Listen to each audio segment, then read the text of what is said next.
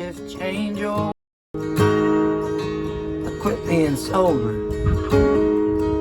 I'd watch the planes fly over, think about folks I knew. I used to know a few.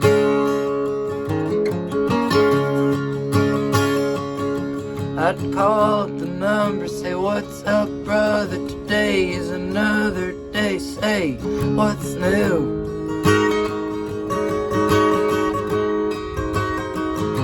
Talk and talk, walk in circles around the block. Smack dab in the middle of the lower 48. How could this be any slower than to go to hell and wait? Decatur, I'll see you later.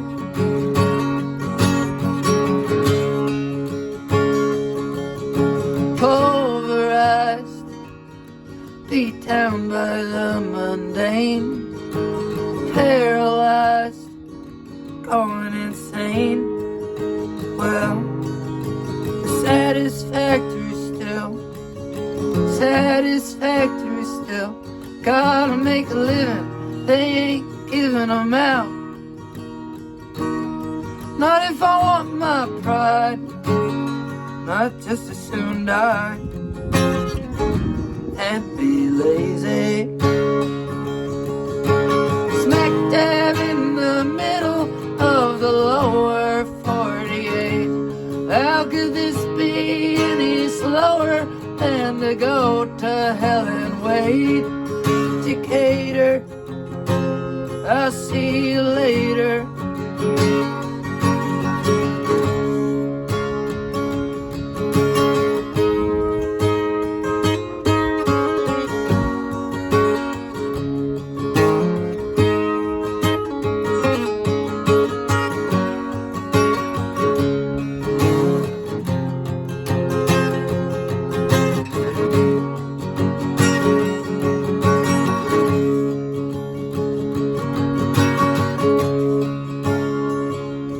I quit Saturdays at the satisfactory factory. After me there'd be plenty of time. Senses off the line. Oh, I drank like a river, tickled my liver, watched takers and givers shiver in the cold light.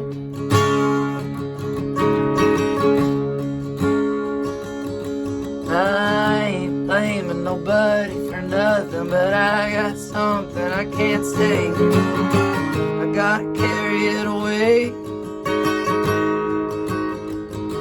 I'd ring the numbers, call them up, no one pick up.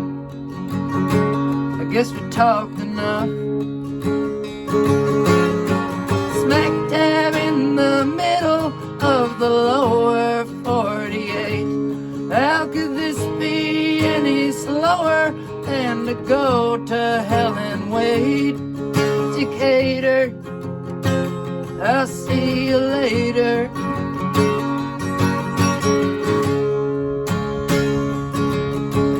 Pulverized, beat down by the mundane, paralyzed, going insane. Well, satisfactory still, I gotta make a living, they ain't giving them out. Not if I want my pride, I'd just as soon die and be lazy. Smack dab in the middle of the lower 48. How could this be any different than to go to hell and wait? Decatur, I'll see you later.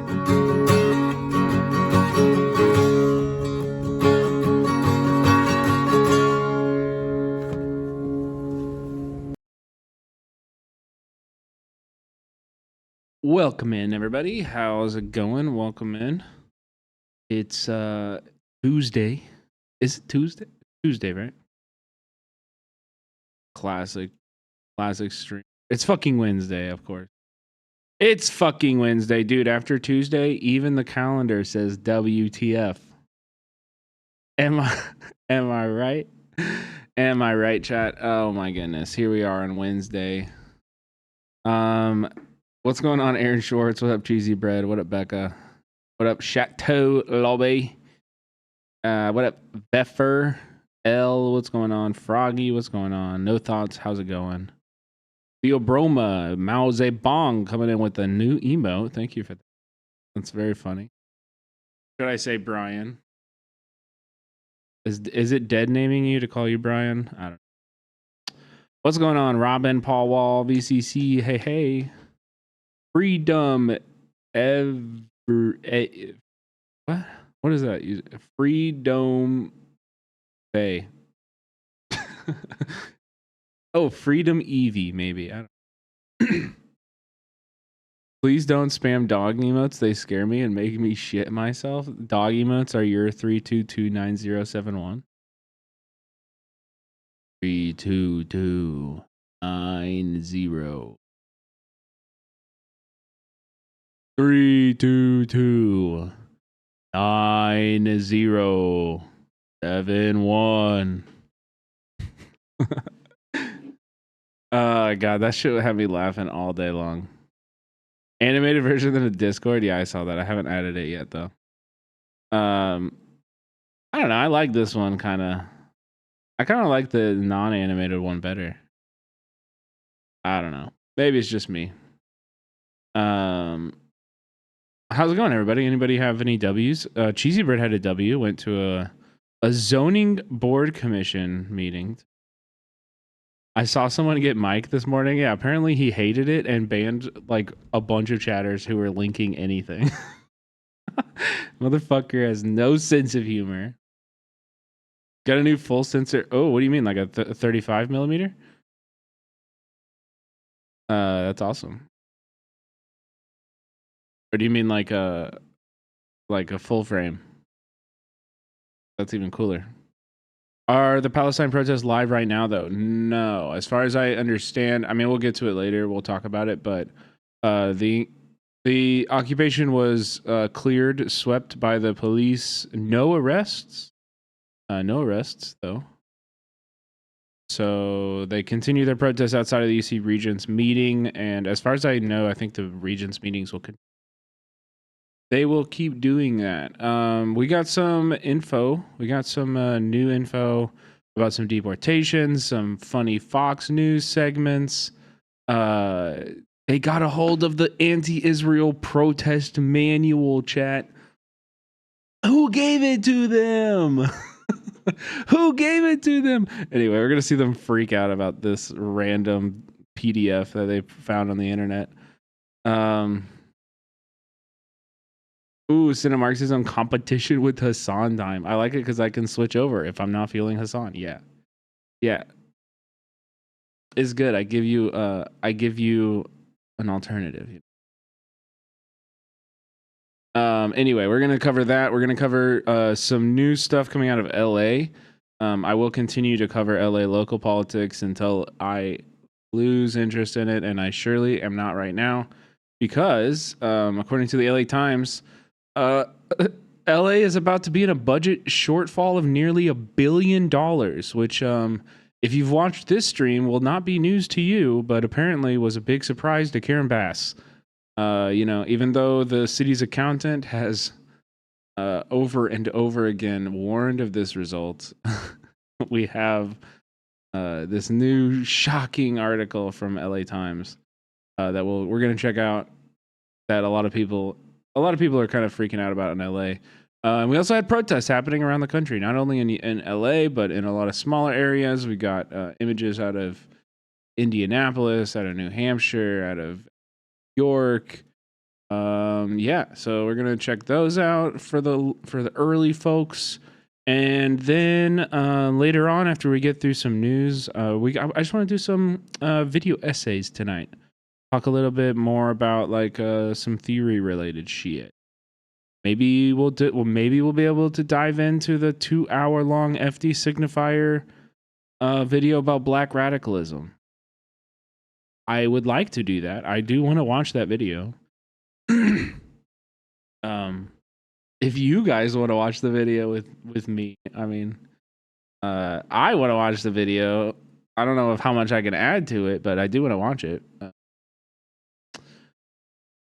Yeah. Anyway, I guess we'll just jump right into it.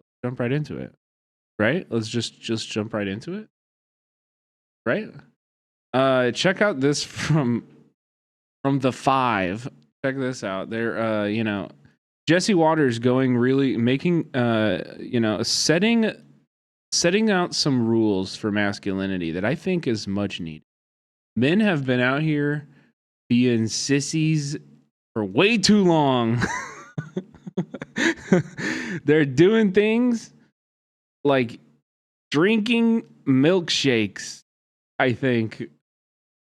Okay, we're back here. Let me get the chatterina going. Why isn't the chatterina working?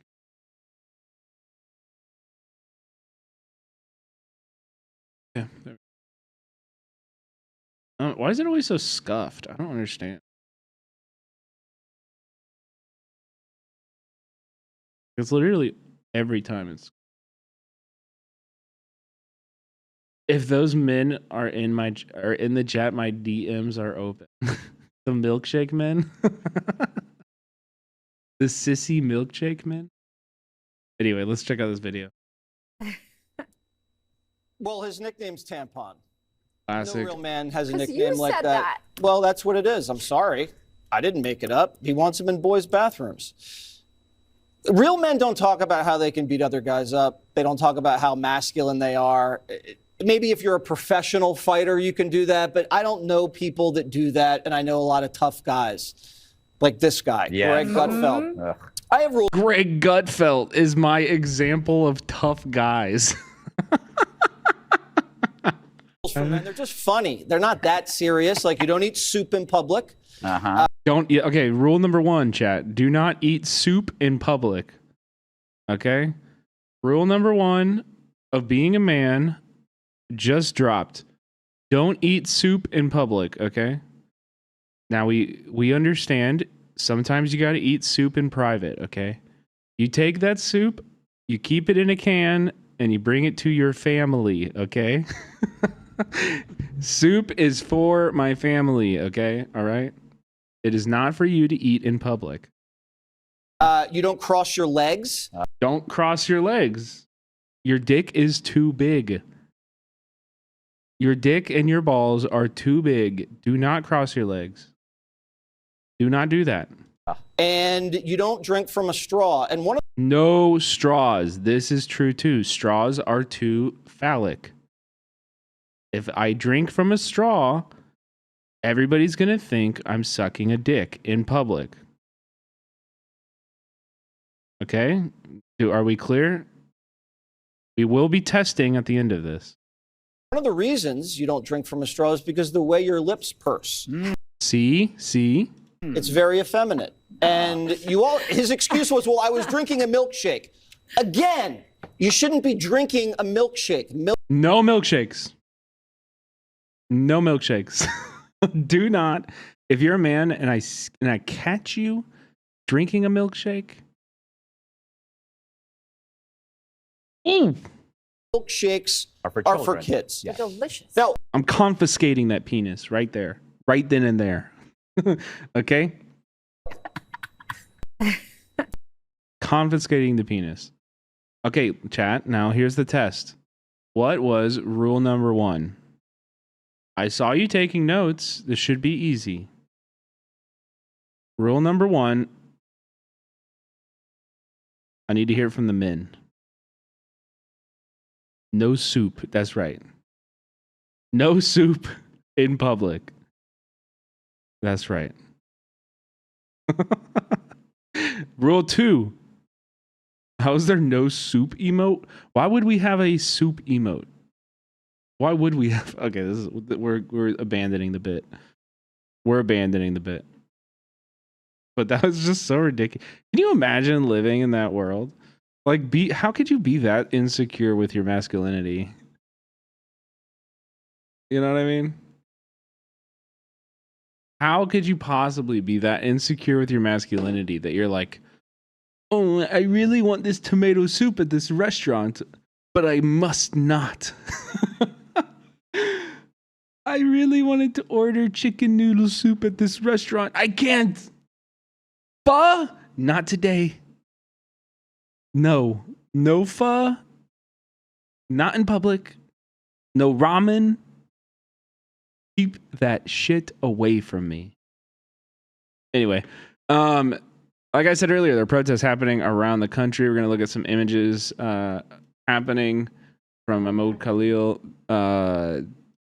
PSL providing all the signs. You'll notice there are some similarities, and I wonder how long until Fox News. They probably already are. They're like, the signs are all the same. Who's orchestrating these? The Party for Socialism and Liberation? Communists. You know, shit like that. Resist state violence and repression. The Trump regime does not care about anti-Semitism. They care only about silencing a mass anti-war movement. This is in Indianapolis today. This is an attack on all of us. W Hoosiers getting out there. We also had protests in Manchester, New Hampshire.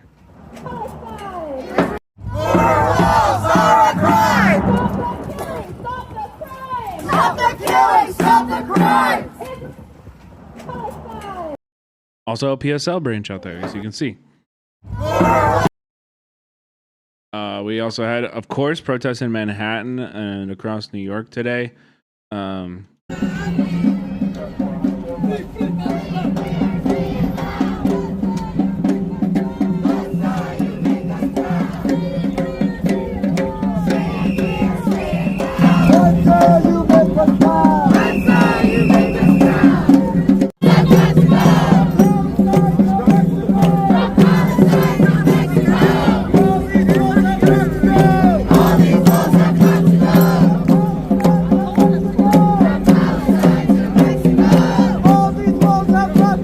Where's this? This is in Manhattan.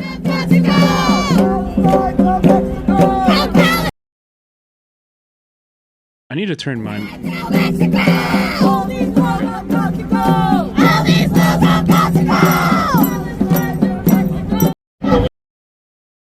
Also in Manhattan today, protesters tried to enter the World Trade Center Oculus. I don't know what that. I know what these words mean. What is an Oculus? Is this like the name of the new building? Is it a part of the new building? I don't know. I do not know. Police moved to block additional protesters from entering here in New York. He is right. Yeah, I am. Always. The Oculus is public. It's like the lobby. Is that what it is? Also, what up, Lily? I don't even know who you're talking about. Who's he? Oh, the cops stopped the protesters from entering. Yeah. Were you there? Don't say if you were. Don't say if you were there.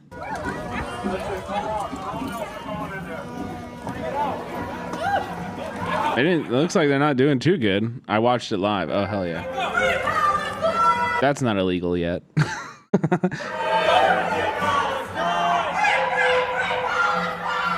Now this is scary because now you're like trapped in there. Oh, it's like a train station. Oh.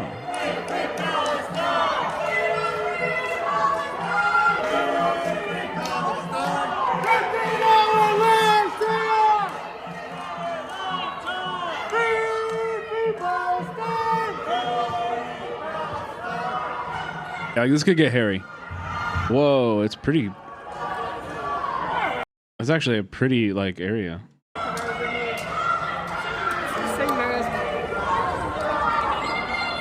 Yeah, so proud of them. Very brave these days, for sure. This is an incredibly admirable act. We have to stand up. We talked about it at length for like hours and hours last night, but everything that they're doing right now, chat, is to make you scared, to make you operate out of fear and not bravery. You know? to stay home and worry about what will happen if you go and protest. And we have to make a choice. Are we going to give in to that fear, or are we going to be brave?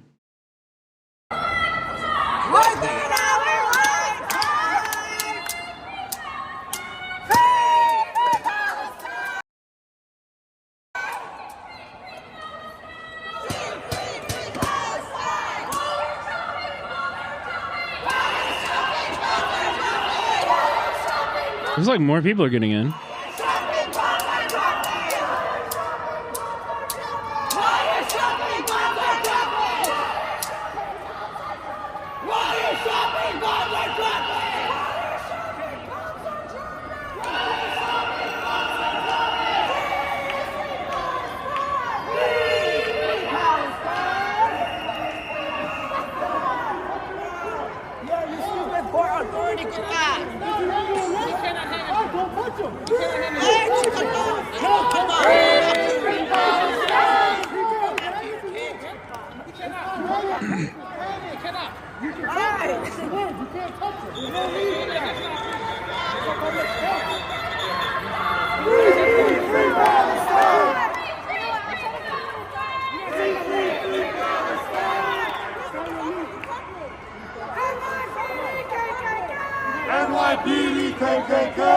IOF, you're all the same.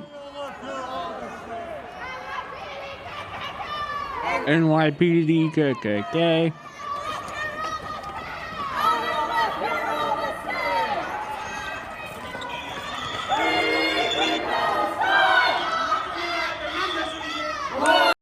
Camera is super. Oh, it is. What's going on with that?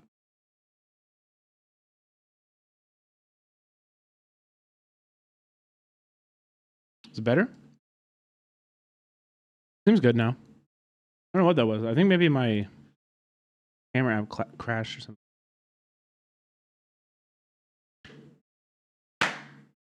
You guys, was there a delay? Did you hear it? Was there a delay? Look. Roast troll.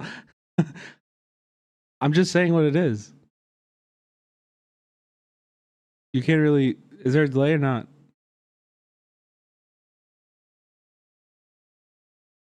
How can I tell?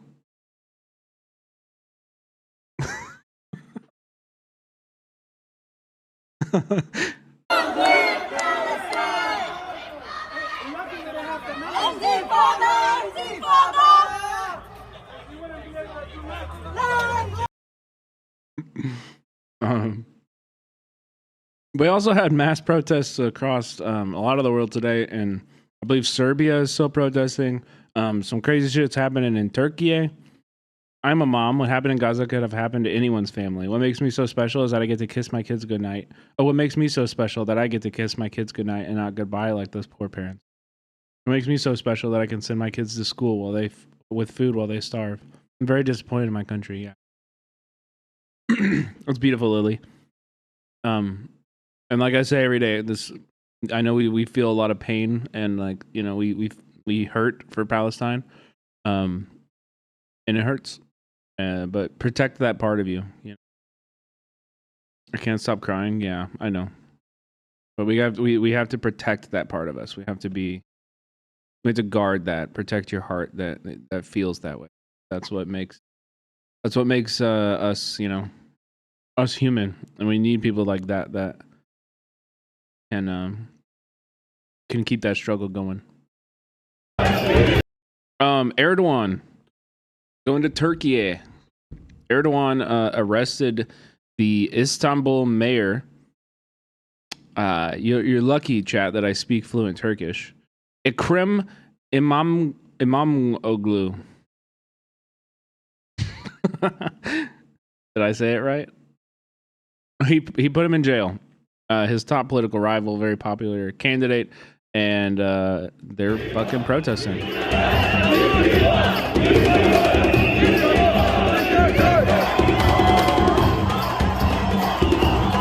Getting a little rowdy.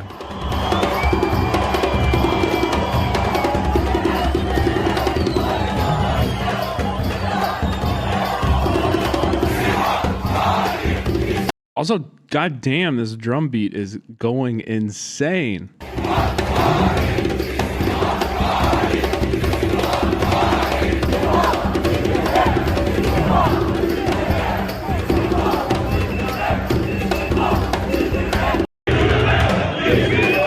Yeah. I'm sorry, that drum beat is like an immediate +6. That's a buff to everyone in the area.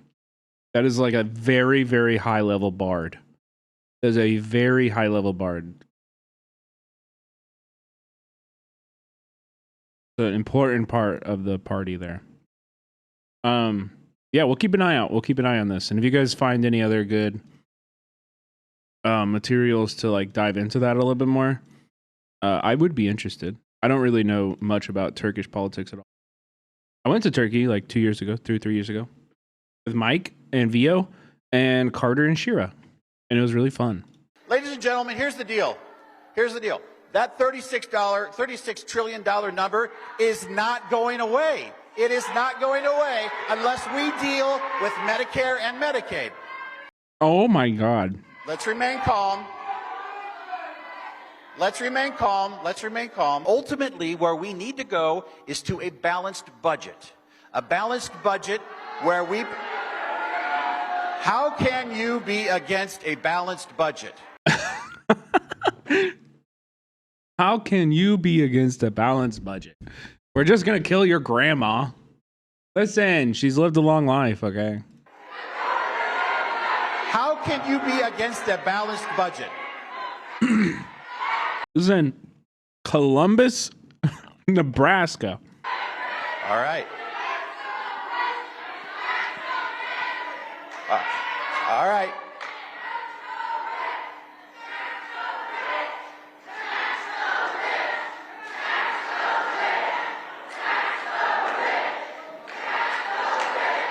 Okay, let's talk about this. So your proposal... I love that he's debate lording a group of like 400 people. He's like, you guys are all very united and angry. Here's what I can counter you. Let me tell you why you're actually really stupid. Let me tell you actually why you're actually pretty fucking dumb. To solve this... He doesn't like, I'm sorry, bro. These people are not scared enough. These people are not scared enough.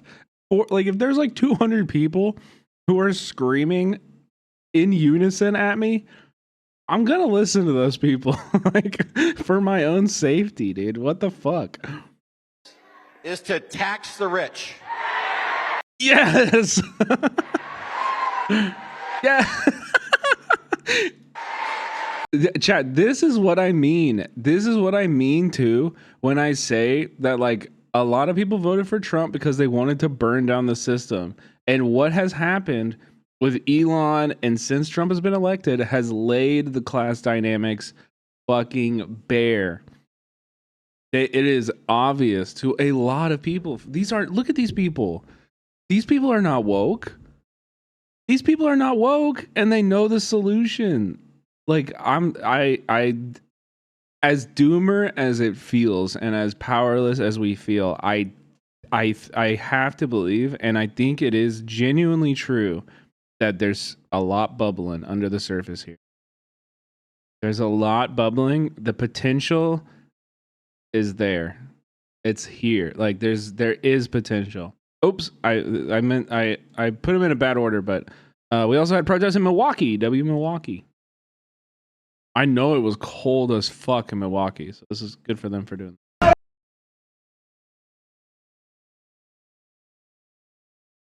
Another penny, not another dollar. No more money for Israel slaughter. No more money for Israel slaughter. From the belly of the beast. From the belly of the beast. Not another penny, not another dollar. No more money for Israel slaughter. W.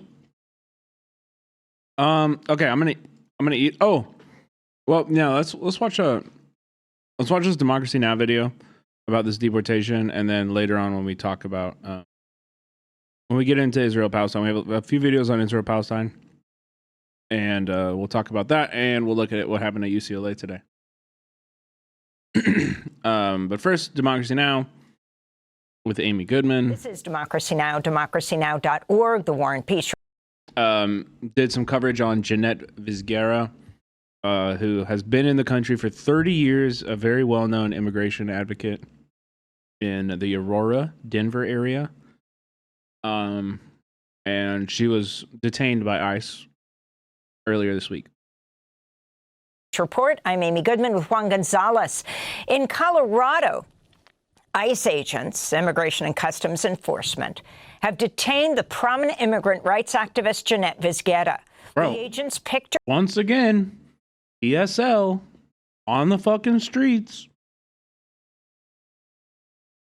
Like, listen, I'm not a member of PSL, but I am noticing that of every fucking video we watch that shows on the ground resistance to the fascism that's rising right now, it's PSL, bro.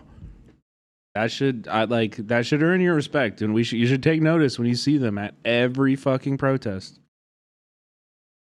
her up at a Denver area Target where she worked. She's now being held in a ICE detention center in Aurora that's run by the private prison company Geo Group. Jeanette Vizgera gained national attention in 2017 when she took sanctuary at a Denver church along with her 4 children, 3 of whom are U.S. born, to avoid deportation. Time magazine named her one of the 100 most influential people in 2017. She's lived in the United States for almost 30 years, since leaving Mexico City in 1997 with her husband and her then 6-year-old daughter. On Tuesday, her supporters gathered outside the ICE jail in the freezing rain where she's being held, and she called into the rally. Wow. Thank you. I want you to know I'm not going to surrender. I'm going to keep fighting, and even if they remove me, I'm going to continue doing binational work, and they are not going to silence my voice. Okay, everybody, Jeanette is on the phone. Yeah, what up, is that, What chap? do we have to say to her? We love you, Jeanette. We're here for you. Free Jeanette. Estamos aquí. contigo. Sé fuerte. Fuerza, Janet. Thank you to everyone that is there. I really thank you for all the time you have been by my side during these 16 years we've been fighting. I'm hopeful I'm going to be able to leave here and continue my fighting for others, because inside here there are many injustices. There are a lot of women that their cases are not being reviewed, and I'm going to try to help them, even being here in detention.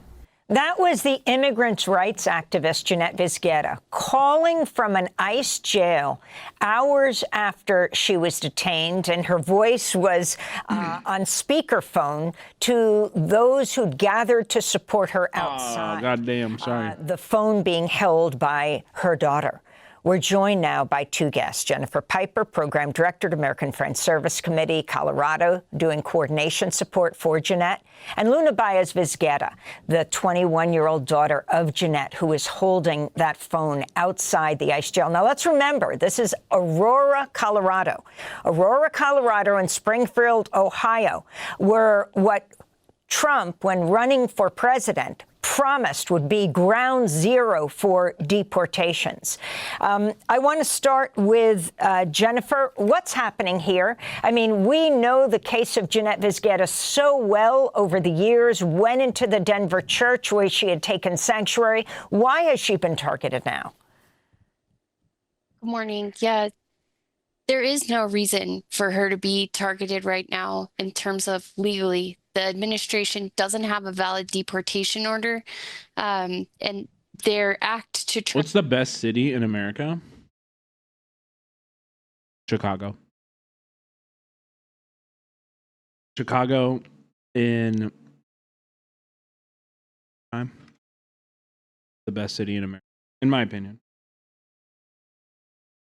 Try and remove her this week violates her due process. Liberal, Kansas? Dude, you know I stopped in Liberal on my way into Kansas City. we actually got there at like 6:30 too. So we like went out and got dinner and talked to it, like kind of like got a pretty interesting little look at the town. It was interesting. Like I will forever remember Liberal. It's a very interesting little town. Super diverse. Like super diverse. Process rights. In terms of any other reason why they might be targeting Jeanette, she's long been a leader. We had some since decent she barbecue arrived to the too. United States in 1997. She began union organizing. She joined an immigrant rights organization. She was the first person in the country, among the first, to make her deportation case public in 2009 and really expose the machinery and the cruelty of our deportation machine, which is vast in the United States. And no matter who the administration was, Jeanette has always stood and will continue to stand for justice and for dignity for all people. And do you think that she was targeted because of her advocacy? What's that is the best at sports ball? It seems depends on the possible sport. in this environment. We're still hopeful that Immigration and Customs Enforcement will recognize their error and reinstate her due process rights within the immigration system. Her lawyer has filed a habeas and also a motion at the district court, at the circuit court, the 10th Circuit Court, to review her case. And so we're hopeful that immigration will come to the table. Bring Luna Baez-Vizqueta into the conversation. Luna, you're 21. I remember you years ago when we were covering Jeanette in the church. Now, you were standing outside yesterday in the freezing rain, holding up that cell phone so your mother could be heard. You have said that your mother had noticed unmarked vehicles following her for the past few days when she was leaving work and when she was on break. Can you talk about that and what your fears are right now? I mean, the mayor of Denver has called for her to be released. I would say in regards to kind of the unmarked vehicles. I mean, strikes are a great way to. Strikes are a good action. Like I think it would be good, but I think in general, honestly, like the way like labor's role at this moment is establish. I think it's best like for unions. It's probably more useful for unions to like establish very hard rules on how they as workers will interact with ICE if they show up to their workplace, and how they can protect each other and protect other workers, and the like just develop like a generally adversarial attitude towards ICE, and just be like, here's what our membership is going to do if ICE shows up and is waiting outside for somebody to leave. You know, like there should be like very clear boundaries and like guidelines for what people should. And we have seen that in Chicago with like the teachers union. I think teachers union, nurses unions, like these are great spaces for that kind of activism, and like, you know, the built-in radical response network of like this space, this hospital will not be used by ICE to target people. This school won't be used by ICE to target people. Like protecting spaces like that, I think the unions are uniquely situated to do that. But in terms of the protests, I can't really speak to it because of TOS. I would like to see more effective tactics be used.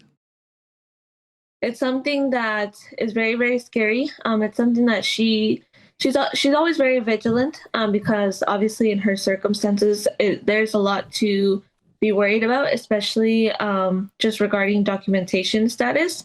And it comes to find out that there were also some people without uniforms that were kind of watching her from inside the store, and that they were just waiting for her to go on break to be able to make their arrest. I want to go back to 2017 when I interviewed Jeanette Vizqueta inside the First Unitarian Society, the Church of Denver, where she had taken refuge. Are you prepared for ICE to come in at any time? Sí, tenemos un plan interno aquí en la iglesia y no solo en esta iglesia. Yes, we have an internal plan here at the church, and not only at this church, also at the church where Ingrid is, who is at the other church in Mountain View. She has been in sanctuary for over 3 months. Both churches are part of the Metro Denver Sanctuary Coalition, and each church has its own emergency plan. I am also prepared. Before coming here, I prepared a family plan in case ICE were to go to my house. Part of the plan with my children was that one of them would be filming and the other one would be calling people from a list that I gave them. Yeah, like this is the kind of shit we need. This is a really good praxis. I'm really glad that they're like showcasing this. I also think like so essentially, if I understand correctly, I'm not like an expert on her case, but for years she's evaded ICE by like taking sanctuary in like a network of churches in the Aurora region, where she like did her activism, provided like a lot for the community and organized. But like she would jump around to so many different churches because in order for the ICE to get a warrant, they have to like prove that she's at the church. And as soon as they get that warrant and prove it, like she'll move. You know what I mean? And here we have a similar plan. So I am prepared, and so are the people here. It's honestly badass. Totally. That Donald Trump will respect these spaces. Yeah, totally. It would look wrong from a moral standpoint if he came after mothers who are just fighting for their families. Se vería mal si él llegara a sacarnos a madres que solo estamos luchando. So that's Jeanette Vizqueta. Back in 2017, during Trump 1, the first Trump administration, terrified that she would be removed from her children. As we wrap up, Jennifer Piper, what is the plan right now? Yeah, so over her entire case, her entire fight of the last 16 years, every moment, her struggle and her leadership, her community have made the impossible possible. So the plan is to continue to do that, to utilize the courts. Also, can I just say, what model of headset is this? This is the clearest headset mic I have ever heard in my life. Why is her audio quality fucking amazing? All of the congressional Democrats in Colorado have spoken out and called for her due process rights to be. Isn't it really good, cheesy bread? Like, it's crazy for a headset mic. Respected, as well as the mayor, the governor, as you mentioned. That's all because of the power that Jeanette has built over her organizing career and the connections that she has with other people. The courts may not save us, but we save each other. Only the people can save each other and make justice and democracy. Yes. Solo el pueblo salva el pueblo. And that's what we'll continue to do into the future. We'll continue to have a presence at the detention center. We'll continue to support her family and their leadership. They're really the ones who are leading this fight. I want to thank you so much for being with us, Jennifer Piper, Program Director, American Friends Service, Colorado, and Luna Baez, daughter of Jeanette Vizqueta. To see our interviews with Jeanette over the years, you can go to democracynow.org. Yes. So we also had AG Bondi, Pam Bondi, the Attorney General, talking about the war that is happening between the executive branch and the judicial system right now. That genuinely does have the like potential to actually just tear up everything. I'm like, so like, I don't know why. I'm not surprised at all. The Democrats are always going to be incredibly useless. The Democrats will not save us. Only the people will save the people. But like, for people who give a fuck about like institutions, we're not hearing hardly anything as they're putting impeachment articles against a judge for making a decision that they don't agree with. and like totally bypassing due process in the path, you know? Like, this is a huge step towards despotism, towards like just, you know, protests becoming illegal. It's just like a massive step towards really bad stuff. And you know, we should be alarmed. We're not doomerism. There's a lot more of us than there are of them. And, you know, but it's just like I wish, I don't know. I wish this was being treated with the like insane severity and like potential to just absolutely erupt the entire process nationwide. You know, that it deserves, and I feel like it isn't. Let's get into all of this now and bring the United States Attorney General Pam Bondi. Pam, thanks for being with us this afternoon. Let's start, if we might, from the decision by Judge Boasberg. Tomorrow is your deadline to answer questions. Those questions include the following: what time did the plane take off from U.S. soil? Where did it leave from? What time did it leave U.S. airspace? Something like that. What time did it land in a foreign country? You have, I don't know, 4, 5, 6 questions the judge wants answers to regarding the details of those flights over the weekend. How will you respond at the Department of Justice? Well, Will, our lawyers are working on this. We will answer appropriately, but what I will tell you is this judge has no right to ask those questions. You have one unelected federal judge. This is the head of the DOJ, bro. Trying to control foreign policies, trying to control the Alien Enemies Act, which they have no business presiding over. And there are 261 reasons why Americans are safer now. That's because those... She has ties to Scientology. Oh, that's amazing. Those people are out of this country. The judge had no business, no power to do what he did. And Will, he came in on an emergency basis on a Saturday with very, very short notice, if any, to our attorney to run. Yeah, she's like, we tried to do this when he wasn't working, and he came into work. Can you believe that?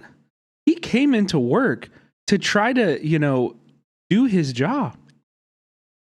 In the courtroom, you know, and this has been a pattern with these liberal judges. You just spoke about that. It's been a pattern with what they've been doing. This judge had no right to do that. They're meddling in foreign affairs. They're meddling in our government. And the question should be foreign affairs. Like, what? Why is a judge trying to protect terrorists who have invaded our country over American citizens? You know, TDA is a terrorist organization. They are organized. They have a government structure within them. They are sending money not only throughout this country to each other, but back to Venezuela. They are a terrorist organization, and we are not going to have that in our country. We are going to deport them, and we're going to continue to deport them. We will honor what the court says, but we will appeal. You literally didn't honor what the court says. You didn't argue what the court says. You are not appealing. You're moving to impeach them. Like, this is not the same. This is not the same. You can appeal a decision to a higher court. You cannot just file articles of impeachment against the judge. Why are they even pretending to care about the court? They aren't. Like, that's the thing I'm trying to say, is that they ignored the court and shipped them to El Salvador anyway. We will continue to fight terrorists within our country, Will. Not going to stop, and we're going to get them out of here. Let's talk for a minute. I want to go into the details of what he wants to know from you in just one moment, but let me pick you up on what you just told us, that you will appeal. You have all of these preliminary injunctions across the country. It's going to take time, I would presume, to go through the appellate process, to go to the appellate courts, and then ultimately to the Supreme Court. It seems to put much of the administration's agenda, much of their action on ice for potentially months. In a 4-year term of a presidency, you're looking at a significant... Dude, they're like, we got to get rid of all due process. Like, we just got to, everything that Trump wants to do, it needs to be done instantly. Regardless of it, whether it violates the Constitution, regardless of whether it violates, you know, people's right to an attorney. Like, this is fascism. This is insane. Significant percentage of your agenda halted now in the courts. Well, not really. We're moving fast. We will get to the Supreme Court as fast as we can, and we will prevail. And that is their point. Their agenda is to hinder President Trump's agenda. His agenda is to save America. That's why he was overwhelmingly elected by the American people. They have filed, just to put it in perspective, since President Trump has been in office, not yet, Curry. 160 lawsuits. They have filed in the month of February. They have over 14 injunctions. That's more than Biden's entire term. These active. Yeah, you work for the U.S. federal government. People are going to file lawsuits against you every day. Did you not realize what this job was going to be, Pam Bondi? Like, what? Activist judges are trying to control our entire federal government. They're trying to control our money. Judge Chutkan, as you heard, with EPA, USAID. It's also just like crazy how like nobody's taken a fucking civics class. Like, this is how it's supposed to work. These are the checks and the balances, you know? Like, yeah, the judges get to decide. First they're in charge of some things, you know, Congress is in charge of other things, and the executive branch is in charge of some things too. They just want to extend it. They just want to be like, nope, it's just the executive branch. Congress exists to facilitate whatever the executive branch wants, and judicial system, we're getting rid of that. We're going to cut that. But not the bad parts of the judge. Only the good parts where like people accused of a crime get to like go to court, and it has to be proven that they actually did that crime before we torture them. That part is going to go. But the police and the brutal torturing, that part's going to stay. We're just going to skip all of the proving part, and we're just going to go straight to the torture part. Judge Rubin trying to control the Department of Education, other judges trying to control our military. This judge ruled against Pete Hegseth and the military, saying that trans. Wait, are you related to Cheesy Bread? There's somebody else in Grimlow's chat.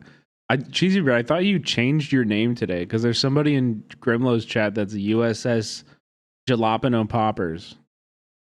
Gender people must. There's like a whole Navy ad, like a, what do you call it? Like a group of ships. What do you call that? A fleet. Yeah, there's a whole fleet of yummy appetizer boats out there on Twitch now. I forgot what their name was before. Yeah, I don't even know if they were in here, but I don't know their name before either. USS Jalapeno Poppers. We need a USS Fried Pickles up in here, brother. USS Fried Pickles, USS Nachos. Remain in the military, overlooking everything Pete Hegseth said. Not only that, made some offensive statements, in her opinion, about Jesus. We filed a complaint against her, and then she made personal about Jesus. Made some offensive opinions about Jesus. That is not judicial. That is not how a judge should act. We're holding them accountable. We're appealing as fast as we can. They will not prevail because Donald Trump's agenda is what the American people wanted: to make America great again, to make America prosperous again, to make America safe again. They're attacking us at all fronts, and they will not be successful. Madam Attorney General, I heard you say not really to me on it won't take up much time. You'll appeal quickly. Do you need, though, the assistance of the United States Supreme Court to help fast track a lot of these orders from the district judges to make their way through the appellate process? They can drag out hearings. They can drag this out. I went to law school long enough to know that the law does not work swiftly. Is there something you can do, or do you need the Supreme Court here to play ball to get this going quickly, to get resolution? Yeah, well, we will appeal through the process, but we do anticipate getting there quickly. Yes, we do need the Supreme Court. We anticipate that because many of these lawsuits, of course, are filed right here in D.C. Many of these injunctions, these liberal activist judges are based right here. These judges who have no right to control President Trump's agenda. But yeah, of course we need the Supreme Court. We will get there. We will get there fast, and we will prevail. Look what Donald Trump has accomplished in the short time he's been in office. It's remarkable. They can't stand it. I'm here. They can't handle it. I'm here. Okay, phew. Almost all the Hassan viewers that are coming from the gaming he's starting. Whew, I almost missed them. They almost came into a chair. They would have left immediately. Holy cow. Saving our country. We are going to protect Americans. We are going to make America prosperous again and safe again. All right, I want to ask you about these attacks on Tesla taking place across the country. Yes, more terrorism. You've recently said that they are acts of domestic terrorism. Yes. Obviously, in bringing up the concept of domestic terrorism, I would think that opens up your department and the FBI into investigating who is funding these attacks. Are they... Keep investigating, bitches. You're never going to find anybody. They're never, like, you can't find them. If you could find them, you would have found them by now. There is no new information. You have 9 cameras on each of these cars, and you still haven't found them? It's not happening. Organized. What can you tell us about all of this, which many are seeing on their screen right now at Tesla dealerships, and it's taking place all over the country? These attacks are taking place throughout our country. We have charged multiple people. Get ready. Yeah, who is buying these lighters? Who is paying for a glass bottle and a rag and a little bit of gasoline? More coming. One we charged in Oregon is facing 5 to 20 years in prison. We filed in Colorado. We filed in South Carolina. There are more coming. And yes, the funding is one thing we are looking at among many others. I was personally in a meeting about it this morning. We are coming after you. We believe these are organized. These are not individuals out there throughout the country doing this on their own. They are. Yeah, they are definitely 100% just random individuals who have fucking had enough. And I'm going to tell you right now, it's not going to stop. It's going to keep going. It's going to keep happening. I'm sorry. Targeting Tesla owners. They're targeting Tesla dealers. And you might catch a few of them, but thousands will replace them. Like, thousands will replace every one person you catch doing this. They're targeting Elon Musk, who is out there trying to save our country, and it will not be tolerated. We are coming after you. We will find you. And if you are an organized group who... Well, it's also awesome because unlike most car dealerships, which are like, it may be the same funding as the guys that bought the tints at Columbia. No, yeah, probably, dude. Probably. It's probably the exact same people. Yeah. Uh-huh. Yep. No, but they, like...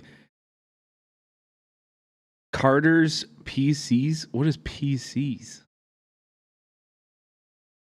What is PCs? Huh? Carter PCs Tesla got vandalized a couple of days ago. Are you? I don't even think you're talking about my Carter. Our Carter. Are you talking about Twitch Carter?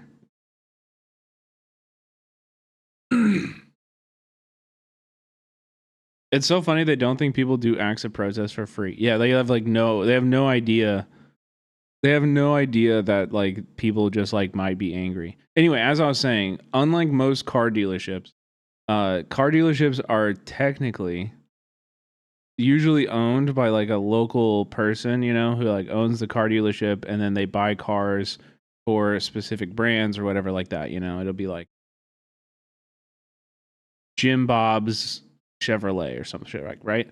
Tesla is not. Tesla is actually owned by the company, and they had to lobby a bunch of state legislatures to change laws to allow this because they didn't want to franchise their dealerships.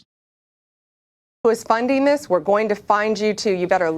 So Elon is like a part owner of every dealership that's being targeted. Look out, and you better stop it.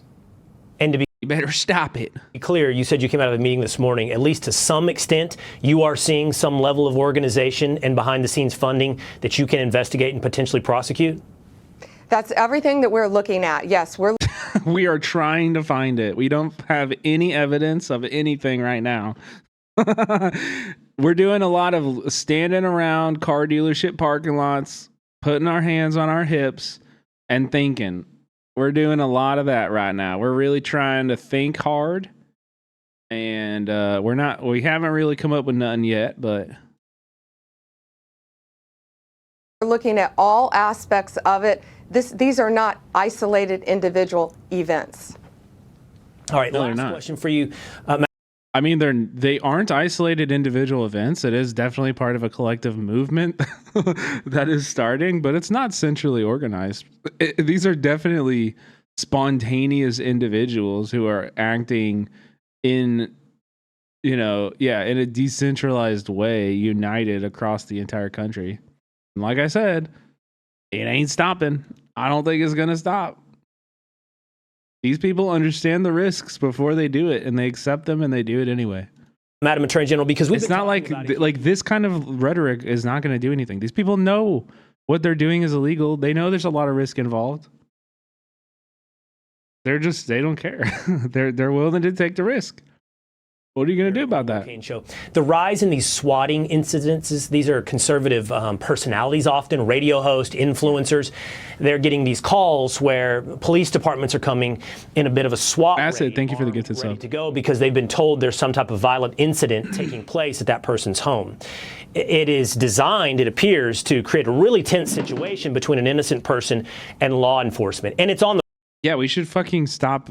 It should not be this easy to weaponize a fucking army against random people on the internet. I agree. Yes. Can you please do something about that? Wait, now that it's happening against conservatives, they're concerned about it? Okay. On the rise. There's been dozens of these over the last week or two. Is this something that you're looking into at the Department of Justice?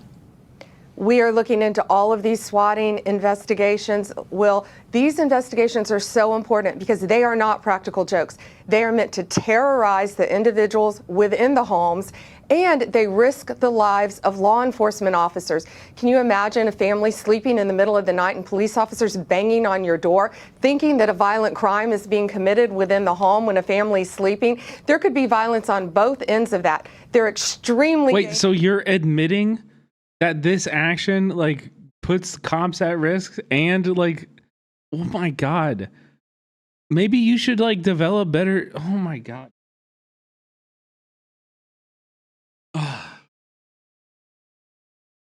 Dangerous, and the department. Yeah, you should stop doing this. You're the head of the DOJ. I know you're not in charge of policing policy across the nation, but yeah, you should probably get rid of these fucking SWAT teams. At the Department of Justice, we take these very, very seriously. We were talking about those today, too. All right. You were talking about it a lot today, so we'll be looking forward to the action. Just a lot of talking and a lot of ain't no movement, though. Meanwhile, we have an interview with a family member of one of the people who was deported to El Salvador. So as we just watched Pam Bondi calling, all of these people terrorists, for what? Not clear. For having a tattoo sometimes. Here's the actual truth. Here's the reality of who got disappeared and extrajudicially shipped to a concentration camp, a slave concentration camp in El Salvador. A chaotic scene as Venezuelan migrants arrived in El Salvador over the weekend.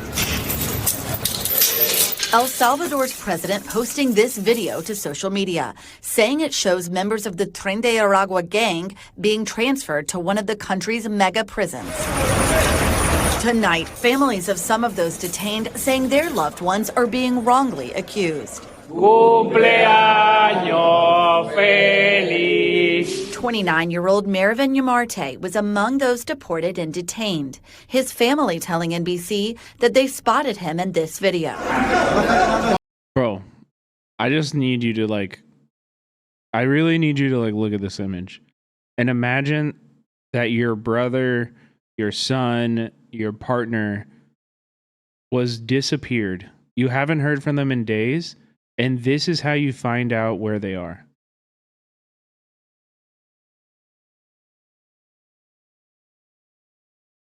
We need to grapple with this reality. Yeah, imagine it was you, right? Yeah. We need to grapple with this reality because it's the one we live in. It's not. It could happen. It's happening now.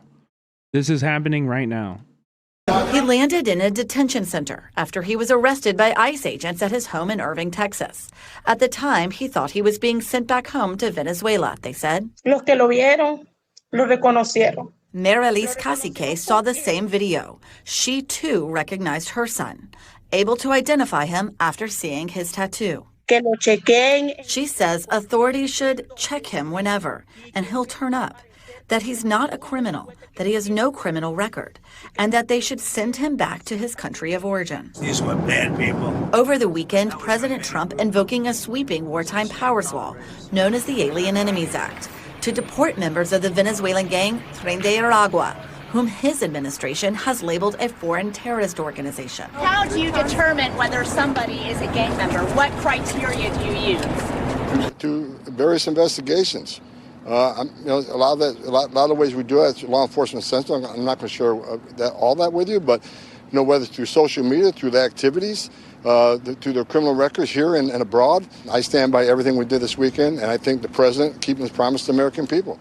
NBC News asked the Department of Homeland Security for the criminal backgrounds of these three men. In response, a spokesperson declined to provide records and said, "We are confident in DHS intelligence assessments." But they don't have anything. If they won't even tell the press something like this, they don't have anything, and they know, and that's why they fucking went past the courts and just immediately shipped these people out. Insanity. But these family members insisting their loved ones are not part of the gang. An Orlando family saying immigration agents linked their brother to Tren de Aragua after noticing tattoos on his arms. El único delito. They say the only crime he committed was having entered this country and turning himself into authorities upon his arrival was his only crime, because otherwise he has no criminal record. The federal judge who ordered the Trump administration to halt those deportations of Venezuelans to El Salvador is now giving the Justice Department until noon on Wednesday to answer more questions to prove it did not violate his order by deporting more immigrants on Saturday night. Trump called that judge a radical left lunatic and has threatened to impeach him. In response, Supreme Court Justice John Roberts issued a rare statement saying the appeals process is the place to settle disagreements with courts, not through the impeachment of judges. Ellison? Julia Ainsley, thank you. Thanks for watching. Stay up. Yeah, so I mean, keep this in mind because this is what, the Republican Party is willing to do. They're going to impeach judges who act against them. Meanwhile, Democrats have had a trifecta many times over the last 15, 20 years and have never codified Roe, have never impeached any of the Supreme Court justices that Trump put in who, struck down Roe. Just to let you know, this is always an option they could have taken. Okay, we got some Fox News coverage that wouldn't it have been cool if Biden had stacked the court? Yeah, the Supreme Court should be fucking abolished, dude. It's horseshit. But there's so many other reforms you can do to make it better that are before that. Anyway, this is going to be good, chat. Shocking anti-Israel protest manual shows extent of organization. They are spreading and prophesizing. They are spreading. Oh yeah, baby, we're starting hot. Hate for Israel, hate for America, hate against Jewish Americans. And they're doing it in the middle of the streets of New York City. This scene from yesterday.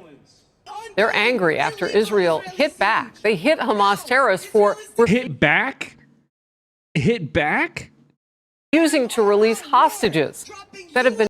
That's just a lie. That's just literally just a lie. Hamas is trying to negotiate the second part of the ceasefire for the entire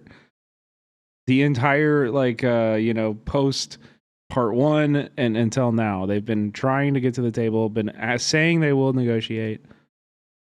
Been held now since the October 7th massacre. Jewish hate also on wild display on the campus of Columbia University. A new report shows Jewish students found Is this Palestine Action? a killing manual online that's telling these people how to hate them and how to hurt them. It gives detailed instructions on how to perpetrate violent Jewish hate. What? Wait. This manual is about like targeting Elbit Systems and Teledyne. What the fuck does Elbit Systems and Teledyne have to do with Jewish hate? Outside of their providing of weapons and like manufacturing weapons for Israel's genocide. Line that's telling these people how to hate them and how to hurt them. It gives detailed instructions on how to perpetrate violent Jewish hate. Some of those detailed instructions include paying cash for sledgehammers. True. Well, they want to use them to damage property, and they don't want authorities to be able. No. Don't now, chat. Don't be. We respect property here, okay? Think about that Windows family, chat. Think about that Windows family, okay? To trace back anything. Use gloves to avoid leaving blood at the scene. So you know they plan to hit human beings, animals, anything that bleeds. What? It says you don't want to leave your blood. They're like, they're going to kill animals in the name of anti-Semitism? Like, what? Destroy all evidence. They know they're wrong. Wear face coverings to conceal identity. Leave no paper trail. One activist said this. What I've seen is these. Wait, one activist said this, and we go to this pro-Israel activist? What is her activism? Pro-terror protests that are not grassroots efforts. These are very well organized, very well funded. They have the same. Dude, I love that to these people, grassroots means not organized. It cannot be both grassroots and well organized. Masks. They have the same uniforms. They have the same camping equipment, the same terror promoting materials like this manual. Damn, gang. So she would be across from all of these people who hate her and want to hurt her. Can you even imagine speaking up at this point? But she and others do. God bless them. Mobs of protesters are calling for the release of anti-Israel activist Mahmoud Khalil after he was arrested by Immigration Custom Enforcement agents earlier this month. The Columbia University graduate student incited more mayhem in this fiery letter written from his Louisiana detention facility. So he's incited more mayhem. Still leading protest groups as he did when he was on campus here at Columbia in New York. Here's a quote. "I am a political prisoner. Columbia targeted me for my activism, creating a new authoritarian disciplinary office to bypass due process and silence students criticizing Israel. Wait, how is that encouraging mayhem? My unjust detention is indicative of the anti-Palestinian racism that both the Biden and Trump administrations have demonstrated over the past 16 months.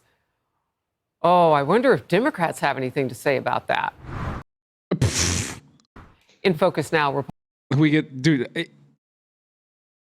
Can I just say, she's very ostrich coated. Does anybody else see it? I don't know why, but she just reminds me of an ostrich.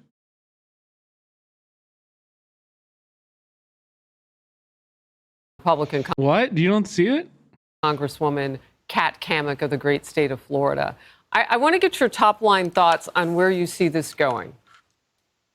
Well, it's great to see you, Harris. And a couple thoughts. It's the bird brain. Right out the gate.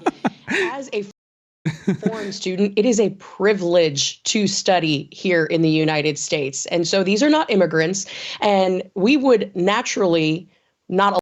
Dude, also, this lady gets like the incredible lighting, but Democracy Now! Clears her with a fucking random ass HP headset on the audio. Like, what is that? What is going on? Allow any foreigner to enter the United States if they shared pro-terrorist sympathies. So it actually stands to reason that those that are here on student visas meant for them to study, they can be revoked just the same as we would deny someone from entering the country should they harbor pro-terrorist sympathies. So this. Okay, but what about green cards? What about green card holders? Mahmoud did not have a tourist visa. I found her.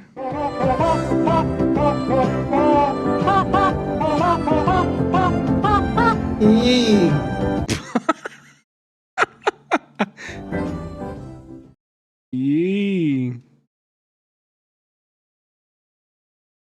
Wait, that does look like her. What the fuck?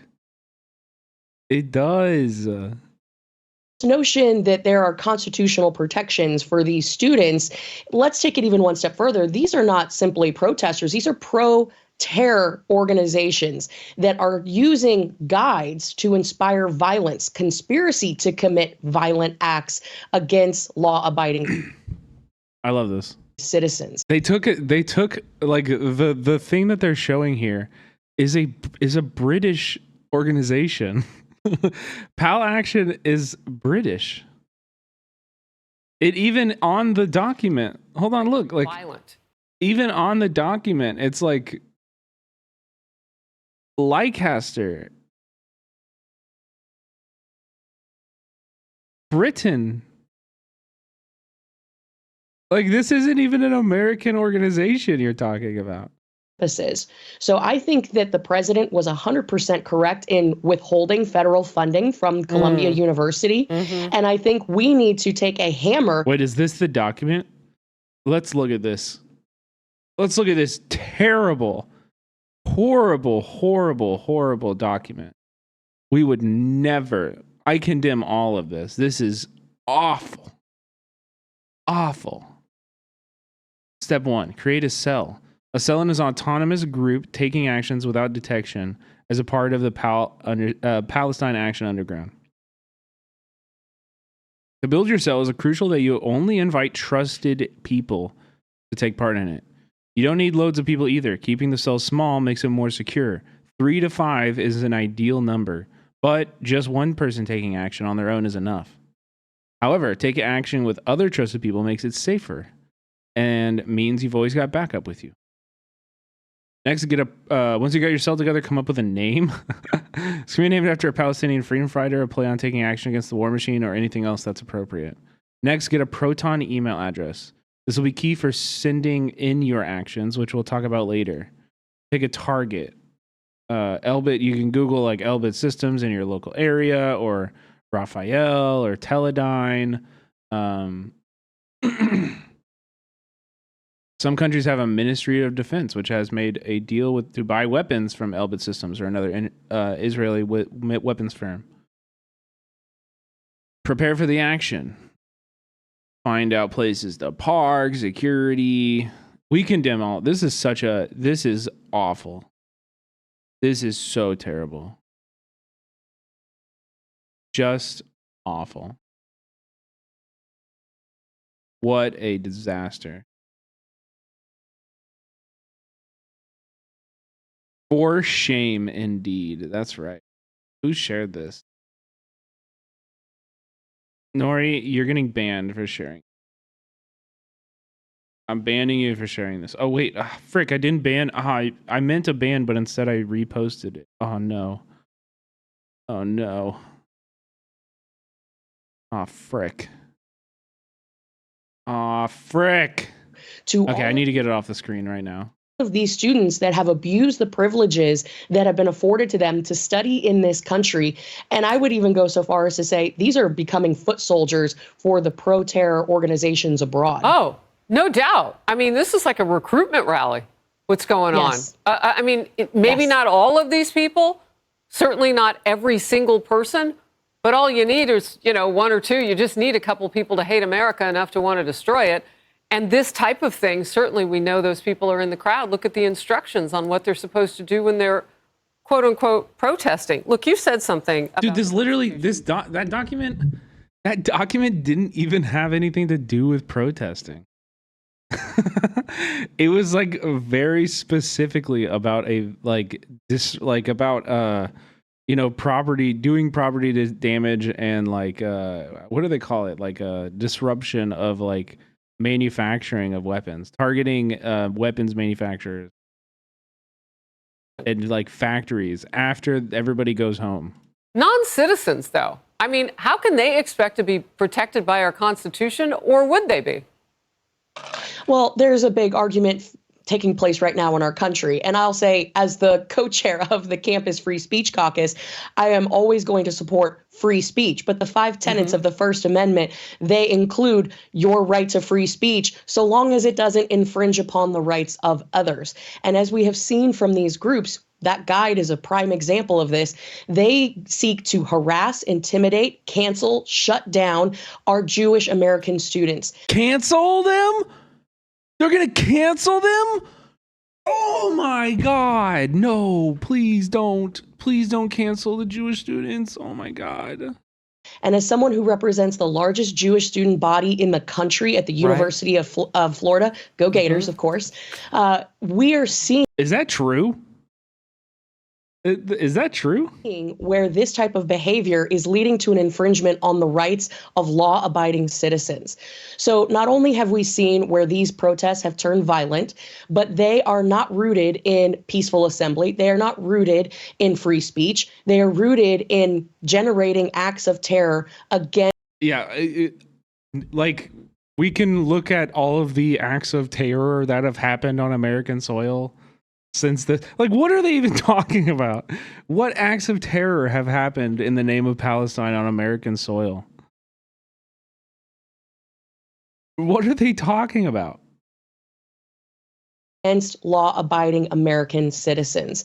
So I know. Yeah, of course. Of course, these people have no problem canceling Jewish students when they're in the protests.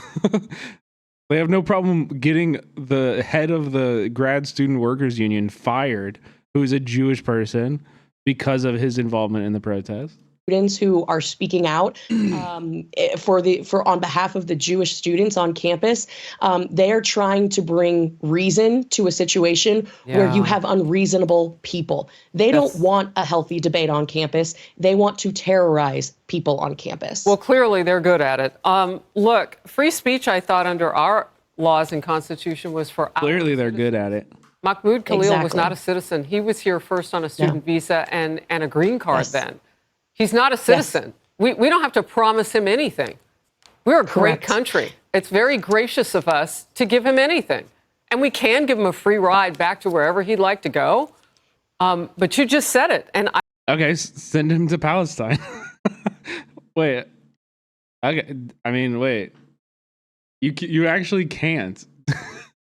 Because Israel will not allow you to. I did not know you held that caucus role on. And yes, obviously there's much more to say about, like, you know, them just like totally ignoring court decisions that have asserted many times that that free speech is not a way or not an accessible form of deportation. There's tons of grounds for deportation.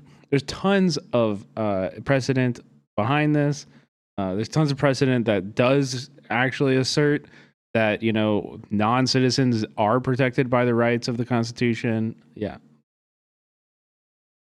terms of free speech on campuses, great to have you always, Congresswoman Kamek. Thank you. Thank you so much, Harris. Have a good week. You too. Hey everyone, I'm Emily Campagno. Catch me and my co-hosts Harris Faulkner and Kaylee McEnany on. Okay, let's see what these guys are actually. You know what I mean? We had some radical action happening today at UCLA. You guys didn't heard? Students at UCLA, in the face of repression and with expulsions and deportations happening around the world, explicitly against people taking action in solidarity with Palestine, students at UCLA took over an engineering building for multiple hours today, draped this amazing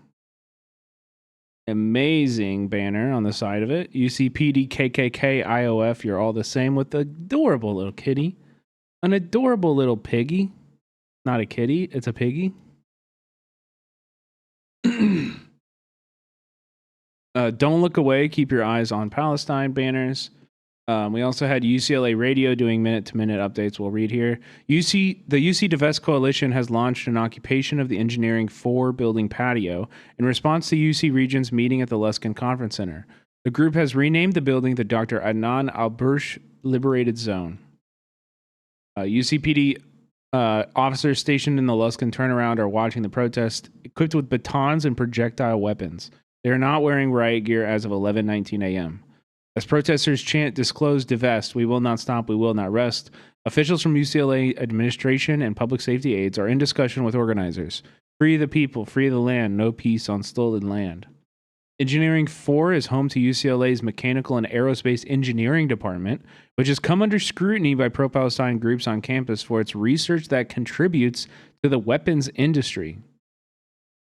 An organizer told UCLA radio that they will not leave the building until the UC regents come outside.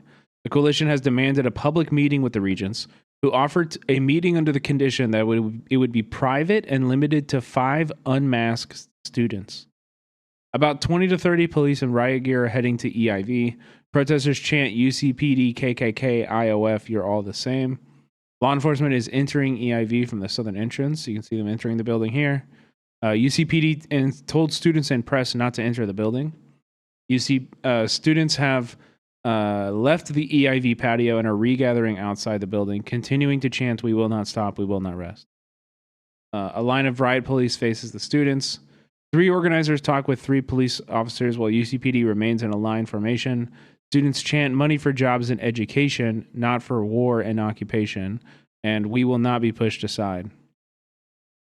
Students start to march back towards the Luskin Conference Center, decrying the cowardly display of UC's complicity for funding Israel's genocide, occupation, and apartheid. After returning to the Luskin turnaround, demonstrators continue to chant, demanding a public meeting with the UC regents. Riot police have left the scene, but officers remain outside a UCPD car at the turnaround entrance. A speaker addresses the crowd, saying that this is a testament to how much the UC regents fear our collective power. They say that as the genocide in Gaza resumes, this is what the UC has decided will be normal, affirming that UC divest will remain throughout the meeting. So yeah, massive respect and admiration and just huge W for these students not capitulating, fighting back against this shit. Fighting back. We also got an update from Gaza on the Israeli military's actions. It seems like the big takeaway that's been happening the bombing has continued, and Israel is now like bisecting the Gaza Strip. So they're taking control of the Netzarim corridor, which goes east to west across from like where the port that the U.S. built and it fell apart in like 3 weeks to the eastern border, and it'll dissect the northern and southern Gaza from each other. They're not allowing aid to go through this area. They're not allowing people to go through this. Very, very fucked up. Last hour, the Israeli military has announced it has retaken control of the Netzarim corridor in Gaza. Israel says its forces are trying to expand a buffer zone which would divide Gaza. An army brigade is in the south of the Strip ready to operate. Palestinians are once again being forced to leave areas they call home. I mean, and what we'll see here is last month the Israeli military withdrew. Yeah, so here's the Netzarim corridor, and so these 2 parts are now completely dissected.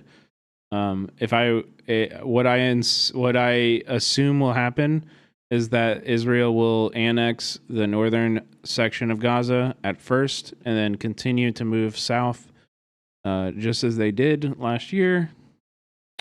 Thousands will die, people will starve, suffering, mass disabled event, horrors beyond human comprehension. Withdrew from Gaza's Netzarim corridor, a requirement under phase 1 of the ceasefire deal between Israel and Hamas agreed in January. It refers to a strip of land that cuts off northern Gaza from the south.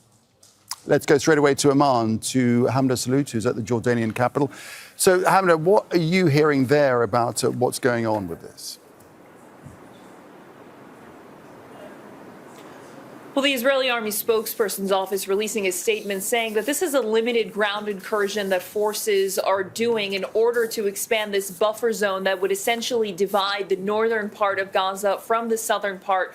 Once again, we saw this throughout the 15 months of fighting, this area known as the Netzarim corridor, and now it is going to cut through this main road known as Salah ad-Din, where hundreds of... Zay, I'm pretty sure that if he went to Palestine, he's probably going to the West Bank. I don't think anybody's been allowed to enter the Gaza Strip, even during the ceasefire.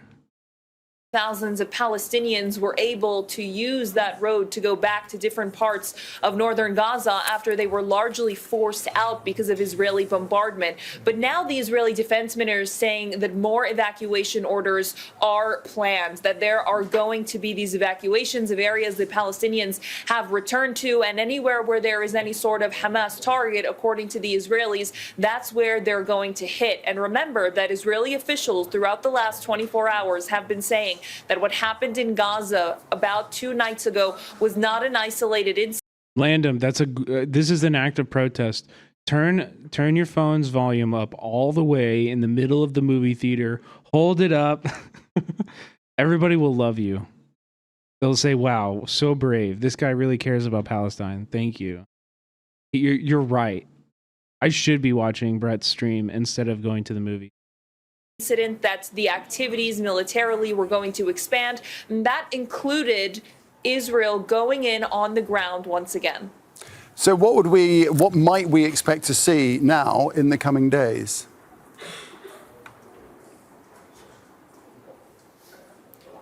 Well, the Israeli prime minister is actually holding a security assessment with the defense minister, but we're hearing through Israeli media it is regarding the issue of the captives. But nonetheless, there's a lot for the Israeli security and defense establishment to Is UCLA protesting currently? No, I think it's over. Apart from genocide and forced displacement, what is the military objective they're trying to achieve here? It's genocide and forced displacement. Trump made their plan very clear. You think he came up with that whole annex Gaza and rebuild it thing? You think he came up with that? No. That was Miriam Adelson, probably dictated to Miriam Adelson by Netanyahu himself. Yeah, the goal is ethnic cleansing. They want Gaza to be like Jewish. They want Gaza to be filled with Jewish settlements and Jewish-only neighborhoods and, Disneylands and resorts and no Palestinians, explicitly. Moving forward, because they have decided to end the ceasefire and go back to the fighting. So what we can expect from them in the days and weeks to come is actually continued attacks on Gaza. And remember what their words were, not just in the last couple of days, but when the ceasefire itself, when phase 1 was ending, saying that the gates of hell are going to be opened up on the Gaza Strip, saying that the fighting is going to be much more intense. And you even saw it today with that attack on the UN facility. So the Israelis say that nothing is going to stand in their way. And you have to remember here, they have staunch American support. So there's not going to be any pushback when it comes to the number of civilians that are being killed as part of Israel's military activities. Hamda, thanks for that. Hamda Salute there in Amman in Jordan. Make sure to subscribe to our channel to get the latest. Yeah, terrible. Okay, we got a new video from Prince Shakur. I'm gonna check out. We checked out Prince Shakur for the first time last stream. Chat, for this one, this video just came out 5 hours ago, and it's very, very important for YouTubers, especially like Prince, that we go and support them. So I'm gonna drop the link in here. I'm gonna blow up the chat, so it's the only thing you can click on, and I'm gonna wait. Okay, I'm gonna give it 3 minutes. So that you can click the link.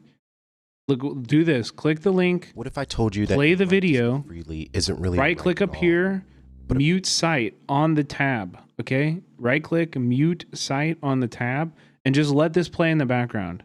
Please, please, please do this, and also give it a like and subscribe. Okay, play it all the way through. It's really, really, really important for me. Please, please do that. I really, really, really would appreciate it. Okay. Prince is great. Yeah, Prince's videos are awesome. I'm really excited to watch this one. But I need you to support him because this video is only 5 hours old. It's less than 1,000 views. So let's try to boost up the views. Let's try to get this into the algorithm of other people and not just steal it for my own content. You know what I mean? Let's boost up these creators here. Okay. Okay. If I told you that your right to speak freely isn't really okay, I'll do it, but this is my activism for the day. Well, if it's that or going to a Tesla dealership, then maybe don't do it. Right at all, but a privilege, granted or taken away depending on who or how you challenge. I saw this firsthand when my I'll friend be was right stopped back. in college Really for fast. speaking out against Israel's occupation. Instead of practicing their free speech, our university folded to Zionist pressure and silenced my friend. Now we're watching the same thing play out on a national scale. Take Mahmoud Khalil, a student activist arrested and detained under vague national security charges, not because he committed a crime, but because he dared to protest the wrong people. None of this is new, however. From COINTELPRO to Standing Rock, the US has always criminalized dissent, because dissent is what forces us to decide what our human rights are, rather than letting a government or a state define our human rights for us. So in this video, I'm asking, if free speech comes with punishment, was it ever really free to begin with? Why does the state protect some forms of speech and deem other forms of speech dangerous, even when both are violent? And most importantly, who really decides our rights? The state or the people who refuse to be silent? Because here's the truth. Human rights are not granted. They are fought for.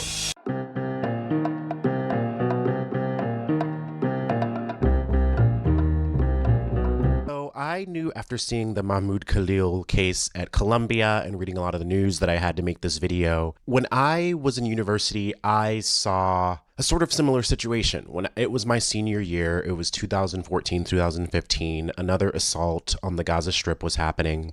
And when I was a senior, I had joined student government as a part of a radical student ticket. And around that time, the ALS Ice Bucket Challenge was happening, which was this social media challenge to challenge people to pour up buckets of ice on themselves to raise money for ALS research. I had a friend who was student senate president, radical, queer, lesbian, just really cool person. They were challenged by a university president to do the ALS Ice Bucket Challenge. They responded by pouring a fake bucket of blood on themselves and saying, divest from funding Israel. We need to be a part of BDS, and really pressured the university. And what I saw in the coming weeks was liberal and suburban students being unable to grasp the notion of a genocide, the notion of power imbalance, the notion of nuance, the notion of universities being tied to liberalism. People arguing with my friends saying that their tactic was too drastic and they didn't understand how many Jewish lives were at risk. And I saw thousands of death threats come my friend way. They were reached out to by the Secret Service. They had private meetings with the university where they were told, basically, we're not going to protect you and you shouldn't have fucking done this. The university put out statements. What is this?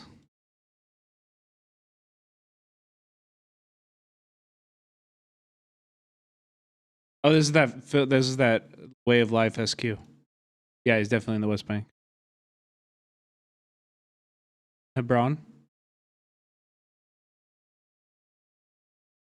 Can we just appreciate how beautiful this land is? The air is crisp and refreshing, and the sunlight feels like vitamin D being rubbed all over my body. Pause. And now we headed to the old city of Hebron, which makes up 1/3 of the entire West Bank of Palestine. Hebron's also special for being the land of Ibrahim alayhi salam, but more about that later. The people here are so generous. Like this uncle even gave me this misbah as a gift. When we say illegal occupation, here's what we mean. For a Palestinian citizen to go back to their house, they have to go through this humiliation ritual called a checkpoint every single day. So you live on that side? Yeah. Correct, you live on that side. Yes. And you come out here for what?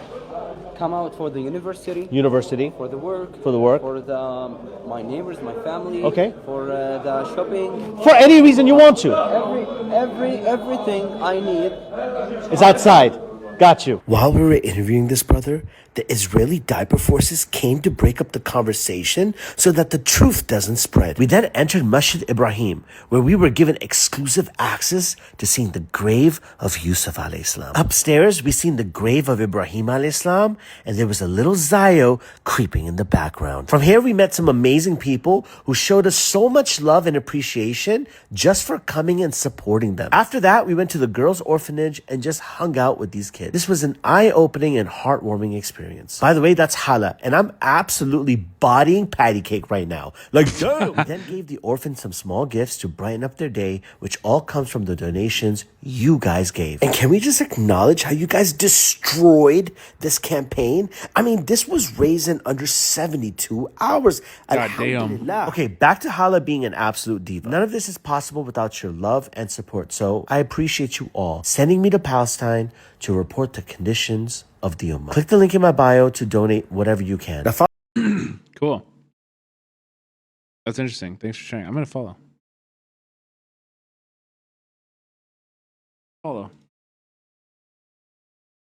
To denigrate what my friend had done, the university supported civil free speech. And while all this was happening, my friend's mental health declined. They were sent thousands of death threats from all around the world. At one point, they had local police. That guy got arrested. Flashlights into their windows as a scare tactic to dissuade them. In this situation, I saw there are certain forms of speech that are protected by the elite, by institutions. These Zionist students on my campus that were spewing propaganda and spreading lies about people and showing up to student senate meetings and protesting. Yes, they were arrested, but they weren't charged. They weren't charged with anything. Do you think the university tried to probably charge my friend with something? Yes. The difference between speaking to power and being aligned with power in the ways that we're dissenting, in the ways that we're speaking out.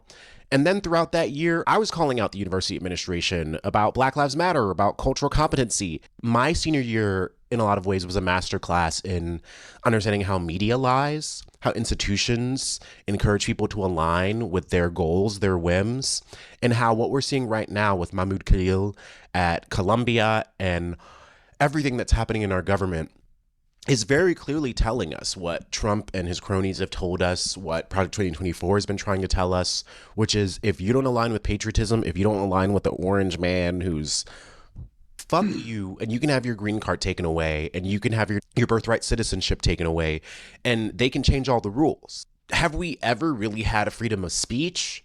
Or is it freedom of speech with conditions? Is it freedom of speech? Is it contingent upon our modes of resistance? To break down a little bit of what's happened in recent events, especially related to Columbia University, Mahmoud Khalil is a Palestinian-born student and legal permanent resident of the United States. And recently, Mahmoud Khalil was arrested while entering or exiting his Columbia housing by DHS, by ICE.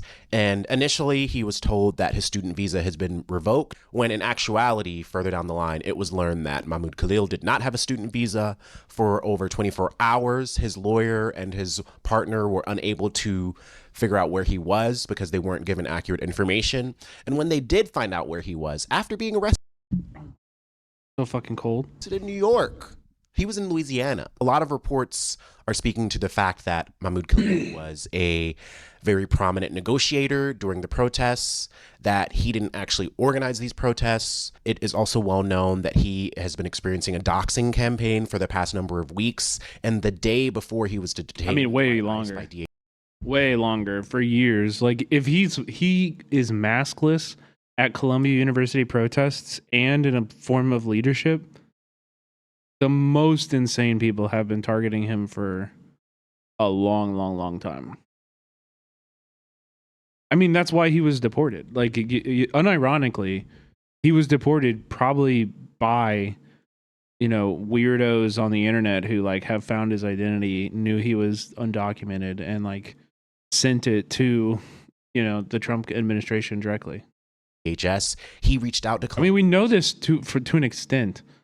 What is the name of that organization? Like Batat or something?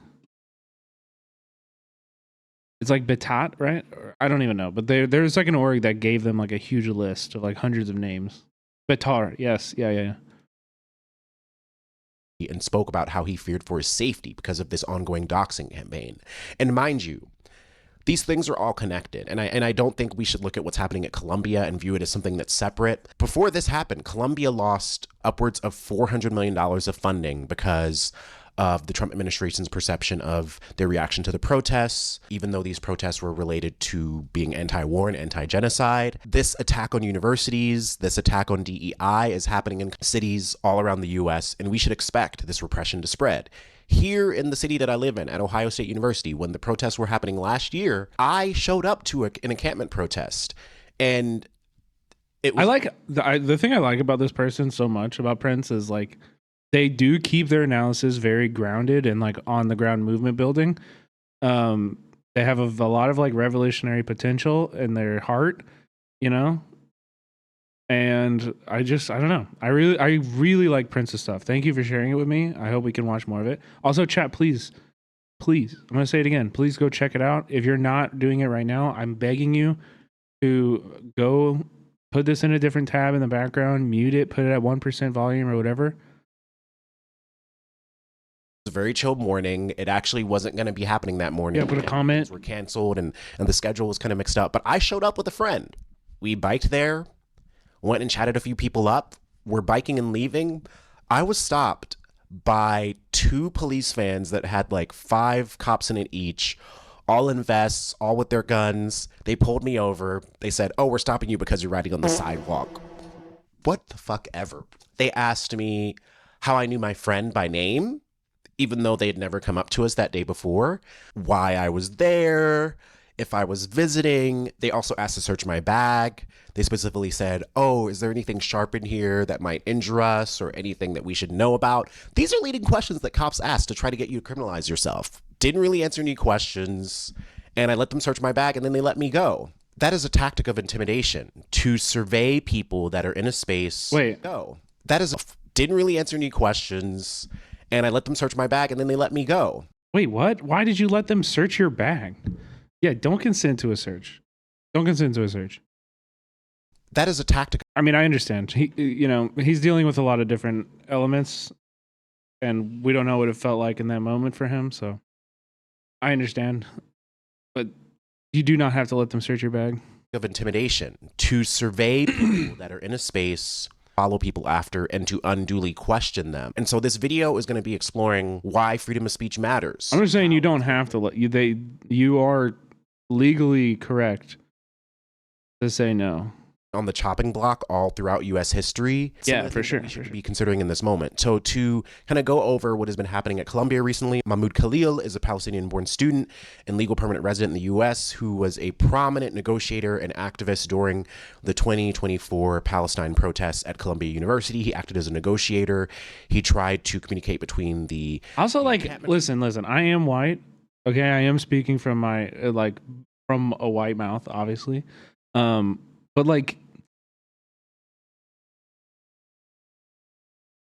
these rights are more important for people of color. Do you know what I mean? Actually, I understand how it's scary. I get it. I understand the reasons why. But if you're a person of color and you're talking to cops, you should refuse searches. It's actually more important for you to refuse searches. You know what I mean? The consequences of them charging him are different than me. I probably could get out of that charge. Maybe, a black person in that role would not. It only gets worse for you if you get into police custody and our person of color.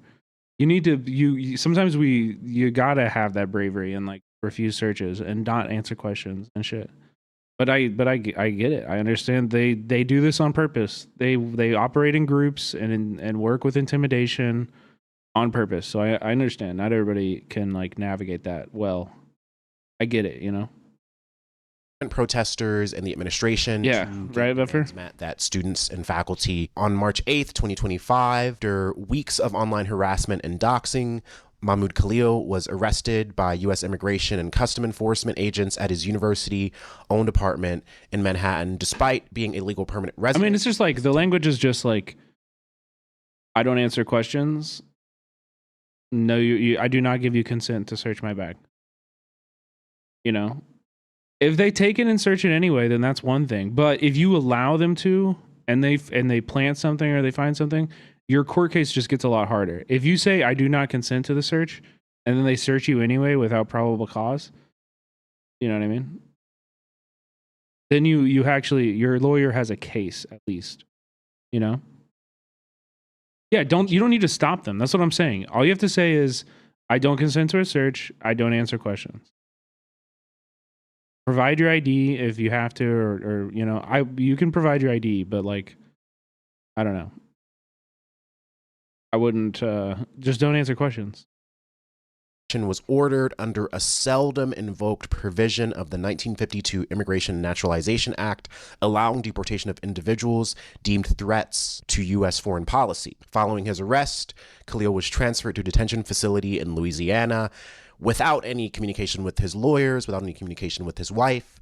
We can view this in a lot of ways as the state actively trying to disappear someone. Come March 10th, 2025, Secretary of State Marco Rubio announced intentions to revoke visas and green cards of individuals considered supporters of Hamas, a designation that applied to Khalil without public evidence. March 11th, 2025, Khalil's legal team filed motions challenging his detention, arguing that his arrest was an attempt to suppress lawful political dissent protected under the First Amendment.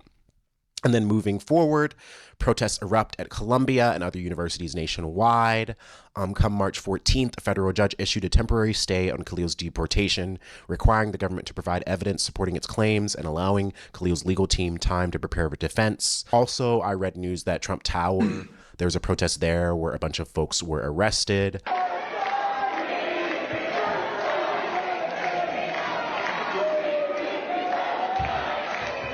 Close to 24 students have had their degrees revoked. Revoked. Can you fucking imagine? You go to Columbia University. Yeah. Yeah. I would be big mad. Which is probably like 50, 60 fucking $1,000 a year. And then it's revoked. We can see. Yeah. Like weeks before their graduations. Uh-huh. They've done all the work. Uh-huh. Climate where people are. How the fuck is that legal? I imagine we will find out. I imagine there will be lots of lawsuits around all this. Unjustly targeted and surveyed, and repression is real, and it's happening. Has freedom of speech ever really existed if it includes the expectation of punishment if you speak out in a way that doesn't align with white supremacy or patriotism or colonization or capitalism? Does it really exist? To understand how free speech has been weaponized, we have to start by looking back at U.S. history. We have to look back at how it has criminalized dissent through war. Do you support the Trump plan for Gaza? No, dude. There is no Trump plan for Gaza. It's a fucking fantasy. Palestinians will never leave. Palestine is not going to just leave. Through surveillance, through war, through surveillance, and through outright violence. Smack dab in the middle of 2016. They're going to resist. A storm was brewing. They're going to fight back forever.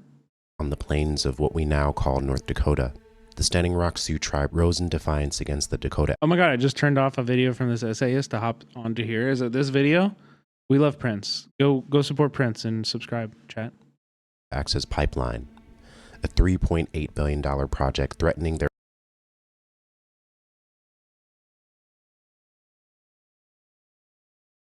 Shale, I'm gonna ban you, bro. This is fucking insane. When were you following since 2024 too? What are you talking about? Why not? Why won't the Palestinians leave their homes? Because most people in Gaza are already displaced from their homes. They're victims of the Nakba who have been forced into Gaza. Yeah, wait, let's do a wear ban.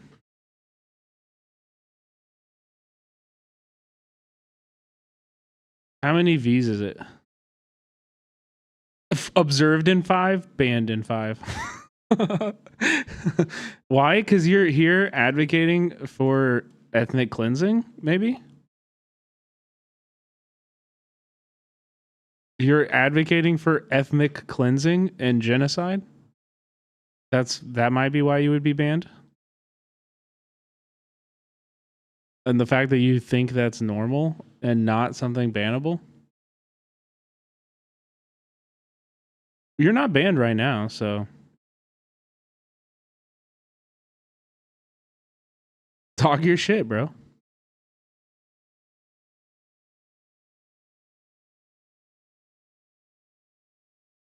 What if the Palestinians don't leave? What if they fight back? What if they resist? As they always have.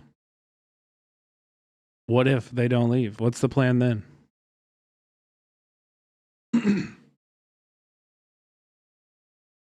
Let's go. Let me have it, dude. Let me have it. Let me know. You can't see it. My pull up. I haven't pulled up. Have you heard about the explosion from Gush Katif? Or the expulsion? No? Is this another ethnic cleansing? You're going to be like, this ethnic cleansing happened, so it's cool? Motherfucker talking about 2005?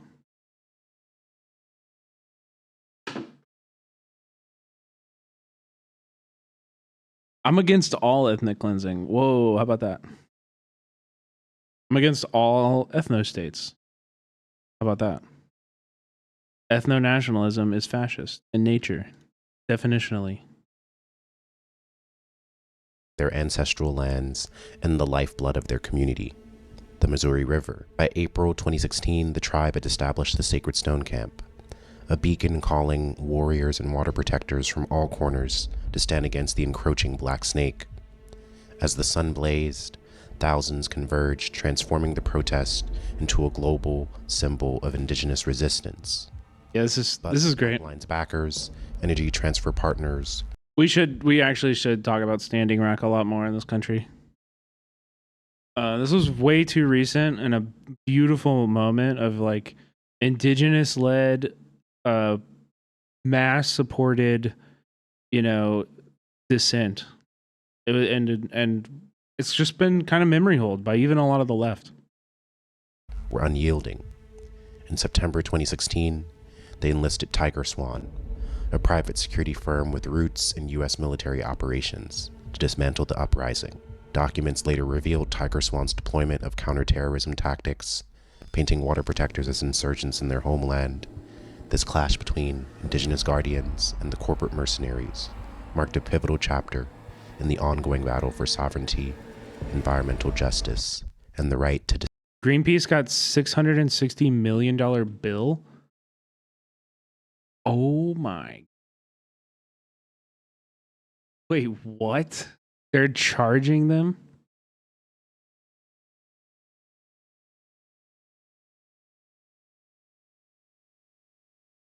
Oh. It hasn't been archived yet. W.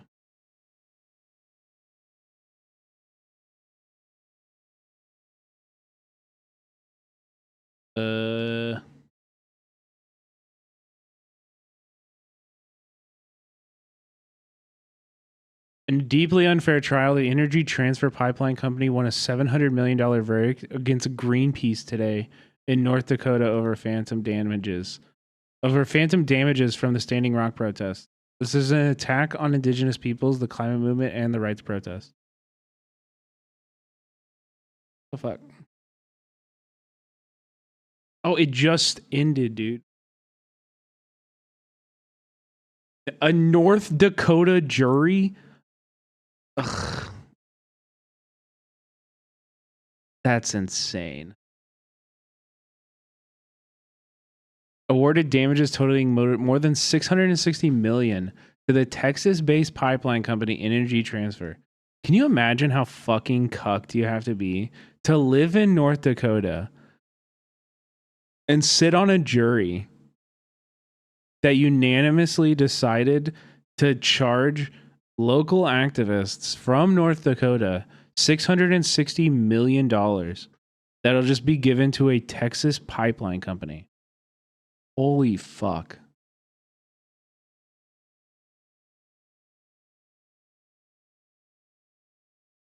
North Dakota is beautiful. North Dakota is gorgeous. I've been in North Dakota. It's beautiful land of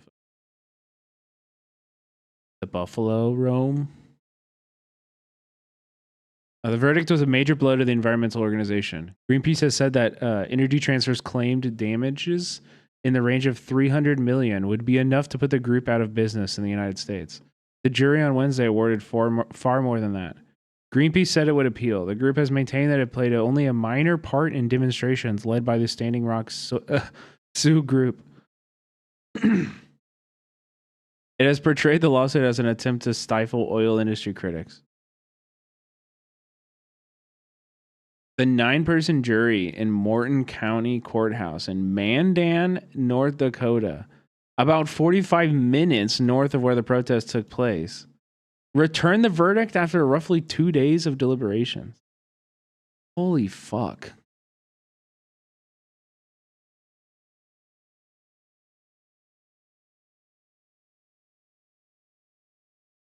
I mean, like, what does this actually mean for Greenpeace? And how much do they really lose by just like abandoning the name?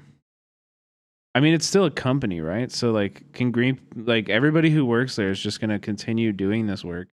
The donors can be transferred, you know? Like, there's no point in paying that. Just go bankrupt and abandon Greenpeace and then make a new group. Green War. How about Green War now? Okay, we are leaving Greenpeace and we are starting Green War.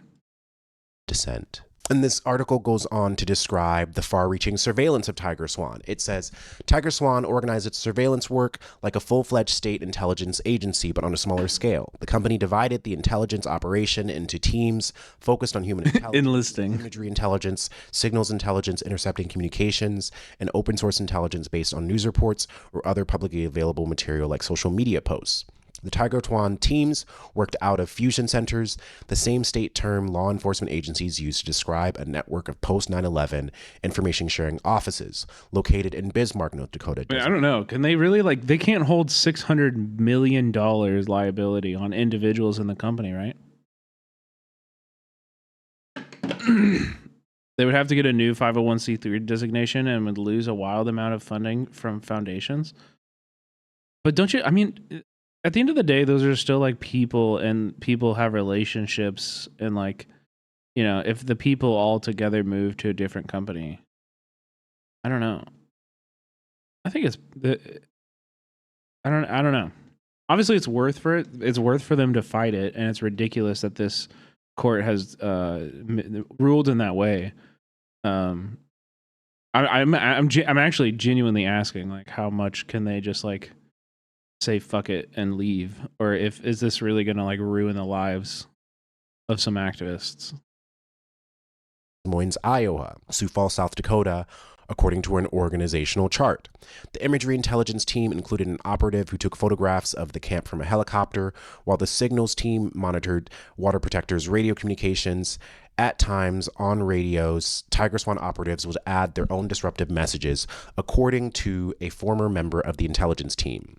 Key to the security operation was the use of infiltrators. Having Tiger Swan CI/HUMINT infiltrators on the ground is critical in minimizing lost construction time. And this goes on to talk. The way the foundations work is sometimes that they have requirements that a 501c3 has to have a certain amount of years, or I see what you mean, Cheesy Bread, yeah.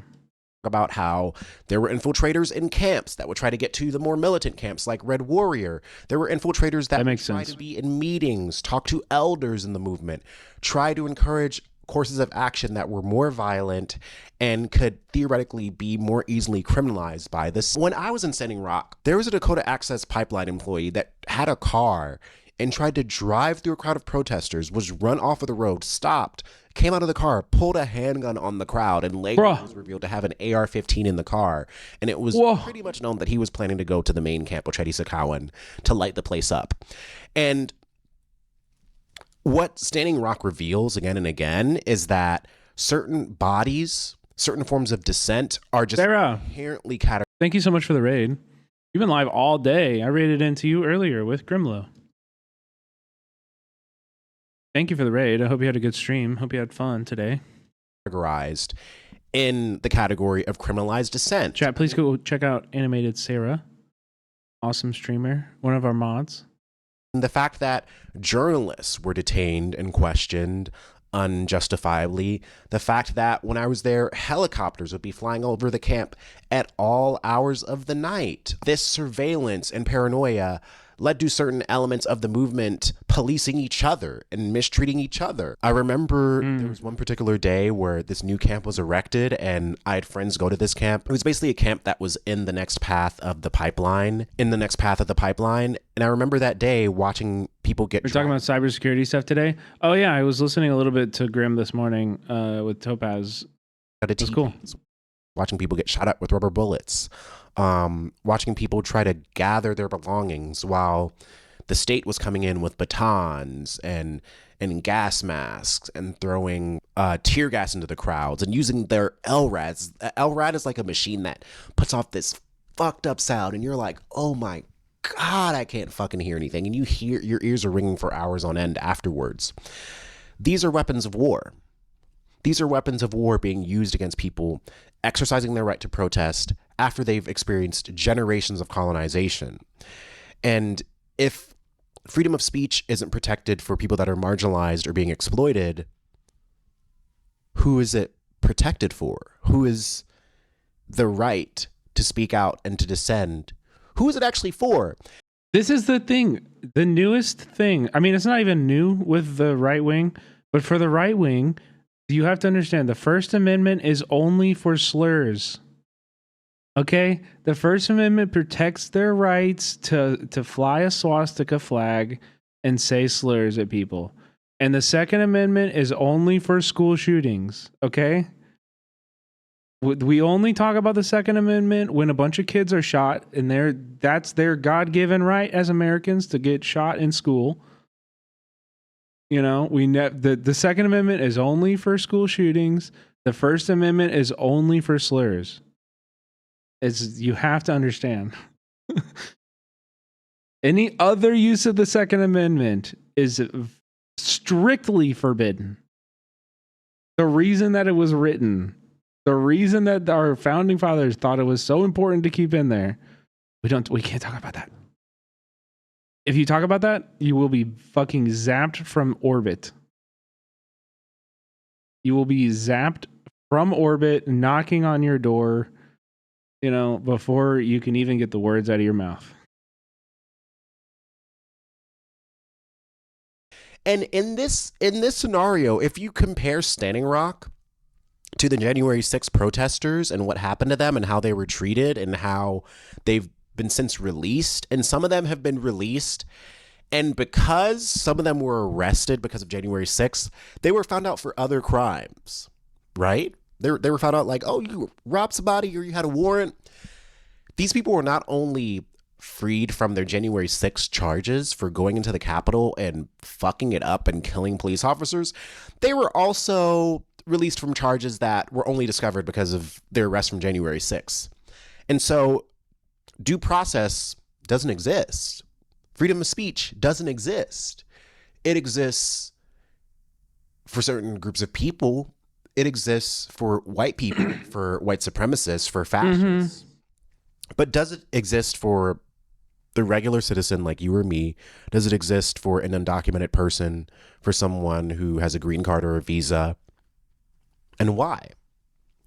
How does the government benefit if it doesn't protect our freedom of speech? And I don't want to put it lightly, my experiences in Standing. Because all rights exist in order to maintain capitalism. The government of the United States exists in order to maintain capital. That is their primary directive. Okay, so if anything were to threaten capitalism, global capital, it's, of course, the entire force of the government is going to be used against you.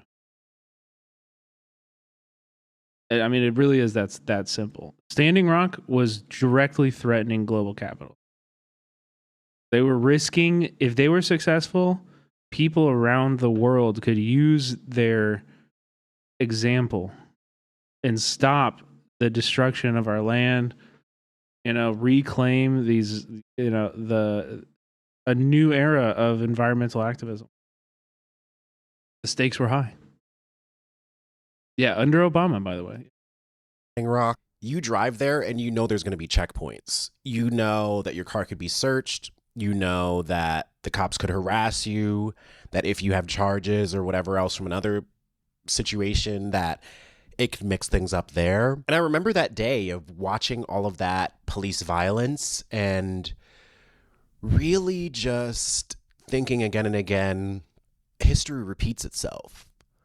Colonization has terrorized these communities before, and it's here to terrorize them again. And that was honestly the first time in my life where I think I experienced political trauma. Like, I would leave Standing Rock and go back to my hometown, and I would hear people's screams in my head when I was out at bars. I would have this feeling of dread, like something bad was about to happen. I would kind of disassociate on a regular basis. And the thought I had again and again was, if I experienced this there and it was so important, how does the rest of my life even matter now? Like, why am I not just there all the time? And I think the mistake that the state makes when they repress people, when they expose people to all these different forms of state violence, is yes, there is the reaction of repression and isolationism and doomerism, but you also piss people off. You also teach people the truth of what our government is willing to do to hide the truth. This is so true too. Like, they're absolutely spitting right now. There are a few things more radicalizing than watching how far the state will go and the brutality of the violence that they will use against you. This stuff actually changes your life. Actually, though, like, this will, if you will, after this happens, if you haven't been at a protest and seen the brutality of policing and, like, you know, seen like extreme violence be used against your friends protesting, yeah, like, radicalizing, you don't even know the word yet until you experience that. And it does, like, it galvanizes people. It commits them to the struggle. They understand that this is the struggle. Yeah. I was never going to be the same after what I saw at Occupy, what I saw at, like, the NATO protests in Chicago in 2012. And I've been an activist ever since. Like, it committed me lifelong to the struggle. I think that period of time just really committed me to the fact you can't fucking trust this government. You can't let this shit run. I mean, Obama was president during part of that movement, and then Trump became president.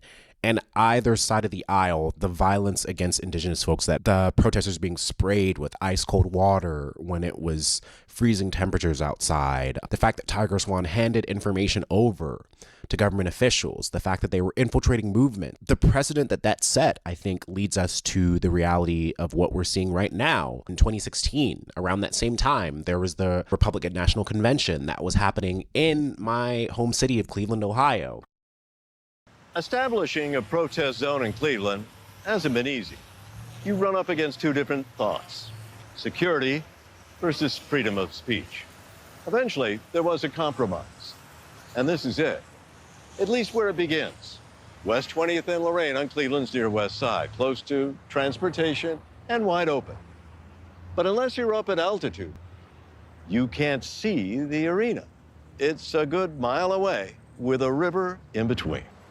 Which is why demonstrators will be allowed to march or parade about 1.75 miles toward downtown over a predetermined route that took months of negotiation. And I actually did reporting on this, but I'll read a bit from The Intercept. FBI and police are knocking on... I want to make it clear that this is exactly how it was at the 2024 DNC in Chicago too. And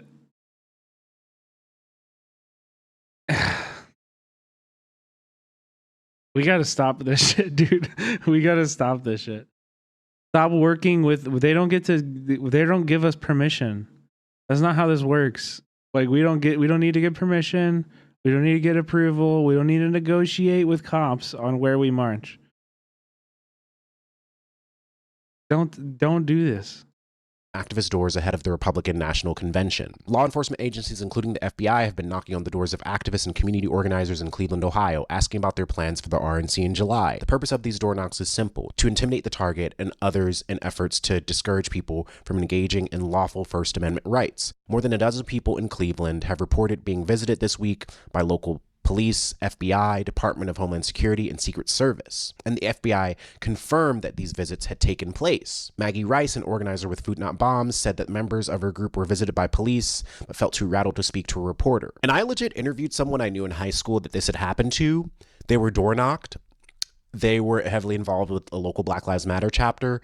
And FBI agents basically told them, if you are caught or prominently seen at this RNC when shit is going down, we're gonna make sure you get some fucked up charges. We're gonna make sure. This person I interviewed after the police left said that in the coming weeks that they would come home and they'd find random people on their porch. They would find random pieces of mail in their mailbox, and eventually they move. It's the state coming into a city, this event leading to more of a focus on... Wait, what the fuck? Calm like a Tom. First time I tasted tear gas was after the Rage Against the Machine concert in Minneapolis during the 2008 RNC.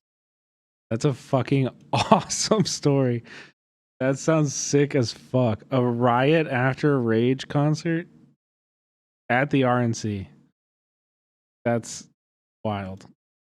Dissent on targeting certain kinds. Also, don't say that.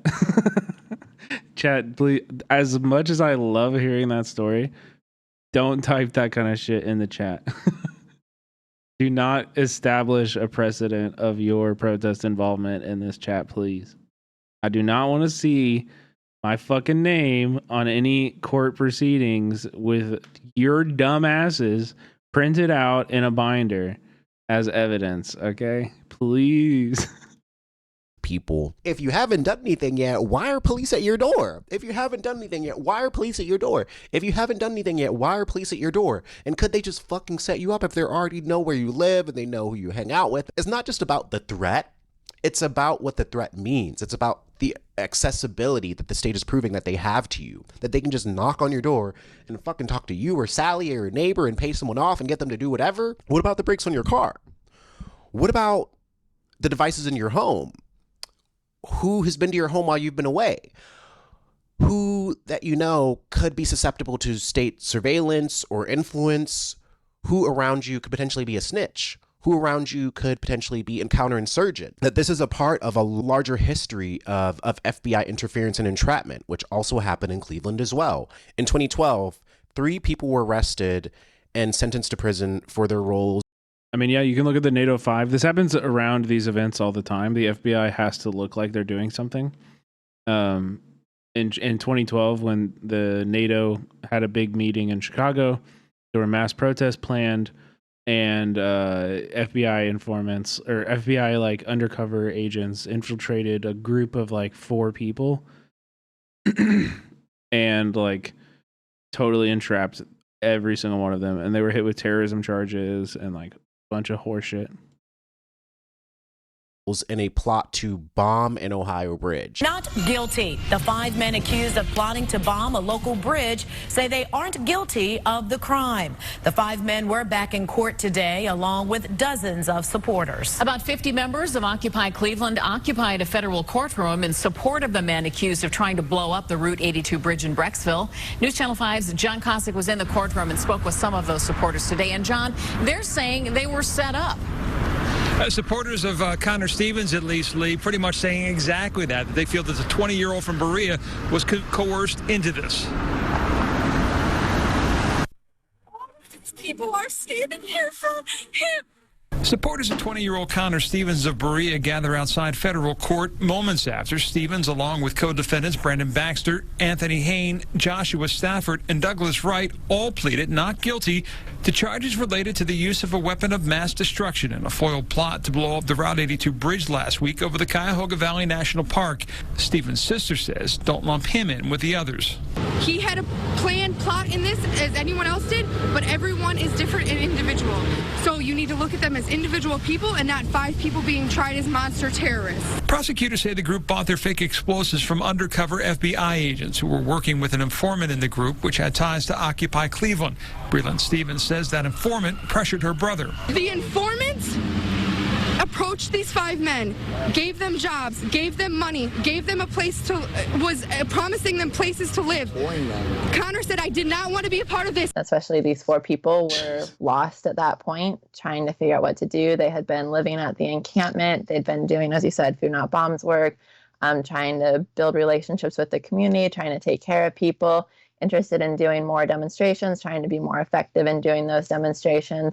And they were also dealing with a lot of their own personal issues, battling addiction, dealing with mental health issues.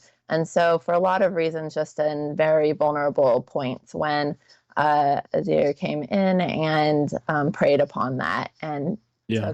they're wanting to try and... This shit is way too common. I promise you. Like, yeah, this is why it's like you always got to be. This is why we say it's like Fed posting when somebody is in the chat and being like, you know, I'm gonna go blow up a Walmart or some shit like that. Like, it's like, you know, you need to develop such intense levels of trust and like, you know, like just you gotta be careful, chat.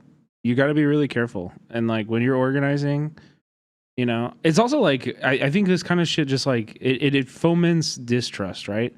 Even like me as a like somebody coming in. Oh hell yeah. Thank you, Monir. Even as somebody like coming into Kansas City, I'm very impatient. I want to get involved and organize with these organizations. And I'm like, every time I'm like sending an email trying to, or like, you know, trying to do a contact form for these activist orgs, I'm like, does my impatience read as like a Fed? Like, are people gonna think I'm a cop? Like, you know? And I hope like there's nothing I can do about that. You know what I mean? There's nothing I can do about that. I'm not a fucking cop, so it's like the good thing. I mean, I got a lot of people that would vouch, you know, to be more effective in challenging. Okay, there's one way there's actually one thing. There's one thing we can do about this. There's one thing. 322-901. 322-9071. Now all the cops are having diarrhea, and you learn. Now we know who the cops are in the friend group. If somebody you know is having diarrhea right now, stop scrolling right now. I demand it. To give a police officer diarrhea, repeat these numbers. 322-9071. 322-9071. 322-9071. Bye. Bye. See, that's how you find out who the cops are in your group. Does that work during protests? Only one way to find out. Only one way to find out. No, the evil forces of capitalism, and he exploited that and tried to manipulate them in different ways, as they were talking about wanting to have more effective demonstrations, to have better gear for going out to demonstrations and things like that. He's the one who started introducing ideas of explosives. And so he was also at this point like providing them with employment opportunities as well as drugs and alcohol, money, support, almost like a father figure type thing. Mother, you're the one who sent it in Mike's community and Vio's community today too. Did you catch a ban? I heard Mike got pissed off from it. I heard Mike did not like it. What did Vio think? Very much so. He was promising them places to live and things like that. Something that I don't know how much has been publicized about the case is that a lot of the conversations that he was having with them were as he was driving them to work he was in the business of flipping houses. And so he was having them work on his houses. And so a lot of these conversations were as he's driving them to job sites and then at job sites. So it wasn't just that they were talking to someone who was someone else who they thought was from the community or something. He was very much taking on that role of father figure, and they saw him as his boss. A boss, yeah. That they were having these conversations with. So he was, there were all kinds of power dynamics that he was exploiting through these relationships. So throughout the case, so the steps in the actual case, they were picked up on the 30th of April in 2012 for having attempted to place these fake explosives that were purchased through Shaquille Azir from FBI agents who were undercover at the base of this bridge outside of Cleveland to make a big impact on capitalism on May 1st, right? Yeah. And then they went back to a restaurant and one of them attempted to explode the bridge and it didn't, and then they were picked up there. Can you talk a little bit about what their case looked like from that point on? Yeah, from that point, I mean, they were very much dealing with being prosecuted as terrorists. We've seen like the large trend of that since 9/11, where the government has been going after these terrorism prosecutions and, wanting to create this idea that the government is keeping us safe from terrorists. But these are not the only people who have been entrapped through government-created plots. So the government creates this idea of terrorism that was going to happen, and then the government swooping in as the heroes and putting an end to it.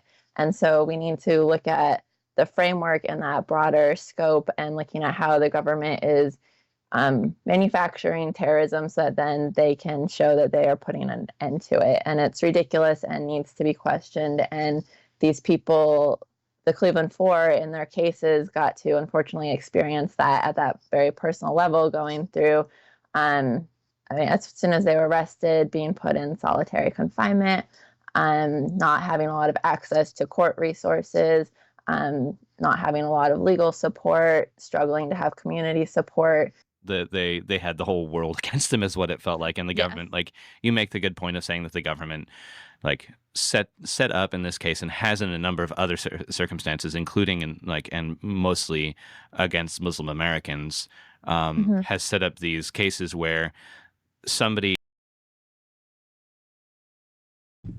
What is this? Masked federal agents arrested postdoctoral fellow Badar Khan Suri outside his home in Rosslyn, Virginia on Monday night. Suri's lawyer believes he is being punished due to his wife being Palestinian U.S. citizen, and the government suspects she opposes U.S.-Israel policy. What?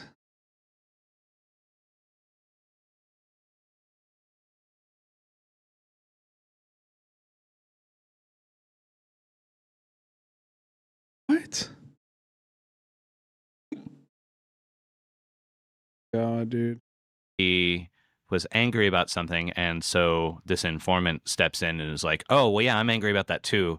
You're not angry enough, though. Let's go do some stuff. And oh, here, I can get you this stuff. And it just kind of plants the seeds, provides the supposed opportunities, which are oftentimes through their FBI handlers and faked to make sure that the circumstance goes out safely. But as I understand, the four, when they talked about upping the ante and taking radical action from that next step, wasn't necessarily anything that was going to threaten human safety. It was symbolic actions like damaging signs outside of banks, blowing up bank signs maybe. When Shaquille Azir introduces the idea of no, that's not enough. We need to up the ante and we need to get big explosives and all this stuff. Yeah, you can look at throughout his time with them, they were talking about wanting things like gear to wear to protest because cops are using violent tactics, and they were wanting things like paint bombs or maybe pepper spray, things like that are definitely a different realm of things than talking about explosives. And they repeatedly also expressed that they didn't want to hurt anyone, even when talk started to form about the bridge. multiple times they were trying to back out of it. They were asking questions about, when would people not be on the bridge. So always expressing that interest in not hurting people, but just wanting to find ways to impact capitalism. And this is within like the framework for people who are listening. Like you said, it's the end of Occupy, which is this very like vaguely populist time. A lot of people got radicalized through this period. Me, well, I was one of them. Little baby Brett at Occupy Chicago. Totally radicalized, changed my life. And these are young, passionate people who very much want to help people through their activism and through their charity work.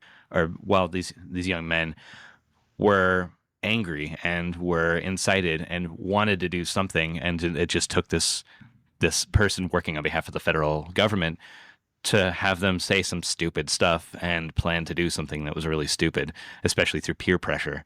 Yeah, and even Brandon, I know in particular with some of what you just talked about, his dad's house was in the process of being foreclosed on as this was going on, and Azir was offering to help his dad get out of that situation. So Jesus even at that Christ, very core personal level, he was manipulating them based on their family circumstances at this rough financial time. But we can look at it through the lens of the state actively trying to incriminate people and set the dominoes in motion to lock people up. I mean, one of these people was sentenced to 11.5 years in jail. Yeah, looking at the photos of these people, I'm like, this is fucking crazy. And then moving on, of course, we can look at 2020 and the George Floyd protests. Obviously, the protests rose up all around the country, all around the world. What did various cities try to do? They tried to make free speech zones. What the fuck is a free speech zone? A free speech zone? I thought outside. I thought my house is supposed to be a free speech zone. And these zones were heavily policed and strategically placed away from media centers, effectively limiting the impact of dissent. And people were often arrested for venturing outside of these boundaries. How does the state change its rules? How does it change and reconfigure public versus private space in order to criminalize certain kind of bodies and allow others to exist there? I mean, where do they even do that, though? Cars were trying to run people over. I remember I was at one protest where it was outside of the police headquarters, and this car was angry that the road was blocked, and they tried to drive onto the sidewalk, and they almost ran into a fucking baby stroller. They almost ran into a baby stroller. In America, we have a public that is, their expectation because of their class position or political position or whatever is to never have to deal with dissent. But it's also like if you're wealthy or you hoard power or you're someone who's suburban and you go into an urban environment when protests are happening, you're not expecting to be inconvenienced. This leads to legalization of violence against protesters. In April of 2021, Oklahoma enacted House Bill 1674, which grants civil and criminal immunity to drivers who unintentionally harm individuals while fleeing a riot. The bill was introduced following a 2020 incident in Tulsa, Oklahoma, when a driver, fearing for their safety, allegedly drove through a crowd of protesters on an interstate, resulting in injuries. The legislation also classified the unlawful obstruction of streets as a misdemeanor. And so once again, I asked the question, how do these practices relate to this notion of protected speech and criminalized dissent? During the 2024 George Floyd. They said it's legal to drive through protesters? Yeah, I don't know what it... Do we need to be like carrying caltropes or some shit to like pop tires of if people drive through our protests? And then at that point, it's like, it's up to the mob. At that point... If you fucking have driven through a protest, caused injuries,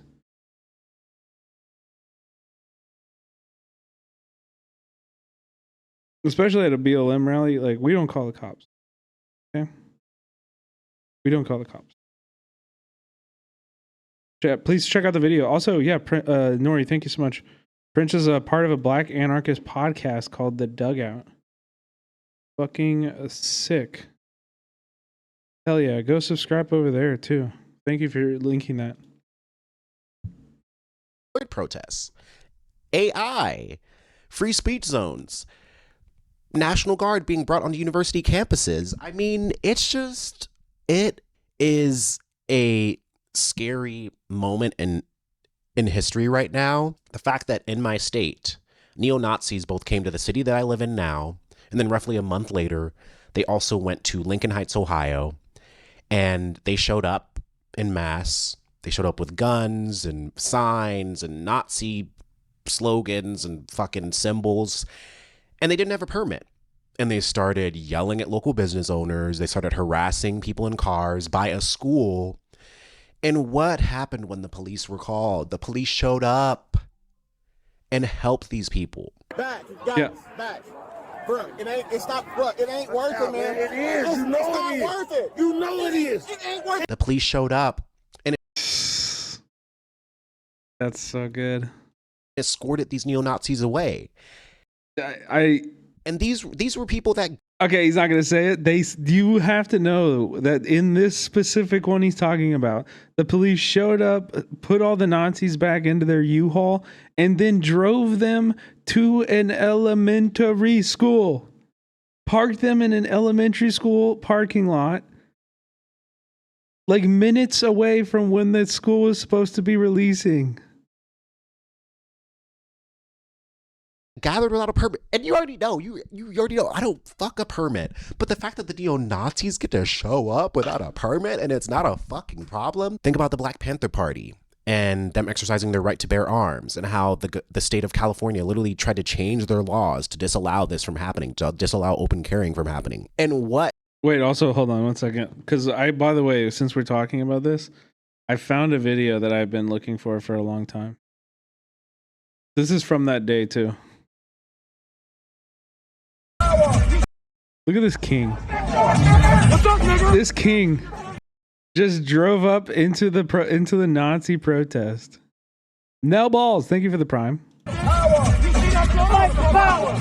You're going to jail, bitch. Fucking nigga. Fucking nigga. You fucking nigga.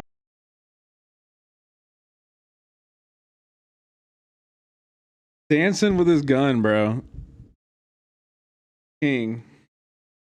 But this comes back to again and again for me, and why I think being a black person in media, a radical person in media in this moment is so important, is because I'm never going to stop exercising my right to speak my mind. And that right, I believe, isn't given to me by a government. It's given to me by myself. And link that tweet. It's by a really shitty free poster channel website, so don't follow, but here. Our ability to speak up against disinformation, our ability to talk about the militarism and capitalism of it all, our ability to look at history and to understand that the criminalization of dissent is an American practice. No, this is in Ohio, not in Oklahoma. It's a practice of colonization, and it should be teaching us the importance of solidarity. How are we connected in communities in a way that allow us to protect each other if DHS or ICE or immigration shows up? What will you do? Who can you call if someone knocks on your door and is asking you questions about what you've done or what people around you have done, what your political affiliations are? Very good questions we should all be asking ourselves. How can we protect each other? How can we check in on people that are being done? This is all true. And the answer, if the police knock on your door, is to shut the fuck up. Shut the fuck up. Do not answer the door. If they continue knocking, demand a warrant. Do not open the door. They can show you a warrant through the window. If they have a warrant, comply, but shut the fuck up. A warrant does not mean that you have to answer any of their questions. Just shut the fuck up. They'd like to speak to your lawyer. Doxed or being exposed to these varying forms of digital and physical and state violence. And I've been processing this moment by situating it in history and understanding that this is a continuation of what we've experienced in the past, and how it's important to set up processes and systems of care. Are we using encrypted forms of messaging? Are we leaving less evidence behind that the state can just pick up? Are we vetting people that are coming into our political spaces? Are we sharing information only on a need-to-know basis? Are we connected to legal organizations that can help us and step in? And are we willing to resist in order to protect our safety and our freedom of speech? Your rights only truly exist if you're willing to fight for them. Standing Rock, Black Lives Matter, the George Floyd protests, all of them prove one thing again and again, that the U.S. is only there to protect the systems that uphold power, that dominate, that survey, that profit. And every right that we have ever won has been through struggle. The civil rights movement, dissent was met with police dogs, tear gas, and assassinations. The labor rights movement, Strikes and protesters met with bullets. When they come for the next activist, the next movement, the next truth teller, what will you do? And I really want to encourage people to not only pay attention to this case with Mahmoud Khalil, but to pay attention to what's happening in other universities, to pay attention to what's happening locally. I know here in my city, there's going to be protests related to OSU. And I'm going to be paying attention. I'm going to be trying to show up. I'm going to be trying to talk to my community and figuring out the ways that we can protect each other and learn and grow in our ways. And great advice. I love Prince. He's giving great advice. Please listen, chat. Please listen.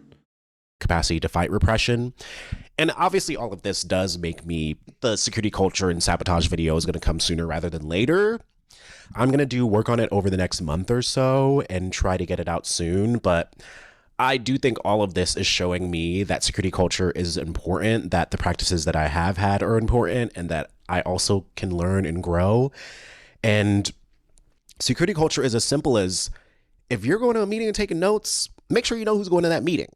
Make sure you're not taking notes anywhere that someone can just, take it, send it to somebody else. Be careful, especially if you're doing things that you don't want the state to know who's doing it and why. And really, really just take care of each other. Just take care of each other. And, oh, God, it's just wild. It's just wild. And subscribe for more deep dives into anti-capitalism, into history. Head to my Patreon to get early access to videos like this and so many others. And look out for each other. Pay attention to what's happening, and don't let the fucking government tell you what your rights are, because if you let them tell you what your rights are, slavery could be coming back in a big way beyond prisons. Yeah, we love Prince. Prince is great. Prince is really great. Okay, chat, we have a few more Vidya essays we'll get through tonight. We're gonna check out this one from Ben Jordan in early 2020, which was recognized or recommended by FD Signifier on his community page. So I thought I would check it out. Calm Like a Tom, thank you for the 10 gifted. And chat, this is a great moment to remind you, if you like the space that we have on this platform, the best way to support it is by subscribing. For $5.99 or for free with a Twitch Prime. Maybe you have a Twitch Prime, you want to use it on one of your favorite creators like me. You can subscribe. It really helps me a lot. I'm doing this full time. I love to do this. I love doing this, but I do really appreciate being able to eat and live a comfortable life also. I'm still moving, so got a lot of costs associated with that that have been hard to deal with, so appreciate anything you can do to help. I started becoming increasingly... Also, Paul, who's this guy? Ben Jordan? This is this creator. Is there anything I should know about him? What's his deal?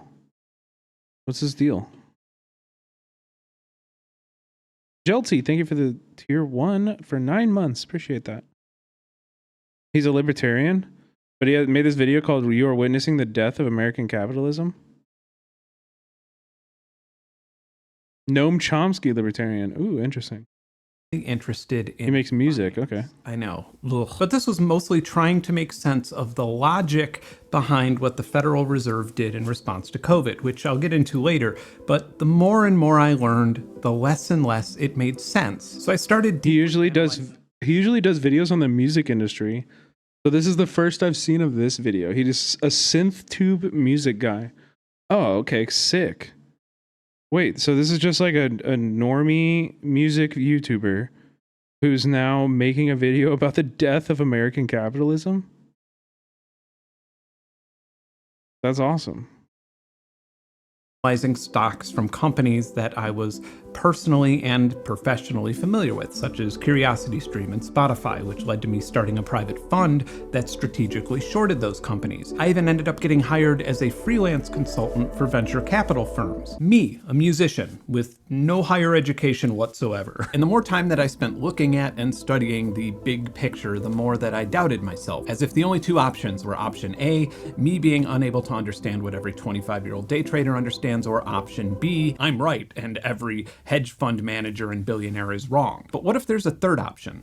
What if capitalism's death wasn't a mistake or something that the ultra-wealthy were trying to avoid? What if the pesky burden of labor laws and taxation could be avoided by deprioritizing the goal of financial profit?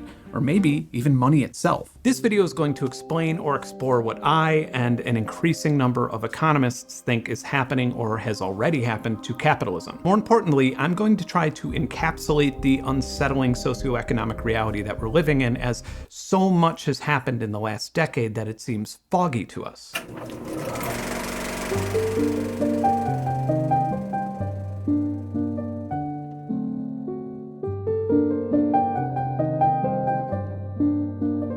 We're witnessing the death of it right now every day. I also like tend to agree, but also like the way that it's framed, especially using like Giannis and stuff. Like I kind of agree more with like non-compete. We watched a video with non-compete the other day about that was kind of critical of techno-feudalism, and I think it kind of summed up my like my feelings about it that I haven't really been able to like put into a perspective yet either. Which is like, I actually don't understand what makes techno-feudalism different than capitalism. And I hope that he kind of goes into that in this one. Like, how is it fundamentally different than capitalism? It's just capitalism. Yeah, like it's just capitalism, but like more. And like capitalism already is all encompassing. So it seems like it's more of like a development of capitalism. Yeah, non-compete is the other YouTube channel we were watching. This new capitalism that we're talking about is what is like what third world countries deal with. Yeah, that's a good way to put it too. That's a good way to put it too. Is it a different type of capitalism? Not really. They're just kind of like using different words to describe the capitalism that we're living in now. You can't fairly describe capitalism without mentioning its predecessor, feudalism. And feudalism was a power structure in kingdoms where wealth was defined by the control of land rather than money. And our history books tell us that feudalism ended sometime in the late 15th century, but there's a much more recent version of it that would be a much better example for the purpose of this video. When the Civil War ended, or when the first American Civil War ended, depending on how far into the future you're watching this video, a lot of former slaves were offered a deal where they could continue living and farming on the same land where they were slaves in exchange for a portion of the crops. In many cases, they would only be able to sell their remaining crops through— It's literally just capitalism without the comfortable capitalism from the imperial core, which has only really existed in like the last 70 years. You know? Like that's really only like a post-World War II existence in America anyway. And was always incredibly tumultuous and was completely denied to Black Americans from the beginning. So, you know, like there has always been a class that has lived as third world secondary citizens in America, you know. I don't know. I guess I just don't understand what the distinction is. Yeah, I'll be right back. We'll talk about this more. I think this video is going to be good. Which would allow them to buy more tools and negotiating power in hopes to eventually buy land for themselves. By the late 1930s, 2/3 of sharecroppers were actually white, and the Great Depression had shut down enough farms that many of the tenants migrated to large cities to become factory workers. It would be important to note that sharecropping is not technically outlawed today, it's just that American capitalism's growth made it obsolete. The former definition of capitalism is a system in which individuals and private parties control the means of production, and profits are the key driver of economic activity. And it's important to note that within a closed system with no new variables, capitalism's success can almost exclusively be measured by the velocity of money. The classic example is the farmer and the mechanic. This tiny economy has $50 total. The farmer trades $50 to the mechanic for tractor repair, and then the mechanic trades $40 for corn from the farmer, and then buys a barn cat for $10 from the farmer. And in this cycle, $100 has changed hands, so the velocity of money is measured as 2. This is calculated as the velocity within a time period equals the total sum of transactions over the total of money in that economy. In a larger modern economy, the classic way to increase the velocity of money is to reduce interest rates. But when spending becomes reckless and leads to higher prices and reduced currency value, the classic move is to make borrowing more expensive. Governments around the world either control or have a lot of influence in interest rates, and some people think that because of this, the Federal Reserve should be abolished. I think the distinction Giannis makes is that we're producing capital with clicks and daily tech use without getting a wage for that labor. That's what I'm taking from that, what I've read from him anyway. There's no escape because of our dependence on tech. Even I actually don't even agree with that, like that dynamic of like labor and capital in technology, because we are not the labor. Well, like in my role that I'm fulfilling right now, I am the laborer in tech. But your role right now is not the laborer in tech. Kind of a little bit is as the chat, because you like are creating the entertainment in a weird way. But like on like, yeah, you're the product. Exactly. You are being sold to advertising companies, and that is the biggest like dynamic. That's the most important. You know what I mean? I think there is a difference in the distinction about that. And nobody could predict exactly what would happen if the Federal Reserve was abolished, but it would almost certainly result in a lot of turbulence in the market that would leave a lot of victims in its wake around the world. A really useful way to understand how wealth is distributed is to stop. Yeah, that's a good example too, Raylan. And use something I can see that actually use or consume. Let's say a can of Coke Zero from a 12-pack. A person with $100,000 in a traditional investment fund like Vanguard would come out to about 312,000 cans of Coke Zero in 2019. That same investment, untouched, is worth about 330,000 cans of Coke Zero now. So sweet, 18,000 cans of Coke Zero for free. Now, on the other hand, a person working for minimum wage full-time in Iowa would have made 43,360 cans per year before taxes in 2019. Today, in 2025, they're making 22,177 cans. Somehow, this person got a 49% wage cut, while the person with the market fund got free soda. Amazingly, through the miracle of inflation, the money decreases in value for everyone, while the actual wealth itself moves up to the top. The concept of the stock market was proposed in 1792, but it wasn't until 1830 when the first stock was sold on the New York Stock Exchange. It was initially filled with railroads and banks, but by the next decade, everybody with a business idea wanted to have their name listed. This rapidly stimulated both technological and economic growth, and by the end of the century, the middle class was getting more and more familiar with investment. By the 1920s, you might be seen as a fool for not being involved in stock trading. In fact, you might be seen as a fool for not borrowing money to buy stocks. Many middle-class investors were borrowing with a 1-to-3 ratio, meaning that they would borrow $300 for every $100 they invested. This sounds absolutely insane, but it didn't seem as risky due to the introduction of futures. In the mid-1800s, the Chicago Board of Trade had a pretty great idea to make grain trade a lot more reliable and a lot less volatile. Rather than grain farms having to guess what demand would be at the end of the season, they could sell it at a discount in advance. A future is not a stock or share, but a contract guaranteeing a future transaction. It just so happens that I have a whole bunch of healthy female chicks who will shower me with more eggs than I know what to do with in about 3 months, and I really could use a little bit of extra money to build an addition to their coop so they could have room to run around with and be healthy eggs. Capitalism has at least the semblance of a market. Techno-feudalists move beyond monopoly and seek rent from all players' systems. Capitalism is not defined by its market, though. It's defined by its relationship with like labor and the class dynamics. And to me, I guess that's where my confusion comes from, because the class dynamics are still the same. There's still a working class that is being exploited, selling their time, selling their labor, not being paid the value of the labor, the value that they create with that labor, and the capitalist class is taking that value. Like the dynamics in the Marxian sense of the way that he defines like how society progresses, that's what I don't think those are necessarily changing. Giannis is just describing his work on TF2. I think it's because the tech will isolate us in his argument.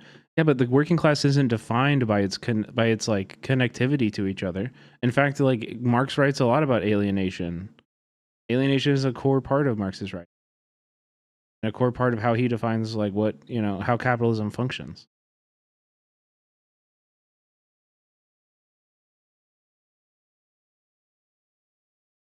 Yeah, exactly. I don't know. I guess I it makes me want to read the Giannis text, and I noticed that a lot of people reference it on the left, so there must be something in it, but I don't fully understand it yet. But everything is being filtered through like YouTube videos and shit. So, and I'm like being distracted by 1,000 different things. So, I recognize that streaming is not the best way to learn about things. Layers when they become adults. So you, being an opportunist, hopefully it's better for you guys than it is for me. Buy my egg futures off of me and then sell eggs to restaurants in the summer at a profit and make money without ever having to shovel the heaping amounts of chicken shit that I'll have to shovel. All right, let's go back to the 1920s. By 1919, due to the popularity of futures and people's willingness to borrow money to buy them, a farmer could get $2.09 for a bushel of wheat. This was inflationary to say the least, and even made the sharecropping economy I mentioned earlier more desirable for a brief period of time. It started getting really out of hand, so the Grain Futures Administration was formed and implemented a large We're all being forced to work for free. Everything we do and say gets fed into an AI algo to train their new technology in an attempt to replace the work. So there's alpha testing equipment that gets released and sold before it's a fully finished product, and they rely on our usage. Yeah, these are good examples you're bringing up, Raylan. I see what you're saying. I think I think in the examples you're bringing up, I understand the difference, and it does have like a distinction between like the typical like working class and capitalist relationship. But I struggle to think of how that would work for like a global economy. You know what I mean? I struggle to think about how that would work. Like, would work outside of the tech industry. Mandatory daily ledger and reporting system. And at the end of the day, like people will still have to like repair self-driving trucks. Like there still will be exploited labor and working, like even in this like future world. It will look really different. Yeah, and the working, I mean, we are coming to a very like core, a very like important moment where like labor is going to be devalued more than it ever has before, and the people who own the robots are going to be the kings of the world.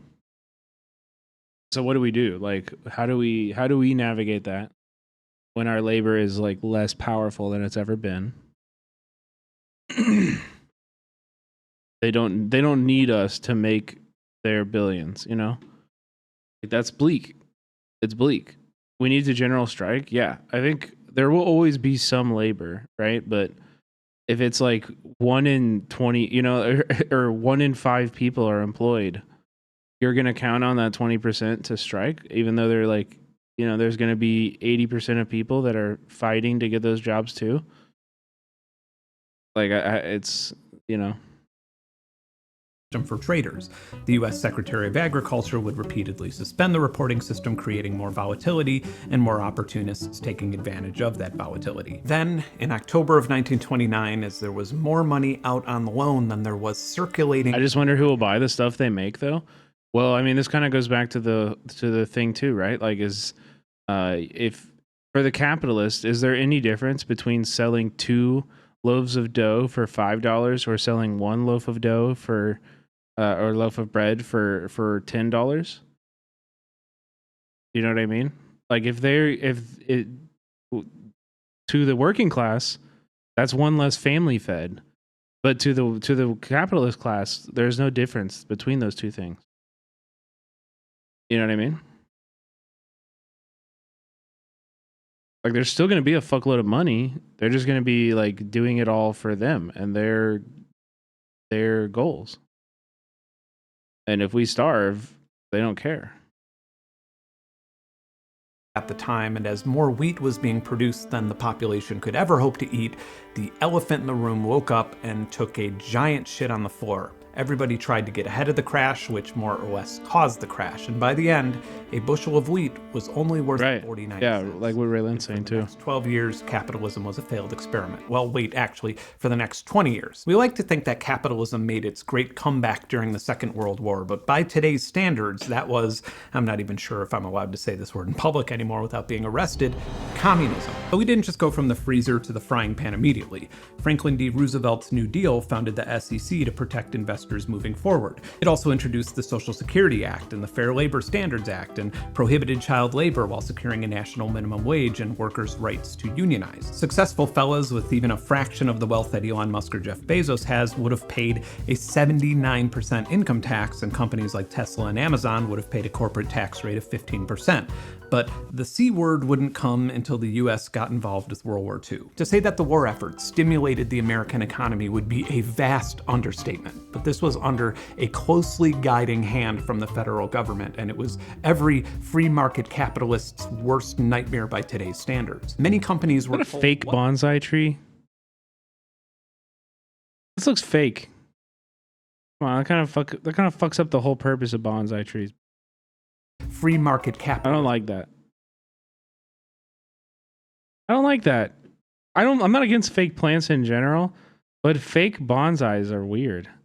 I don't know how to tell. I don't know. It's just like the leaves look weird.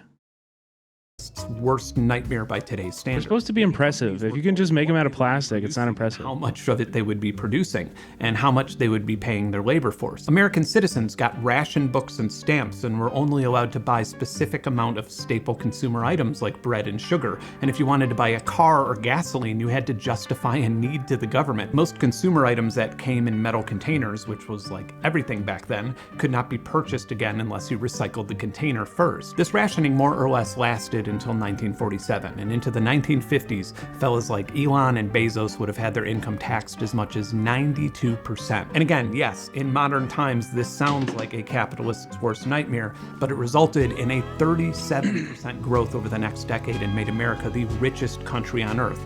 It is now literally referred to as the golden age of American capitalism. And despite a few brief bumps in the road, things just kept growing and growing and growing exponentially, making us richer and happier and...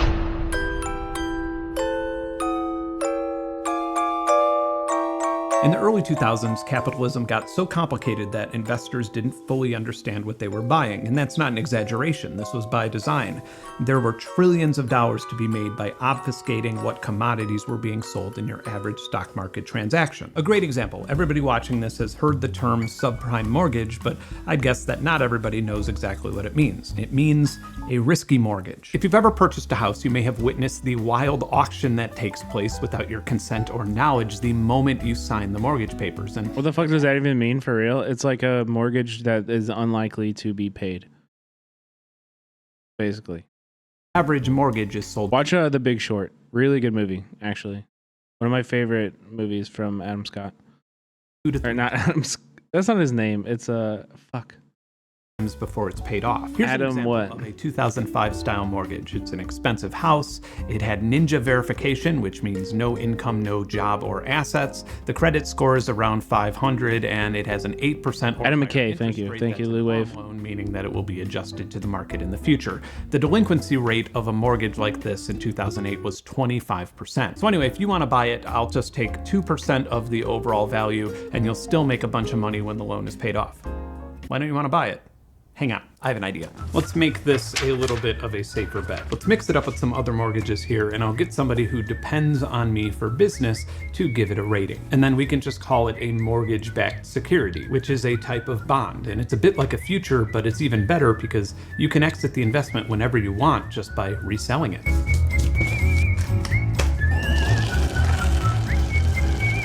Now look at this. If that little risky mortgage forecloses, the loan will still be backed by all of the others. And I bet you can't even make out which one was the original loan. And this isn't like some risky stock. This is an investment on housing and land. And you and I both know that God ain't making any more land, right? It is the bedrock of American capitalism, and it's a safe place to put your money. It's gone.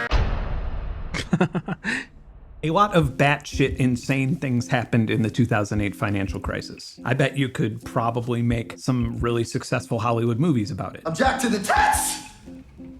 Good. Ultimately, in just 6 months, the Dow Jones lost 54% of its value. Massive banks perished. Washington Mutual, Bear Stearns, Fannie Mae, Lehman Brothers, to only name a few.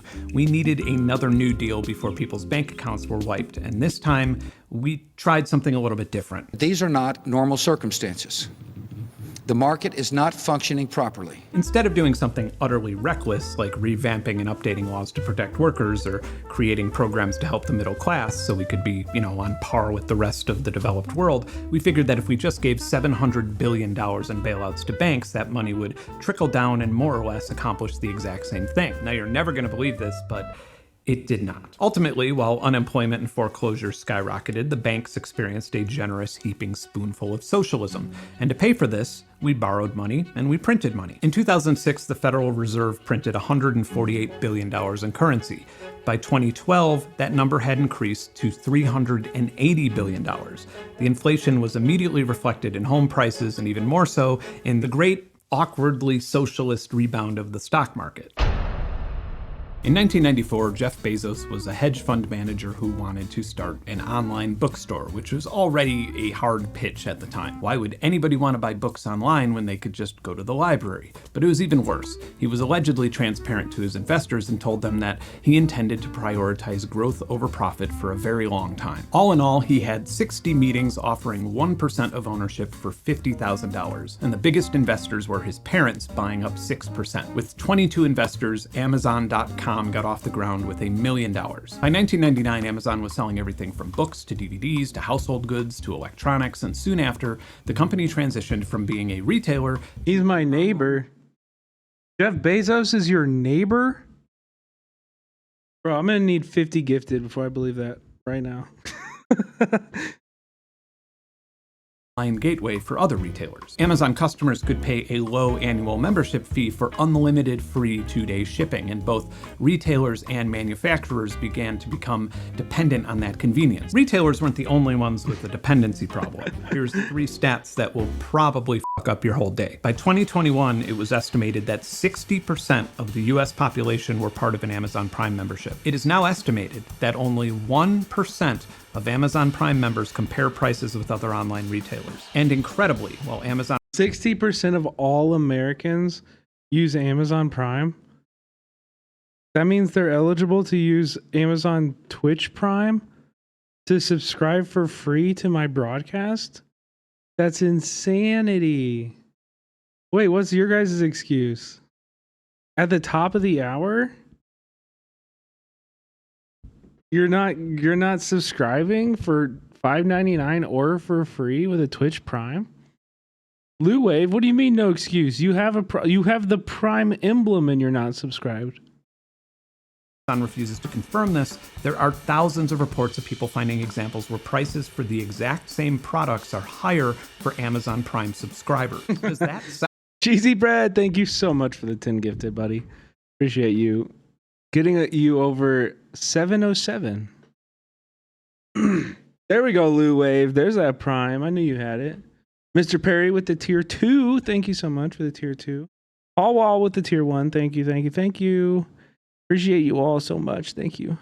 Sound like free market capitalism to you? Walmart had to resort to emulating Amazon's business model in an attempt to keep up.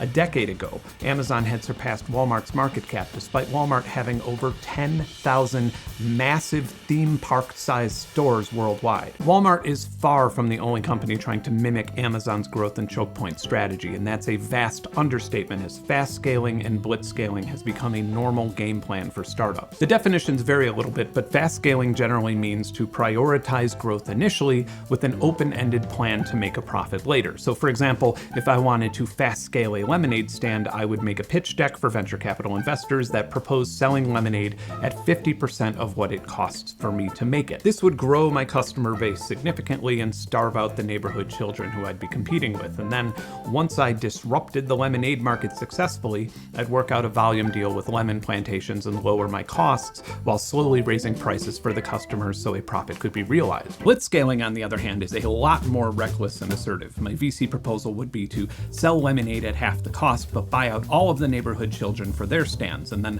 I'd buy some lemon plantations and I'd pay $100 million to have the local football stadium renamed Ben's Lemonade Stadium, and every person in attendance would be given free lemonade if they downloaded my app. You may be asking how on earth that would ever make a profit, but we're gonna figure that part out when we've dominated 80 to 90% of the lemonade market and have millions of lemonade drinkers. Right now, we just need to concentrate on disrupting. That probably still sounds like a terrible investment, but if you buy into the initial seed round of the investment, you'll have the opportunity to sell that equity at a premium in a Series A or Series B, or even better, during an IPO launch when the company enters the stock market valued at, I don't know, $15 billion. To investors in this stage, it's much less about profit and more about a lucrative and risky game of hot potato. An excellent example that we're all familiar with is Uber. Here's the original pitch deck proposing the disruption. I mean, Netflix too. Industry. It's nearly delusional. Netflix did this too, and they fucked up the entire film industry in Chicago or in Los Angeles. Chelsea, thank you for the gifted sub. Appreciate you. Oh shit, we got a hype train. Claiming that a city's medallion system for cabs is a monopoly and that licensed cab drivers paying for the medallions have no accountability. In the future, digital taxi cab hailing can make, I guess, lifting up your hand unnecessary. And when they say luxury, they mean prestigious vehicles like used Priuses.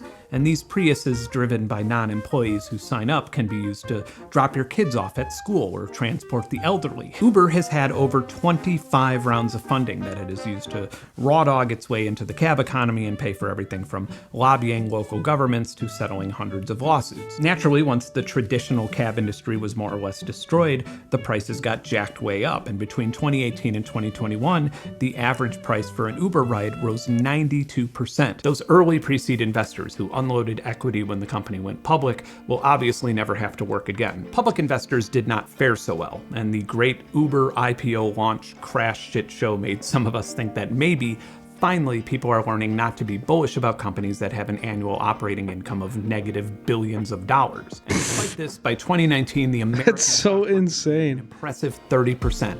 We're back, baby.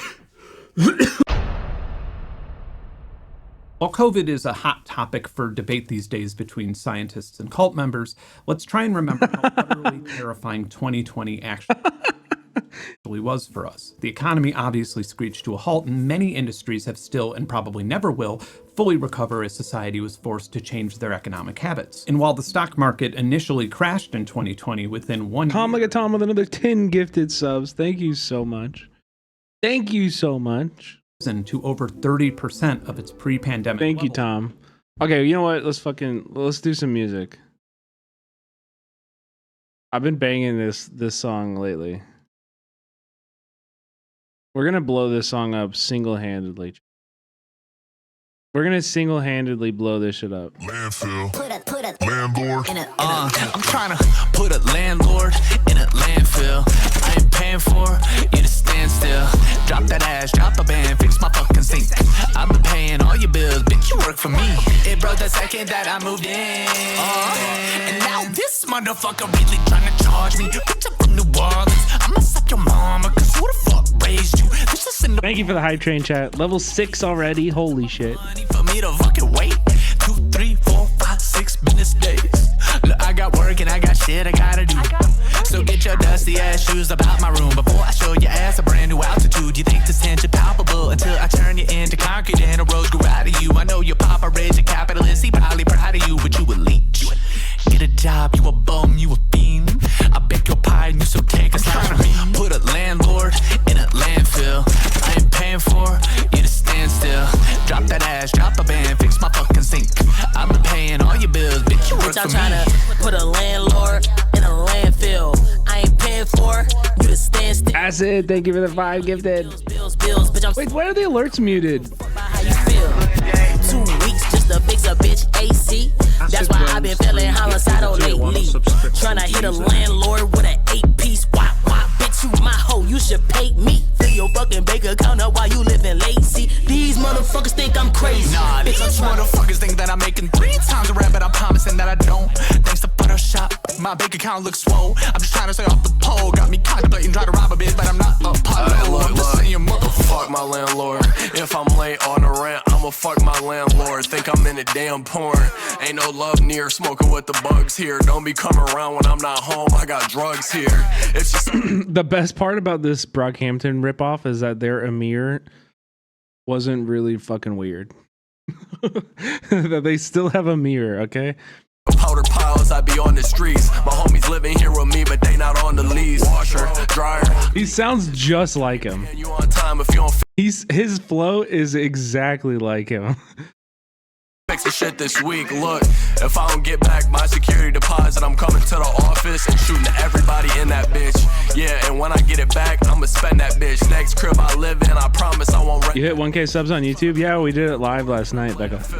I ain't paying for your dumb ass to stand still. If you try and raise the rent, get your fam killed. I'm tired of these damn bills. I'm trying to put a landlord in a landfill. I ain't paying for you to stand still. Drop that ass, drop a band, fix my fucking sink. I've been paying all your bills, bitch, you work for me. Hit a landfill. Let's fucking go. Let's fucking go. Let's fucking go. One more? One more?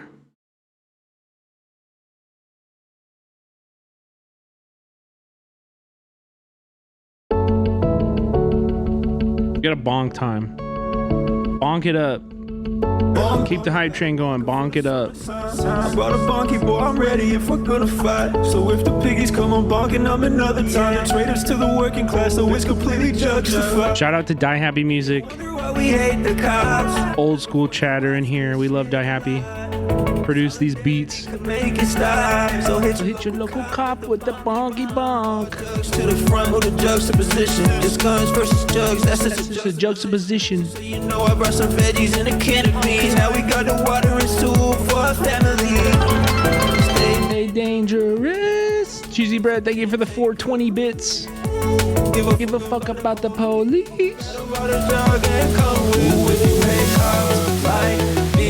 Give me some dance.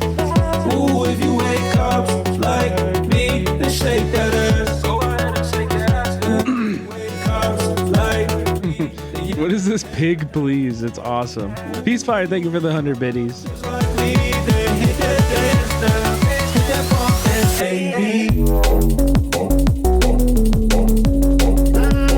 We never made a bonk dance. We should have made a bonk dance. Bonk, bonk, that's how you should treat the cup. Make them take more than 5 L's, that's how you beat the cup. Bonk, bonk. Do you want this juggernaut? Don't let go hard with the jug, I call him juggernaut. This slaps, I know. Plastic jugs, just like one of our chatters remixed this song. what I think when I was first, thought that popped into my head is this is bunker. Bong, bong, bong, bong, what the students say. From Columbia Uni all the way to LA. Let them rise in the coolest way. Motherfuck 12 free Palestine to the grave. Not a single cup, a lot of love. What you got, what already going to water judge. It's not a clip, only bitch, it's a life lesson. If you're resourceful and you think it be the right way, like me, then give me some dance. Ooh, if you wake up like me, then shake that ass. Ooh, if you wake up like me, then yell at cap. Ooh, if you wake up just like me, so hit that baby.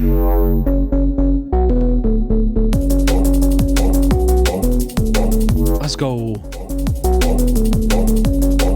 20 seconds on the hype train, chat. Drop them if you got them. Then we'll get back to the video.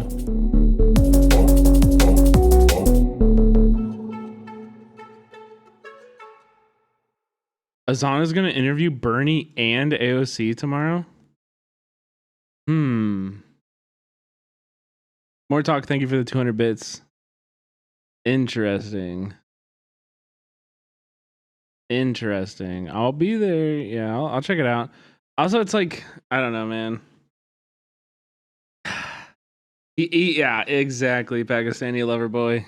Yeah, like he needs to be the person that's like, the Democratic Party is not the solution. I actually have very little faith, unfortunately. Like, I don't think it's gonna happen. I wish it would. I really wish he would. I hope he proves me wrong. I really hope he proves me wrong. I don't think it's gonna. So there's no hope. I mean, listen, if you're getting your hope from Twitch streamers or Democratic Party loyalists, you're looking at the wrong place. Again, I've said this. You look for hope in your neighbors. You look for hope in the persons to your left and your right at the protests. You don't look for hope from your favorite Twitch streamer or your favorite politician.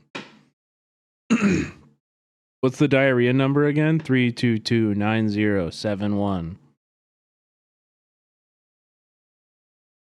Despite the economic apocalypse happening around the world. This is because on March 23rd, 2020, the Federal Reserve announced that it would be launching a bunch of new programs. Yeah, I mean, like that's, to me, that's like the question. That's like the topic of the interview. If it's me doing the interview.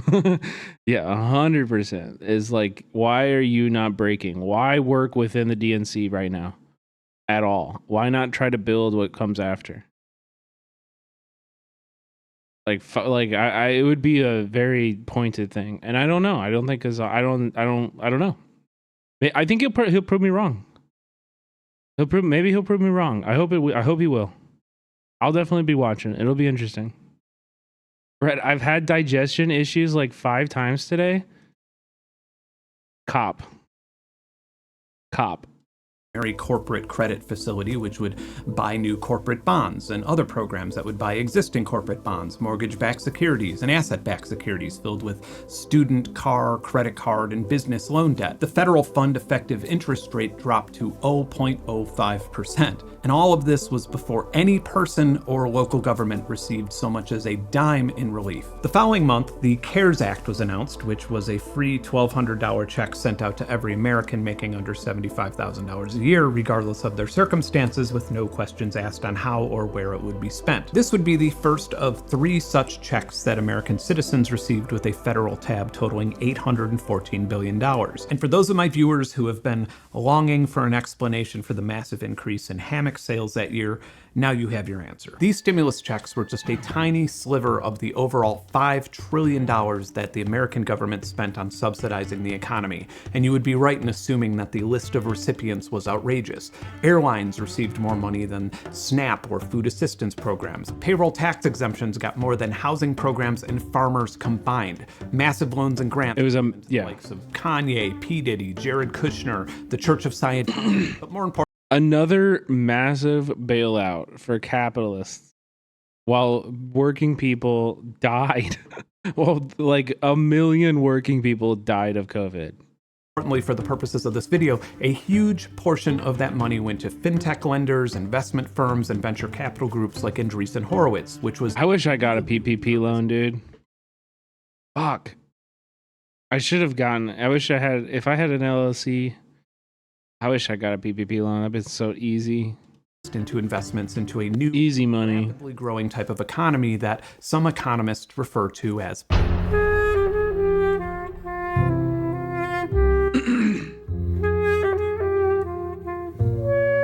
Okay, so again, like, if we are post-capitalism, how has it changed? Like, what is the big dynamic shift between the working class and labor, or between the working class and the capital class?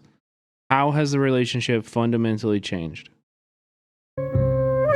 I don't see it. Properly explain post-capitalism, I need to remind you of the utter absurdity of just having $1 billion. Not only is it impossible to spend on even the most lavish things that you would desire, but it's also very much not like having a garage full of cash. For example, if Elon Musk with his... I think what it does, like, to talk like this and to say things like like this was capitalism and this is like some new worst thing, is that it lets capitalism off the hook.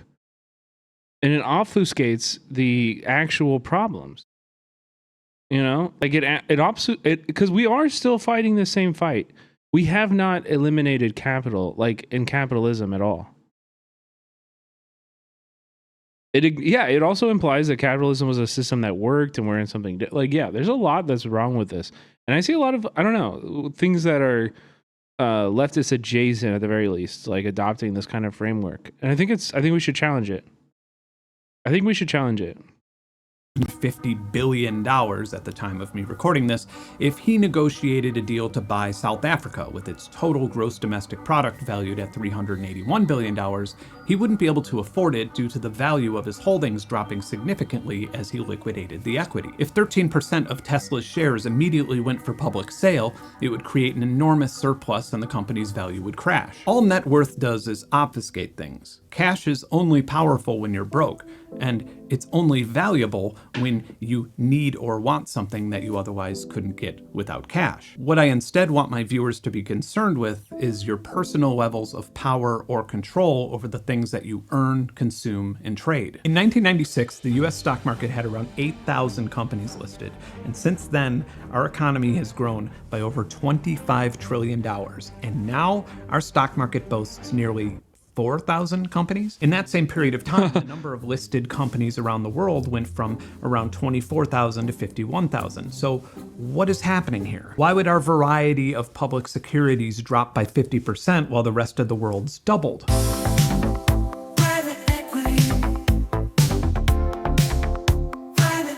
The term private equity means more or less what you would expect it to mean. These days, it's usually a larger company or firm that buys smaller companies and either transforms them from public companies to private companies or just keeps them as private companies, as opposed to a publicly traded company that has a lot more obligations with the Securities and Exchange Commission. In the 1990s, it was estimated that about 2% of the businesses in the US were owned by private equity, and that number has since grown to over 25%. And this includes everything from chemical companies to farms to vets to grocery store chains to food delivery apps to gyms to medical facilities to drug companies. And many of these related businesses are owned by the same investment firms or their partners, which sets the stage for an entire gallery of anti-competitive business practices and tax shielding using tactics like dividend recapitalization. In fact, this is almost unnecessary these days, as a newer trend is private equity firms literally giving one of their portfolio companies a value and then selling it to themselves. But the classic private equity business model is borrowing and raising as much capital as possible to buy and sell companies at a profit. And the faster this process is done, the better, as this beckons the velocity of money demonstration that I gave you earlier in this video. You can argue that these are just complex capitalist maneuvers, or perhaps late-stage capitalism, a term that's been used since Werner Sombart coined it in 1928. But even that is not happening anymore. 1928? The term late-stage capitalism was coined in 1928. That's fucking awesome.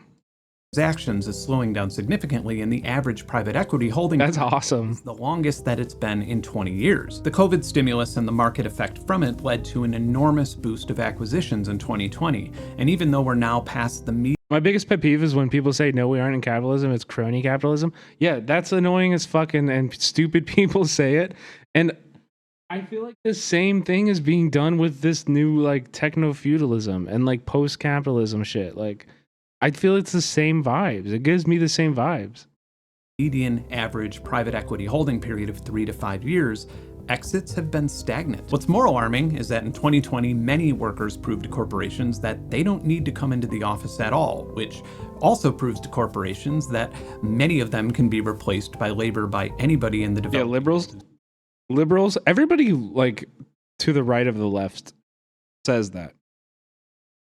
Actually, liberals say it, conservatives say it, libertarians say it, and they all say it for like different reasons, you know. But yeah, they're like they don't own capitalism ever. Who speaks English. That is a private equity investor's wet dream. So what gives? Does nobody like it? It's just like No True Scotsman. The point of all of this maneuvering is decreasingly about turning a profit and increasingly about transitioning to a rent-based economy that hedges inflation. Right after the 2008 financial crisis, investment firms started betting big on farmland, typically hiring local farmers to manage them, but more frequently offering leaseback programs where the farmer continues working but rents the land, ultimately losing control over their working budget and circumstances. Otherwise, since then, and especially since 2020, in almost all cases, investment is not attracted to innovation or profitability, but to business models that act as a middleman offering subscriptions to products or services you would otherwise buy directly. For example, software, movies, video games, parcel, pizza delivery, headphones, cell phones, groceries, clothing, underwear, heated car seats, pregnancy. A rent-based economy has all things, underwear, heated cars. Hold on. BMW starts selling heated seat subscriptions for $18 a month. Seats. You didn't hear about that? No. That's insane. That's like 5+ year old news. Well, yeah, unfortunately, I'm not in the market for a BMW. I've never owned a BMW. Yeah, this news did not reach my doorstep. But however, that is insane. I don't think they did it. Yeah, if I spend tens of thousands, if not $100,000 on a fucking car, you don't get to paywall the on button for elements that are already installed that I own in the car. The fuck? Surely, yeah, you can break that shit open and reroute it around that stuff or something, right? Pregnancy. A rent-based Ari and Sony do it with their cameras too? Wait, really? In what way? What are you paying for with Ari?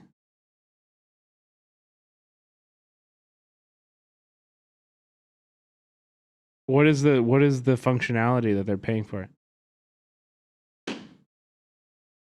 High frame rate or open gate, for example? But that's like, those are actually like different functions that probably wouldn't be available in the other models. I think that's different. And are you paying monthly for that, or is that just like in the cost of the thing? You're buying it with those features. You know? Like paying for more features.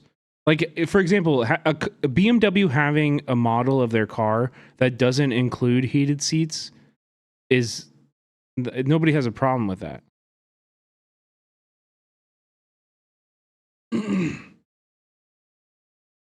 Oh, Ari lowered their price for the Alexa 35, but now you can buy or rent licenses for the features to unlock the features. Yeah, that's bullshit. Yeah, that's bullshit. Sorry, I haven't been in the market for a camera in a long time. I own a C70. I don't think Canon has been doing any of that bullshit.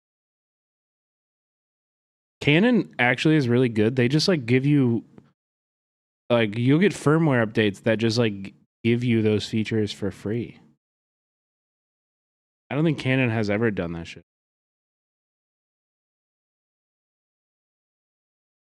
A premium license that bundles is literally just like a software switch. Yeah, that's actually horseshit. That's really, really horseshit.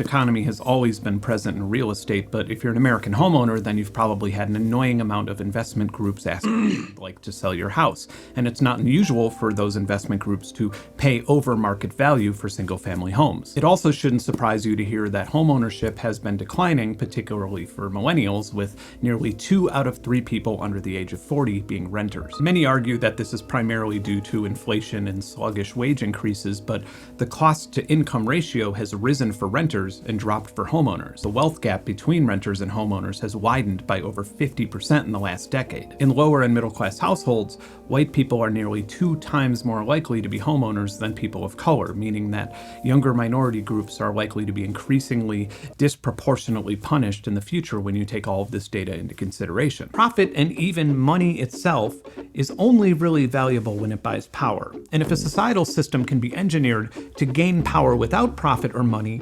capitalism begins to exist as something to exploit within that system under its umbrella. It sounds hyperbolic, but it needs to be said a lot more often. Most of us do not realize that we are in a constant battle with billionaires who don't want us to own things, but rent them. And when we don't own things, we lose control over our own budgets, lives, decisions, and ultimately our own destinies. Here's a pertinent example. Did somebody that you know send you a link to this video, or did you type in Ben Jordan new video and find it that way?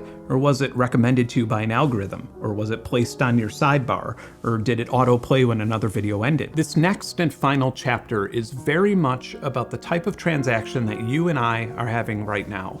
Me working without benefits, guaranteed pay, or protections to make something to use as bait to get you to either watch targeted advertisements or pay $14 a month without even being offered a chance to indefinitely play the video file offline on your own device. And while you do that, your every move is being harvested for data to empower the company. Let's take a look at this definition again and let me know how well it describes our little transaction here. Capital. No. Ew. What is that definition? Let's take a look at this definition again. An economic system in which individuals and private parties control the means of production and profits are the key driver of economic activity.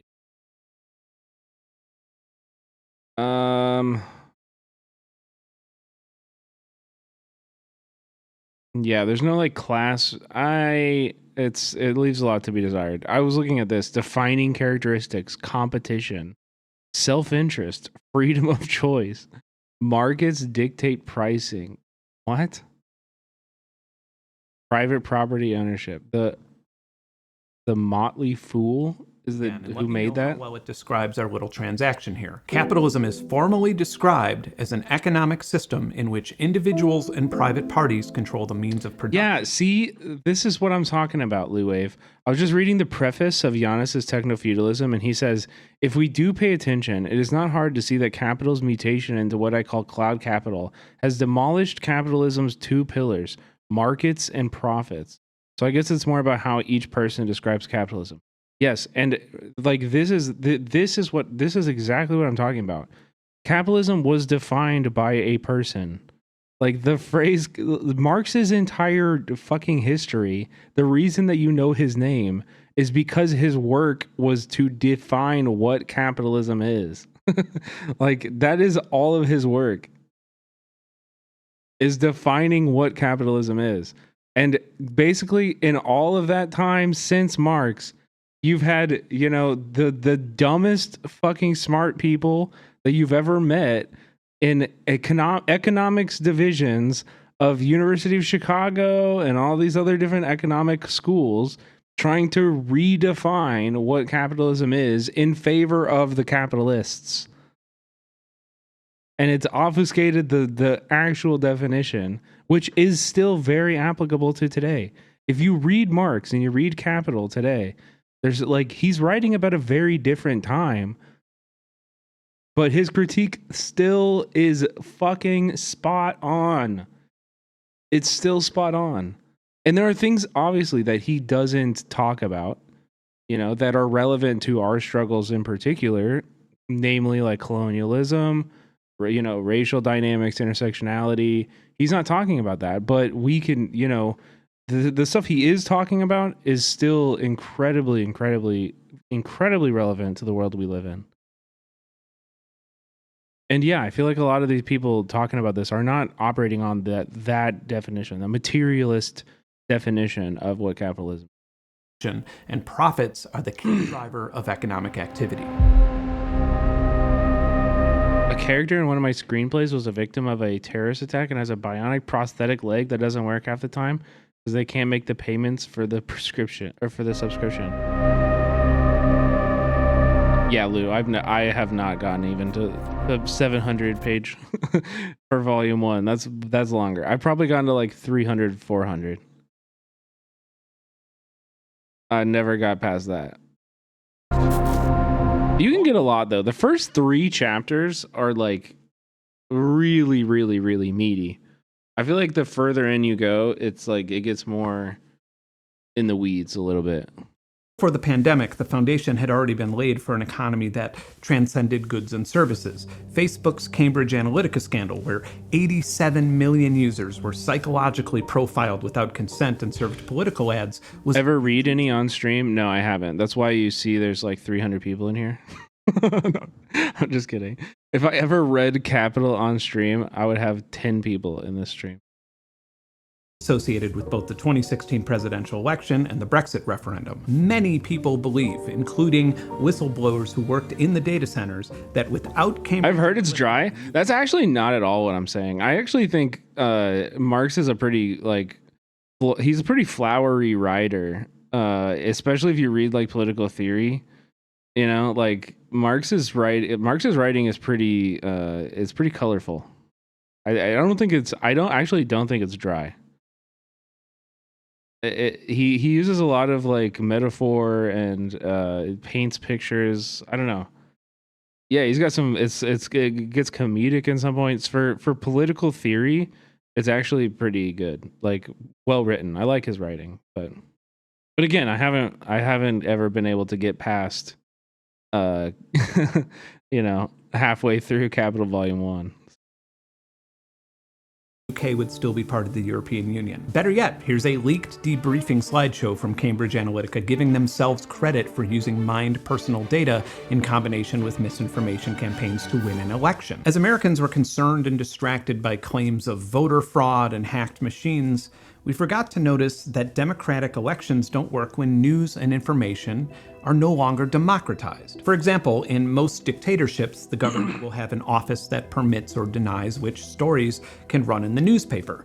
In 2025, every piece of news that the average voter sees is manipulated by a third-party aggregator. Even if you go to something like Google News and select the generalized headline areas, your feed will be different. Cloud capitalists threaten traditional capitalist existence. How? Because there will be fewer of them? Capital has always operated to consolidate power in the hands of fewer and fewer people.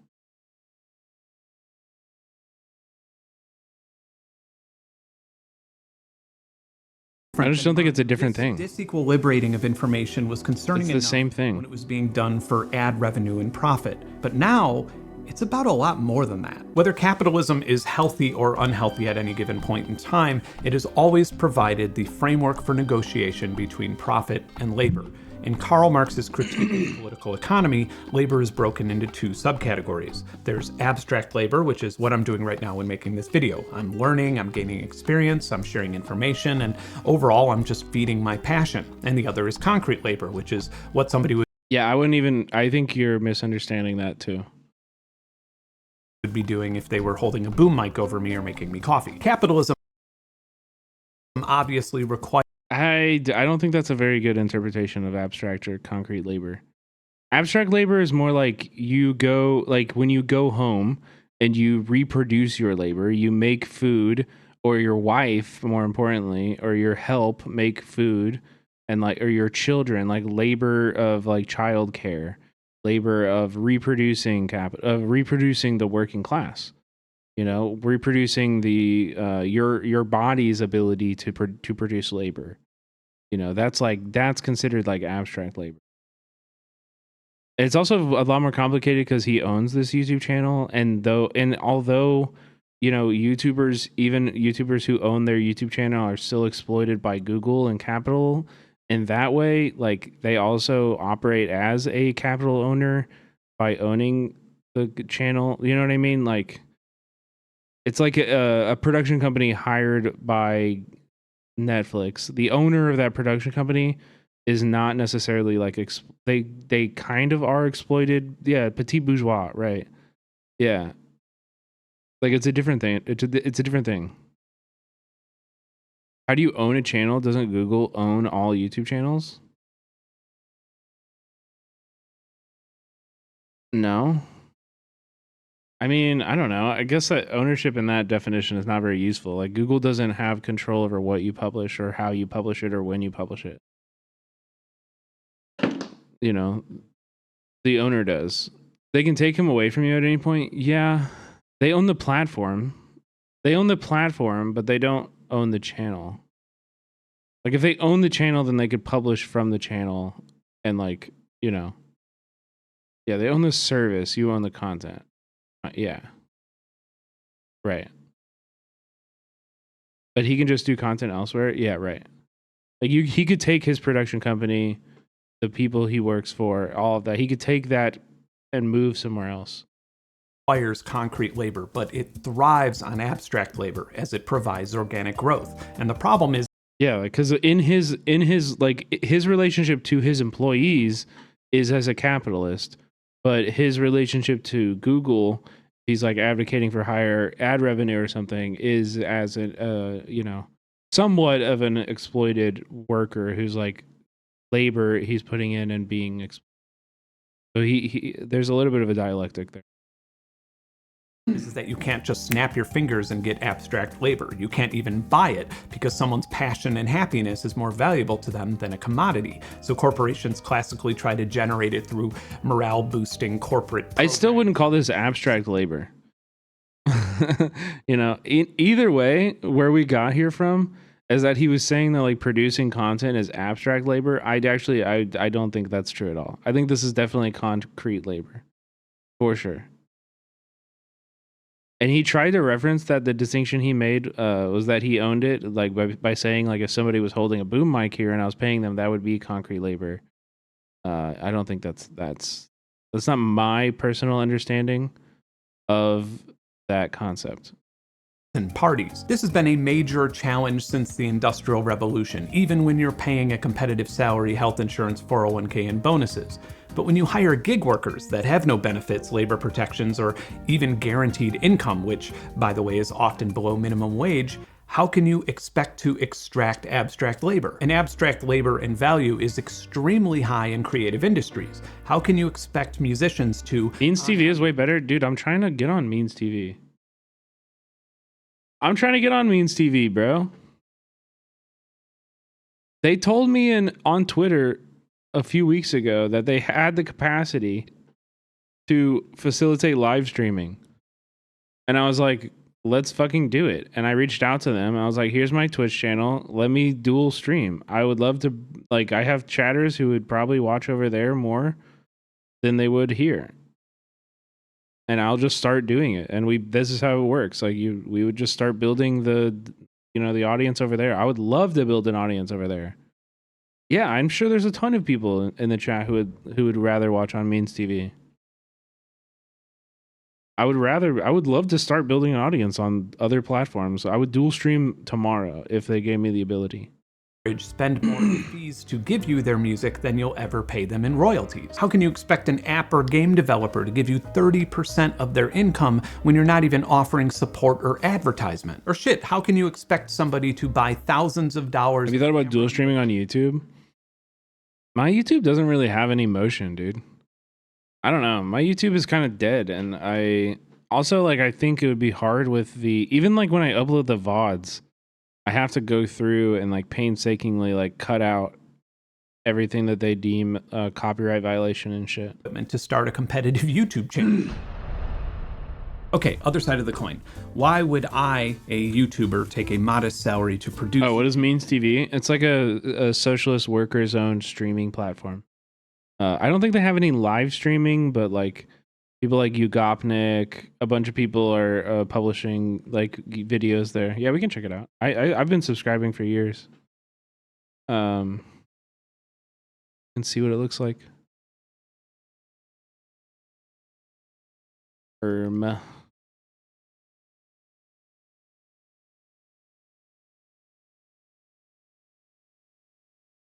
maybe I can't sign in because I forgot my password.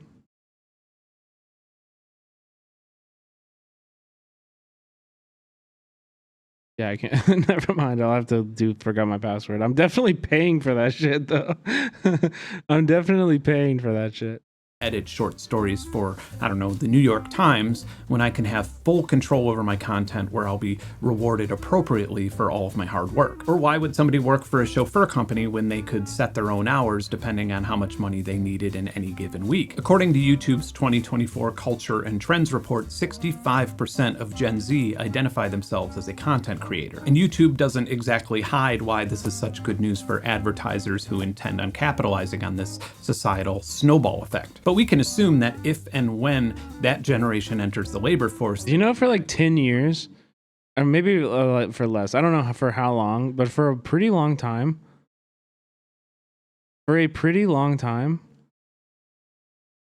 YouTuber has replaced like a sports figure as the #1 job that kids want to be when they grow up. Like when they're asking kids, what do you want to be when you grow up? YouTuber is like the #1 job. High levels of abstract value. Oof, I don't know. I don't really have a problem with that. I think it's kind of cool. I do. Eh. To the depends on what the YouTuber is.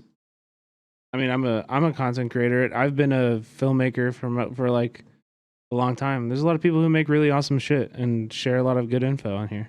Car insurance claims adjuster cubicle, but this is nothing new. Long before the pandemic, the labor force participation rate had dropped significantly from its peak in 2000, and you can see the decline growing exponentially as... I think I would rather that.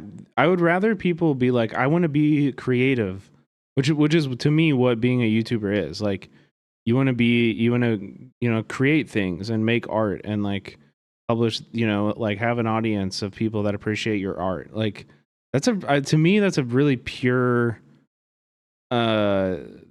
drive for people and kids to have. They're probably not going to do that. What do you mean? What do you mean? I don't know. I think a lot of people publishing on YouTube are just doing it out of like their personal interests and like, they're just making something that they're doing like cool creative shit. I think most YouTube is not like people who are just like pumping out videos to maximize the profit that they make. I think most YouTubers are like just weird creative folks, found an audience, keep doing their shit, entered the economy. It obviously crashed during the pandemic, and now, even though labor force participation was at a 35-year low in 2019, we still haven't even recovered to that level. Meanwhile, in 2024, 36% of US workers were participants in the gig economy. It is projected that by 2027, that number will have grown to over half of the entire American workforce. I wonder what could possibly make everything that I told you in this chapter 100 times worse. In the late 1990s, we quickly realized how powerful marketing could be with the innocently named cookies, which simply track a user's activity with the primary goal of optimizing targeted advertising. When Facebook introduced the like button in 2009, the power of sentiment analysis was realized, and it would only be a few years before you telling your aunt that you bought a new grill would lead to you seeing ads to get you to subscribe to meat subscription services. Hey, look, there's a coupon for the annual plan. Congratulations, for the next year of your life, the meat you grill will be chosen for you. It won't be graded like the meat you get from the butcher, it won't be FDA approved, and you'll pay more while a farmer on the other side of the world earns less. But it wouldn't be until the recent AI boom when sentiment analysis would become sci-fi levels of terrifying. Facebook has lost popularity while young users migrated to Instagram and TikTok. Now, to participate in your social group, you are required... I only get ads for things I just bought. That's because you're not comparison shopping. He talked about this before. You're just going to Amazon and buying the top listing. Content. And when you do that, AI analyzes the sentiment of the content, and if it's not saying or showing anything that isn't of interest to the platform, for example, talking about a government coup on TikTok, then it is... Coup? Motherfucker just said coup? A coupe? Like it's a car.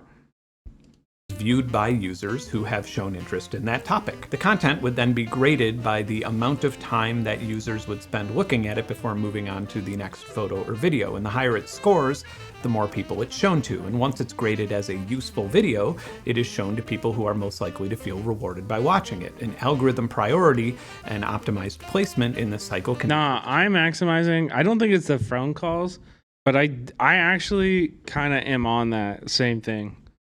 Where like I think there are like Amazon is listening with Alexa. I'm pretty convinced. There's been way too many fucking weird things. This is my worst take. This is not true, but like, dude, I've had so many times where I talk to Becca I don't even Google anything. I'm not like looking at online, and I'm like talking to her about something. And then I see it. It's like, what the fuck? Sometimes it's just way too weird.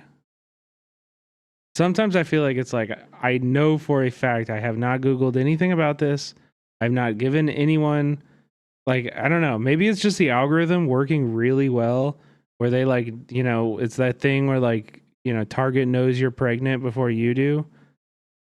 But marketing firm Admits to using your phone to listen in on conversations.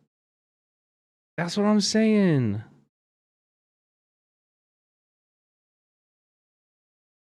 This is also the New York Post, so I don't really believe it. But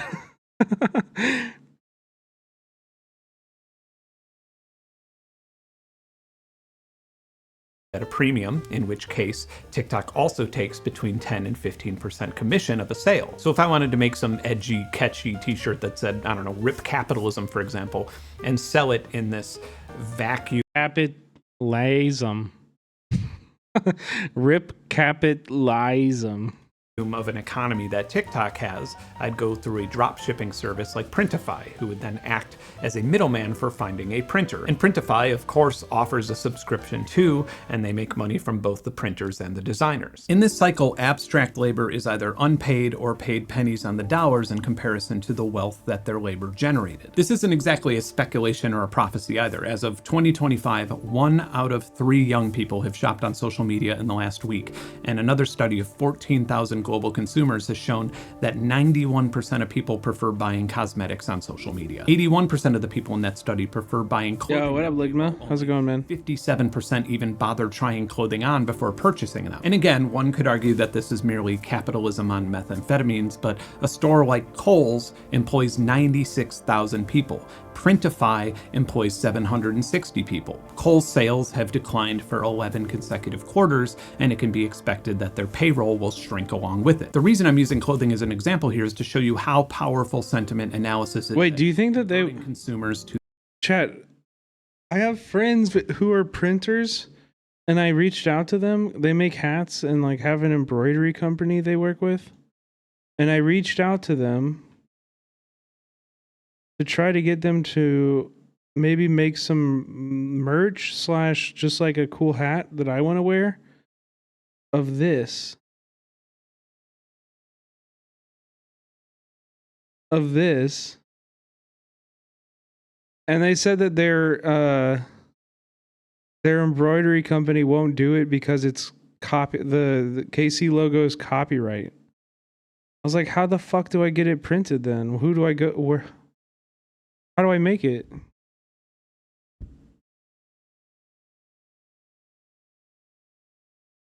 Maybe the font? No, it has to be that font. It has to be that font. It has to be. I don't give a fuck about the copyright, dude. No, it can't be a different font. I'm using the logo on purpose. It's supposed to be the logo.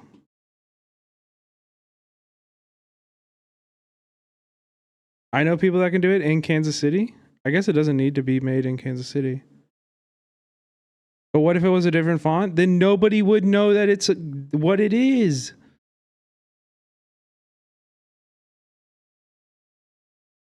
Wait, how does Tenemos do it? Look, they use the logos. The Giants logo. Yeah, like this is what the inspo I'm getting. This is the inspo I'm coming from. And I asked them, chat. I asked them for permission. Well, yeah, you can def do it. That's what I'm saying. I'm guessing China. Ooh. Wait, that's a good idea. Wait, would you still buy the hat if it was made in Vietnam, though? If it was made in Vietnam, I won't go to China. I would go to Vietnam, though. I could definitely find people who could facilitate this in Vietnam. I could definitely find people in Vietnam that could do it. Would you cancel me because I didn't use Union American labor? To this new economy. 15 years ago, if you proposed the idea that the value of a video app would be higher than, I don't know, seeing how your I ran into this problem with the Dorian Pride shirt. No big company would print all the trademark logos. Oh, we should talk about that off stream, Becca. That's awesome. What up, Speed Racer? your clothing looks or fits on you before buying it, you'd be laughed at. Yeah, I wonder how Tenemos did it. I wonder how they did it. Maybe I should just reach out and ask them. The majority of the income from these everyday transactions adds up and now goes to firms that were subsidized with venture capital. And I can only imagine that being an actual manufacturer is less and less desirable, which may additionally explain why labor participation is at historic lows. They probably use a super DIY print biz. That's what I fucking thought I was using. That's what I thought I was using. In the last 2 years, as AI was being shoved in my face virtually everywhere, as I'm sure you have experienced as well, my Google searches now open a sidebar telling me about my previous search that I don't have patience to sort out. Or if I want to make sure that a replacement vacuum hose works with my model of shop vac on Amazon, instead of searching through reviews and answers, I now have to talk to a bot named Rufus about it. This is happening with emails, with messaging apps, image editors, everything. I was initially really confused by this because virtually nobody likes it. It changes familiar workflows of users, which... Could Cola help me make it? Maybe. Yeah, I love Cola. I have a bunch of their stuff too. I have their Luigi hat that got taken off of every shop. I bought it early. They get USA made too, huh? I bet they're not really working with... Well, this is like a logo. This is a logo. I wonder how they got that printed.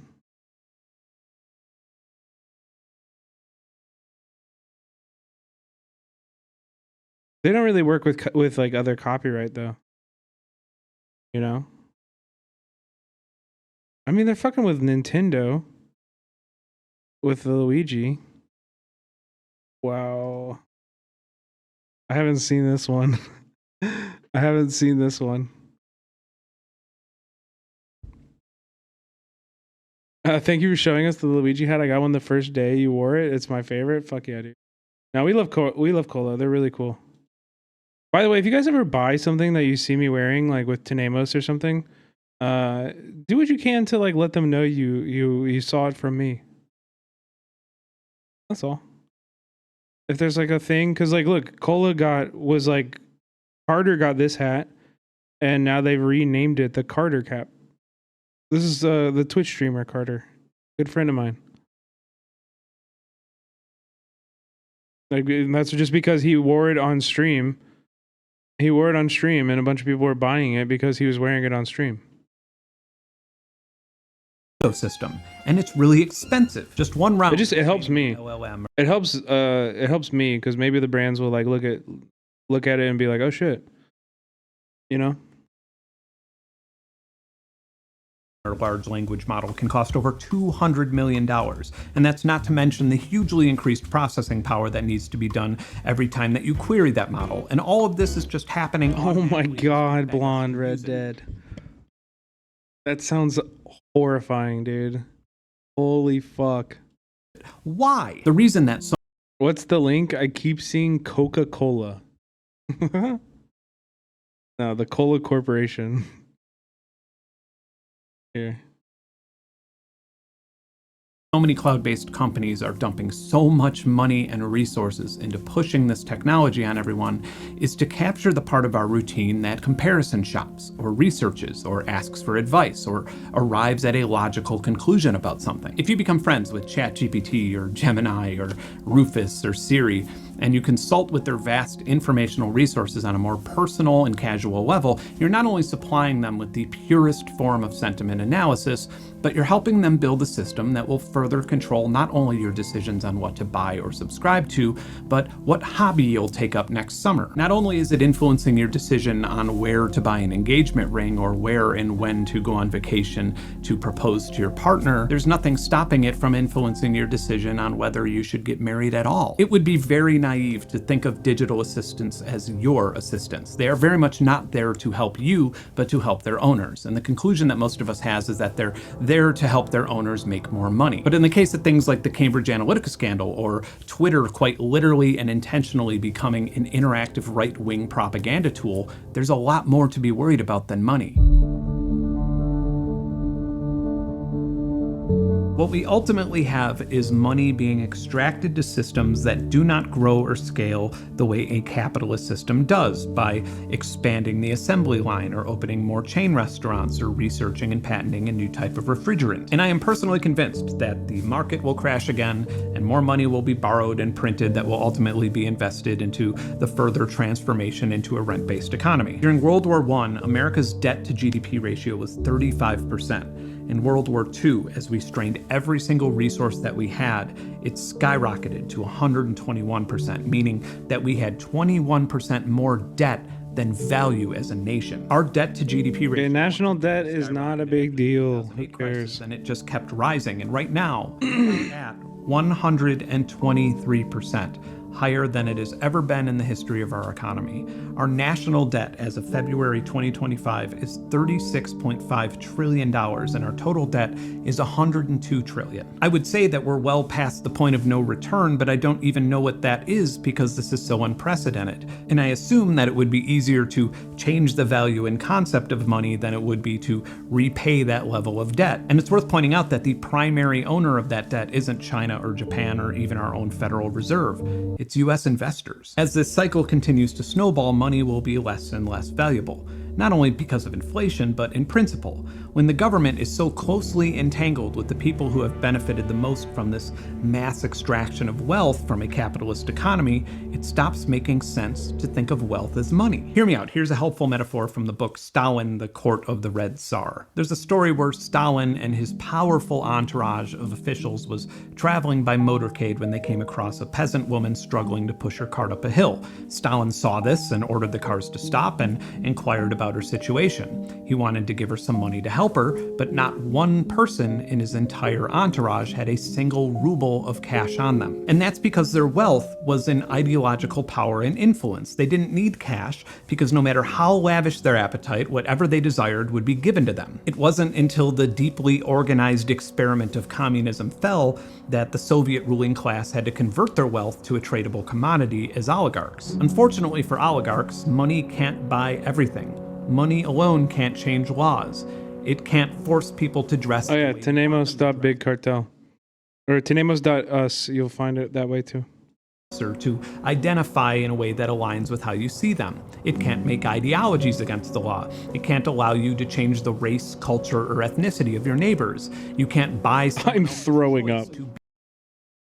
Be or not be a parent, to graduate or transcend from those unfathomable limits of what money's wealth can get you. Yeah, this really took a turn. So that you can manipulate the world that you live in. And I believe that that is exactly what's happening, and unfortunately, I think it's going to get a lot worse before it gets better. If you've stuck with me this long to listen to and consider my entire manifesto here, thank you.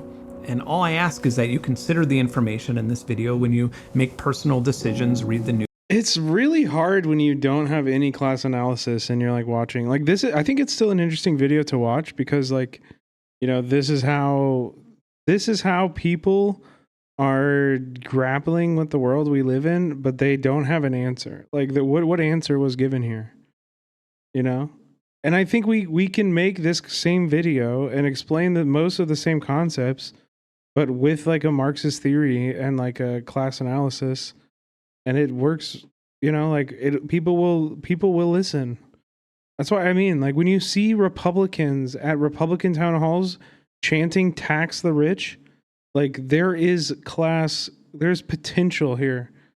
The kindling is ripe. You know, we just have to be able to make the argument and tell the story that people identify with. You know? News or spend your precious time on this planet participating in the post-capitalist economy. I don't think he said anything contradictory with class analysis. I mean, but he didn't talk about class.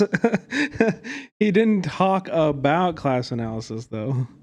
You know, and like he's trying to like act like this is like a different form of capitalism. And again, like I was saying in the beginning, I don't think it is a different form of capitalism. I think it's the same. It's capitalism. It's capitalism. It's the same thing. We've already experienced it all, you know. Okay, we're gonna try out a new YouTuber for the next one. Asturico. This video is popping off, 140k views. and only 7,000 subs on this channel. 6.5K subs on this channel. So please, chat, go and support the channels that we're watching.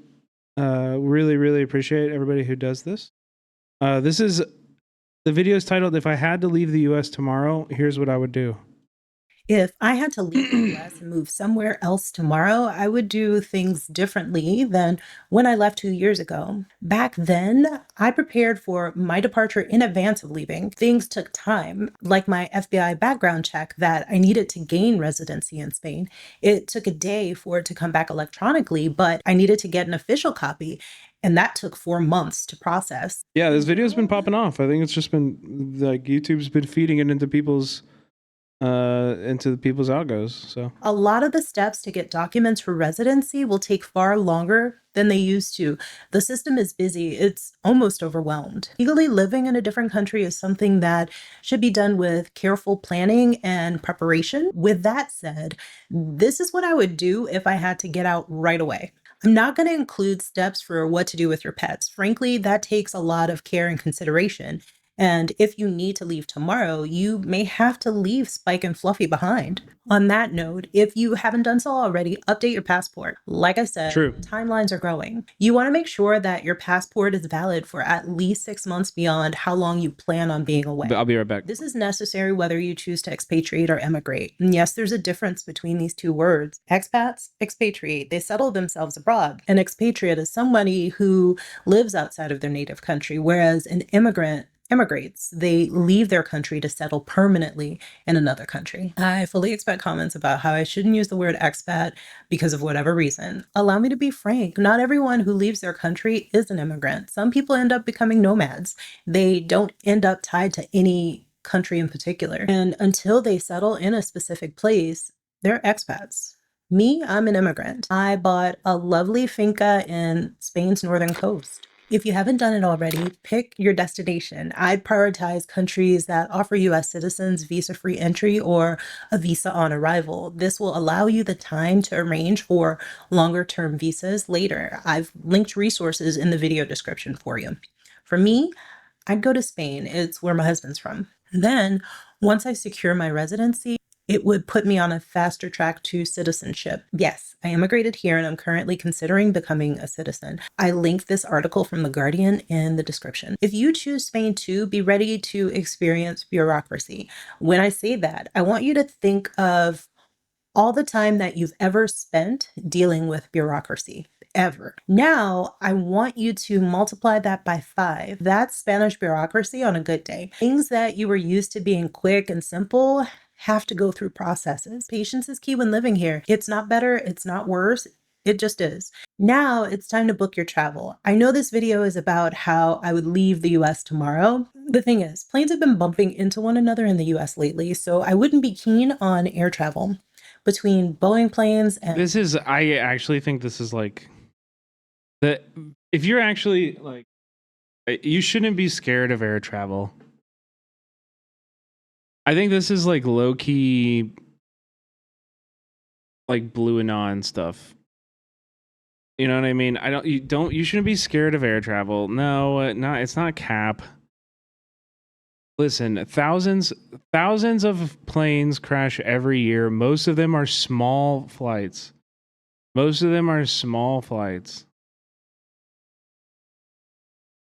You know, like, air travel is still very safe. Yes, very safe. I canceled my flight to Japan already. Really? Come on, you should rebook that shit. You deserve a fucking vacation. Get the hell out of this country. It will make you so much happier. What, really? You're scared of flying that bad? I don't think you should be. But listen, fear is not rational. I understand. If you don't feel safe, don't do it. But I don't think. I think like you're buying into like media is blowing up every plane crash because it's like a story right now. But I don't think this is affecting passenger planes. I really don't. I like planes that you would take are still incredibly safe. You know, super safe. and limited air traffic. It's almost like Yeah, exactly like Marduk says. Florida, I would do one of two things. I'd either delay my travel until about April or May and take a repositioning cruise to Europe. Now, these cruises, they're far cheaper than the traditional transatlantic cruises. This is when the cruise lines move their ships from the US to Europe for the European summer season. Otherwise, I would take a train up to the I'm nearest. scared of not being allowed back in, citizen or not. That's a different fear. And valid, yeah. But yeah. Sort of cross point that I could get. I mean, being scared of immigration officials is always valid, but I just don't think, I don't know. Planes are very safe. Get to. And that way I could hire a car and drive across the border myself. And then I drive to an airport and fly out to my final destination. How you travel is up to you, but this is what I would do. Also, book your accommodations for at least the first 2 weeks you'll be abroad. This will give you a flexible home base, but it won't tie you down while you search for something more permanent. Now that your travel's booked, it's time to notify your bank that you're leaving so you can avoid card locks. Also, share your itinerary with people you trust. If you plan on driving while you're abroad, head over to AAA and get an international driving permit. You don't need a membership to do this, and this permit, it'll be good for 6 months. It's really simple. You fill out an application, you take a photo, and I believe the photo is extra if they take it for you, and then you pay the fee. If I'm not mistaken, the permit fee is about $20. Next, you're going to pack your essentials. You'll need critical documents, passport, birth certificate, financial records, medical prescription, vaccination proof. Remember to bring your medications as well and make sure that they're legal wherever you're going. And then when you arrive to wherever you decided to go, register with the U.S. Embassy via STEP. It's linked in the description. You're going to research visa options for your extended stay. I want you to think work, student, even residency, and apply in person if possible. Since I'd be going to Spain, I'd make an appointment at the police station so that I could secure my NIE. That's the Número de Identidad de Extranjero, or your foreigner identification number. It's for legal transactions. Think things like taxes, banking, property. You even sometimes use it for receiving package deliveries. You'll probably not be able to get long-term accommodations without your NIE, and you definitely can't buy a house without it. It's critical that you understand that overstaying your visa period can lead to penalties. It's also possible that access to the country that you overstayed in can be restricted as well. Be sure to stay on top of your timelines. Next, I'd buy health insurance. Yes, Spain has national health care, but as a non-resident, I wouldn't have access to it. So it's a good thing that health care is more affordable once you leave the US. Then it's time to figure out. Yeah, you have to have a valid, like, personal reason to fear for your life to file for asylum. Money. The assumption is that if you can get out of the US tomorrow, you have enough savings to do so. Hopefully, you also have enough savings that can provide you a buffer for several months. That way, you can explore remote work options, maybe explore freelance. That's if you don't already have a job that you can work from abroad. Be sure whatever you do complies with the visa that you're under. When I moved to Spain 2 years ago, I didn't have a job. I was blessed to have savings that I lived off of because I couldn't work. So I was able to take the time to recover from overworking. Now that I'm here and I'm a resident, I started this YouTube channel and this is my job now. It's not something that came easy to me. It's not something that I knew how to do. I started with 50 videos by my 50th birthday challenge. This was my way to jumpstart my YouTube journey. And now that the end is tomorrow, I know I won't achieve my goal of 50 videos. This is video 47 of 50. Even so, I've created my own income. And regardless of what you end up doing for income, you'll likely have to prove your income or savings. That is, if you plan on staying for an extended amount of time. No matter where you start out, you will need savings. If you went to Spain like me, hopefully you have your NIE by now so that you can get your long-term housing set up as well as your utilities. Once you have your place, start connecting with the community around you. By the way, I moved to Vietnam. I've never heard of a NIE. I've never heard of, like, Vietnam did not ask me for any kind of background check or documentation. I think I did have to get an FBI background check for to teach, because I taught at like a public high school, And so they made me do a FBI background check for that job specifically. But it's funny because they made me do that, and I was teaching at a public high school, owned by the state, run by the state, and I was on a tourist visa. Like, they never gave me a work visa.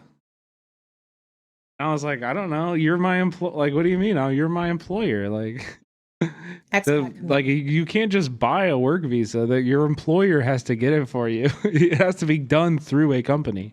Communities locally, online, because that'll be a great place to go for support. I can't stress enough how important American coded. I mean, she's talking about other countries' regulations more than America's.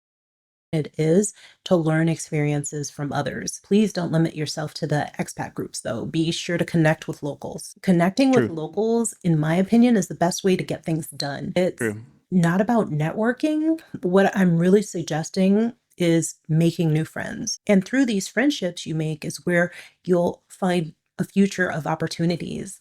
Leaving behind that individualistic nature that we generally have in the US will help you out a lot. And if you're introverted like me, do what I do. Go on stage and perform and then recover in your dressing room. But you have to get out there.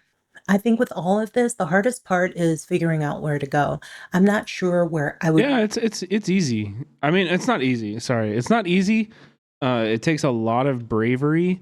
It takes a lot of you have to go there and you have to be able to make it work, and it takes hustle.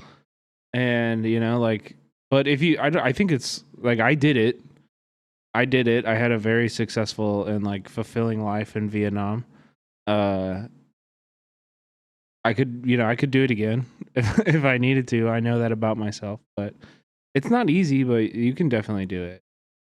It's not as hard as you maybe would think it is. And I also think this video is actually portraying it as a little bit harder.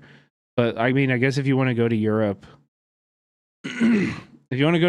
go ahead. You know what I mean? I've never been interested in Europe. Personally, I've never really been interested in Europe. Why would I want to move somewhere where the culture is very similar to the US? It's different, but it's a compared to somewhere like Asia, it's a lot more similar. And then it's also hella expensive. It's still expensive over there. Why would I do that? Go if I didn't.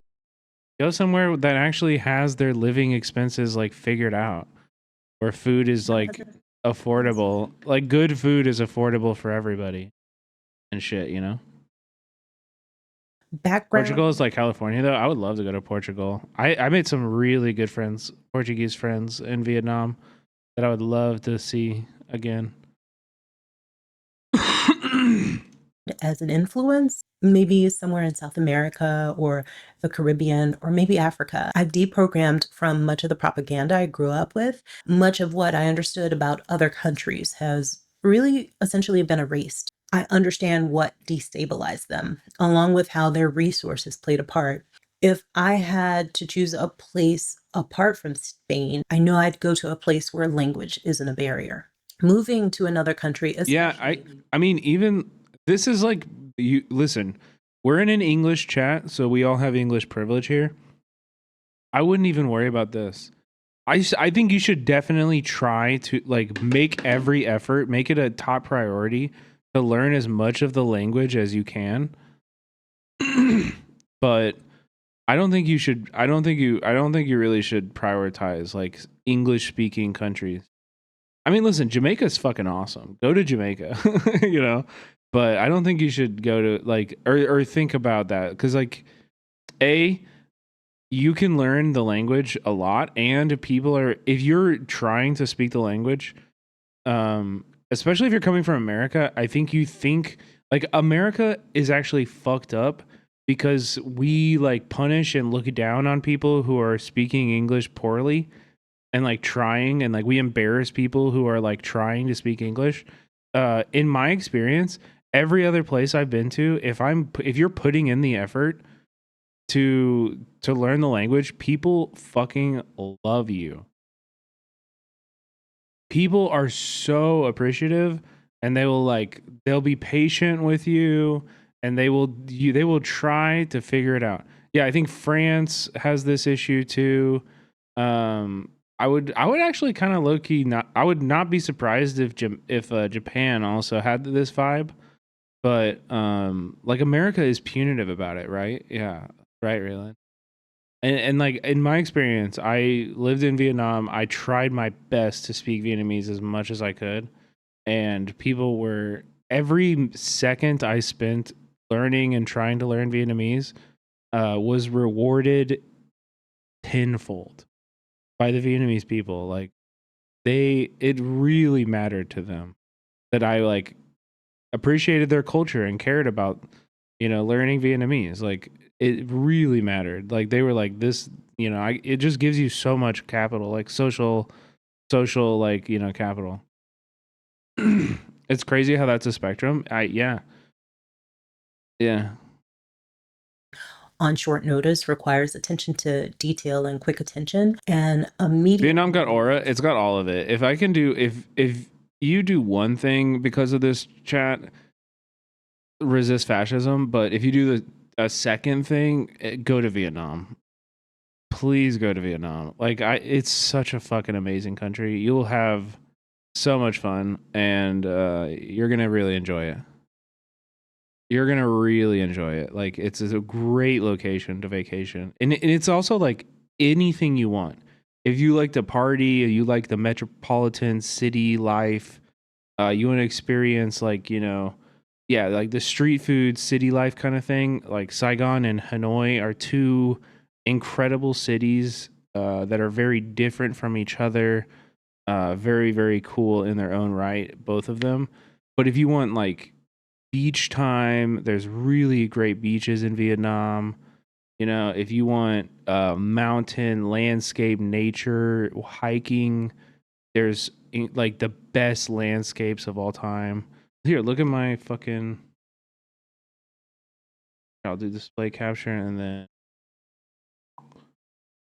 look. Like this picture I took in northern Vietnam. It's just like breathtaking, like on a hike in northern Vietnam. Yeah, dude, it's the coolest spot. The food is incredible. The food is diverse. They got good coffee. I just love the country. I love Vietnam so much. It's so cool. I want to go to the Museum of American War Crimes in Vietnam. Yeah, they changed the name, but I've been there many times. It's actually a very beautiful museum. Where in Vietnam would you recommend? It depends on what you want to do. Saigon is great. Incredible food. Really, really bustling, fun, cool city that you can find anything you want there. Hanoi is also really cool. Great food. It's a little bit colder. And there's like kind of more stuff to do outside of Hanoi, like Ha Long Bay or Ninh Bình is like, ocean, incredible views, stuff like that. You can go northern, up in the north, like towards China. There's like really, really beautiful, like mountainous regions up there. To a visa-free destination is also somewhere like Dalat or Da Nang. Some of the smaller cities are magic. Absolutely magic. Dalat is like, oh, dude. Okay, fuck this. I mean, not fuck this video. I like this video. Good for this. They're cool, but I want to look at a travel video of Dalat.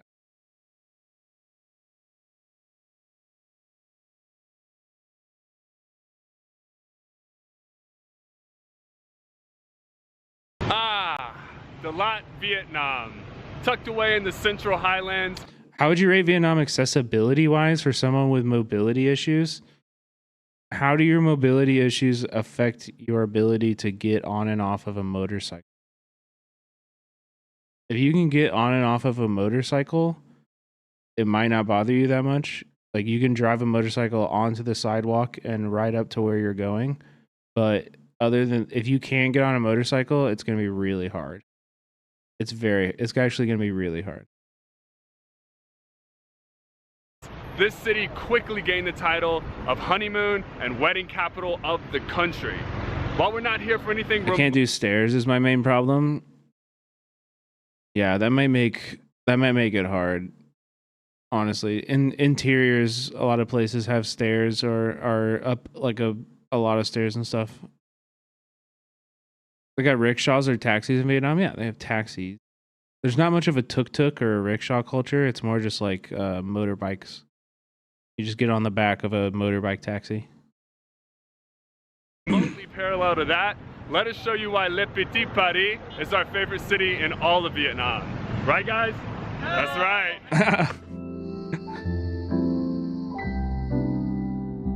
Yeah, Thailand's got the tuk-tuk culture, which is cool though.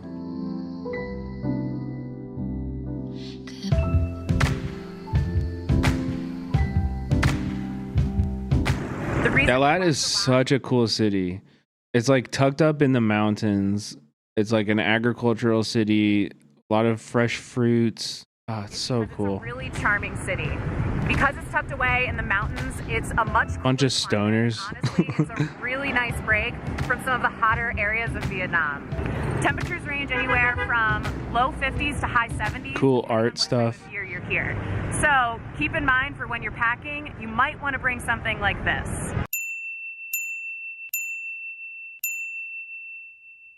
Like any mountain town, there's lots of activities for adventure lovers.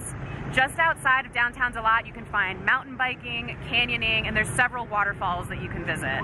For the sake of this video, we really want to focus on downtown Dalat specifically.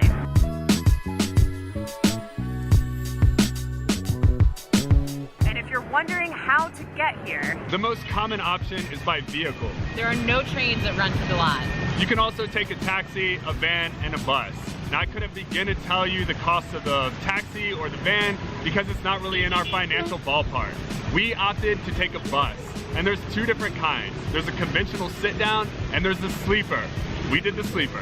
We paid 220,000 dong per person to take. The sleepers are good because you can't see out the front.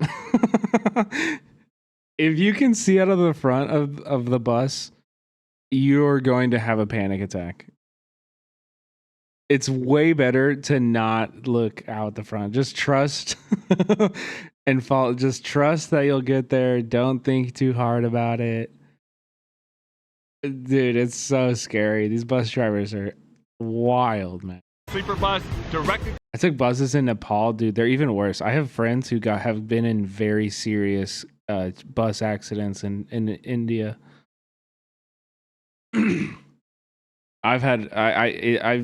Yeah, dude, that shit's crazy. From Saigon into Dalat, and the total trip time was around 8 hours, somewhere in there. Another popular city where people are taking buses from is the Trong, but I couldn't. Sniffin, thank you for the tier 2. And encouraging us to find a way to make a difference, big and small. Subscribed. Thank you. That costs either. You'll have to look it up. There is an airport that's about 30 kilometers outside of Dalat, and last I checked, Grab, which is very similar to Uber, I think a four-seat car ran about $15 to $20 into the city. But if you're a light packer, you can also take a Grab motorbike, and that was only 125,000 dong, maybe $6 or $7. If you're wondering where to stay, downtown Dalat is going to be your best bet. This will put you in the best spot for everything from shopping to restaurants and nightlife. I typically fucking hate these videos.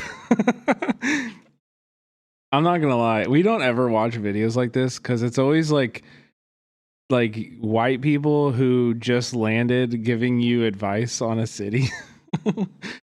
I fucking hate that shit. You know what I mean? I wonder if couch surfing is a thing there. It is, Marduk. Actually, the very first time I went to Vietnam, I was super broke, and we couch surfed in Saigon. And the guy that we stayed on his floor of was a college student, and him and his friends like cleared their whole schedules and drove us around and showed us like their favorite spots of Saigon. And I fell in love with the country through that experience. Like because of how the relationship with him. And I went back to his hometown like 3 or 4 times. Quy Nhon. It's like a very small city, coastal city in Saigon. Or not in Saigon, in Vietnam. The coastal city in Saigon, or in Vietnam. God damn it, I did it again. And it's it's just magic. Like a lifelong friend for sure. Somebody I will always keep in touch with. I message him at least once a year. Dude, it was like the coolest experience, man. It was so fun. We also saw Mac DeMarco in Saigon during that trip, which was very wild. By far our favorite activity to do in Dalat is eat. And hands down, this place has some of the freshest produce that you'll experience in Yeah. And like this was like in like 2012 or 2013 too. This was like 2013. And like I said, I lived in Saigon from 2016 to 2019. And we did like big acts like that did not come through the city. Like no music plays in Vietnam. It just like artists just don't really come to Vietnam. Of course, there's like a very, very healthy, bustling local music scene. That's fucking awesome of every kind. But like traveling acts is pretty rare. All of Vietnam, we're basically sitting on the main vein in terms of agriculture. And you'll notice that when you take a trip out to the countryside, you can see the greenhouses around here. They've really mastered a few things: production, efficiency, and supply when it comes to produce here. But now at Dun Lat, which is one of my favorite restaurants here in Dalat, this dish called Nem Nuong is my favorite. Nem Nuong. Fucking love Nem Nuong, dude. You know why? Because this, baby, over here on the left side. Oh, this peanut sauce. It's just, you will die. Together are my favorite Vietnamese dishes. The reason I love it is because this is one of my top dishes for sure. It's light, and I feel sexy eating it. I feel sexy eating it? What? Yeah, so you wrap up your own little, like, your roll. And then you dip it in that fucking peanuts. Essentially ground pork that's put on skewers and grilled. Then it comes with also a crispy, I don't know what it is. I feel like it's I think that's just the rice paper, but fried. Yeah.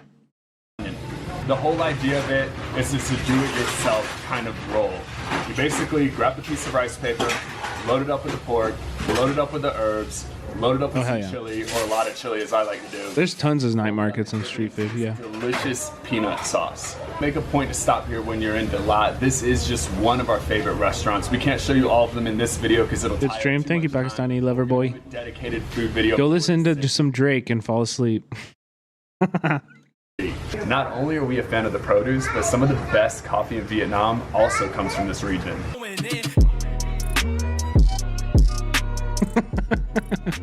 I'm just teasing you. Yeah, the coffee's incredible. Coffee is a huge part of the culture in Vietnam, and what we like to do is to seek out more of your traditional style coffee houses. You'll know you're in the right spot when there's traditional tables, the small little red plastic stools, and they're usually filled with men. They sit here for a few hours, they're smoking a few cigarettes. True. They're here for 2 reasons, and that's coffee and conversation.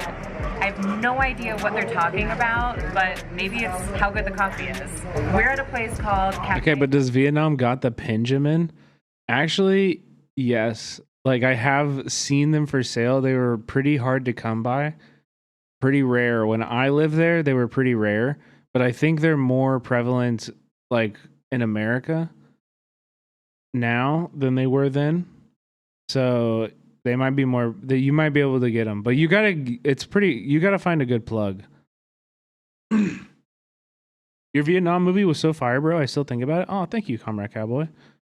Cowboy's talking about Empathizer, which is my first documentary. By the way, if we have any Kansas City chatters in here, we are going to be doing a little bit of a, I don't know, we don't call it a meet and greet, but we have the Kansas City International Film Festival that my film is going to be playing in on the opening night. So if you go, their website leaves a lot to be desired, but here we are.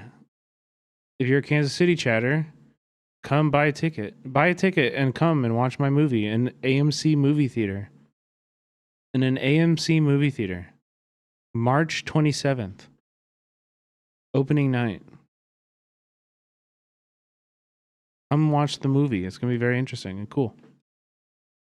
Mahm, and it fills all of our requirements for your traditional coffee house in Vietnam. You'll know you're in the right spot when you get a little shot glass of Vietnamese coffee. It's black enough to stain your teeth and stronger than some of the cigarette smoke in here. Now it's typically made with a robust bean, which is bitter in taste, but to offset that bitterness, you'll usually add something sweet.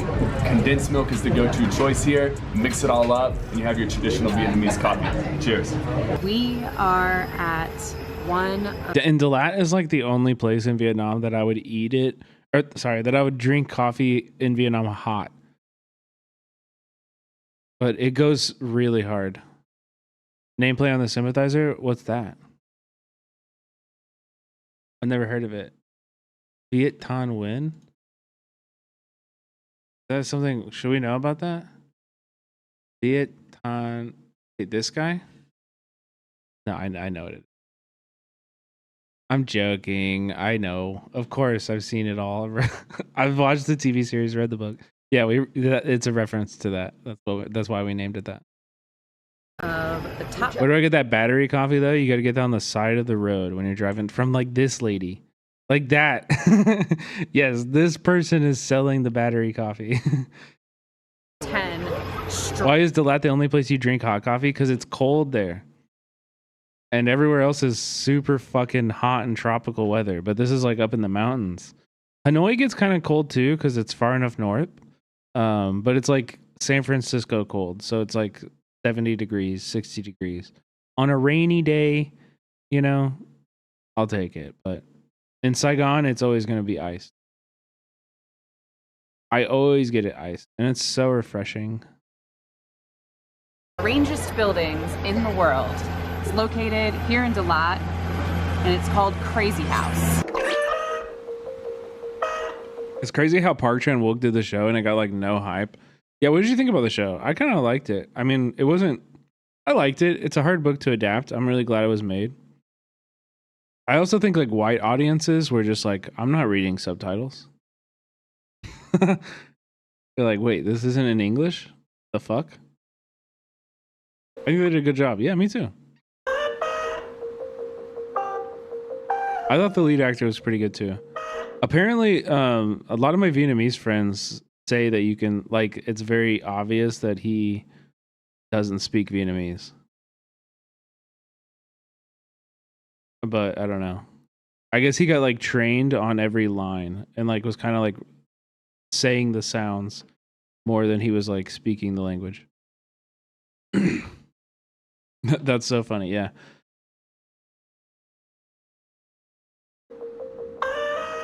It costs 50,000 dong to get in, and what's nice about it, it's close enough to downtown that you actually don't really need transportation to get here. You can walk. All right, we are in. Yeah, he said himself. Yeah, right. He doesn't speak Vietnamese. Right. Right. And it is crazy. A little history on this place. It began as a personal project by Vietnamese architect Dang Viet Na. I might be butchering that. It wasn't until she kind of realized she needed a little bit more funding for it, so she opened it up to the public in 1990. Oh my goodness. My kitty came in here and is screaming at me.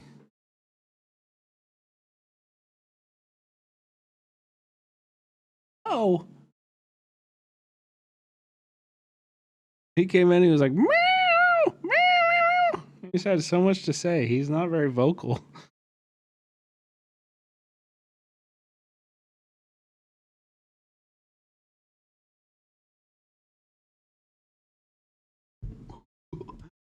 He's not, he doesn't like that. My boy, Boomer.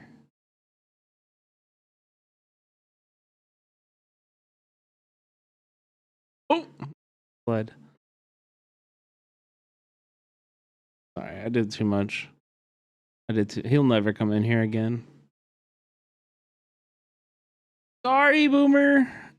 I had to show my friends.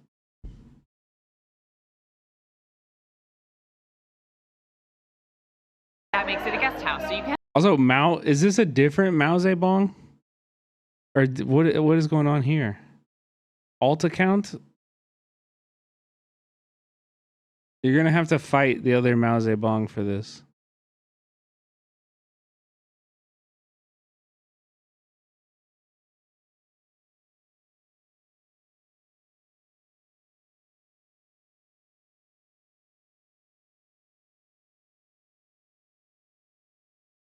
The fuck?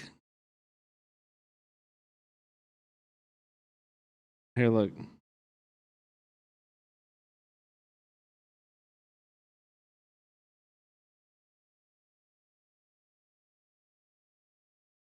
Fight each other.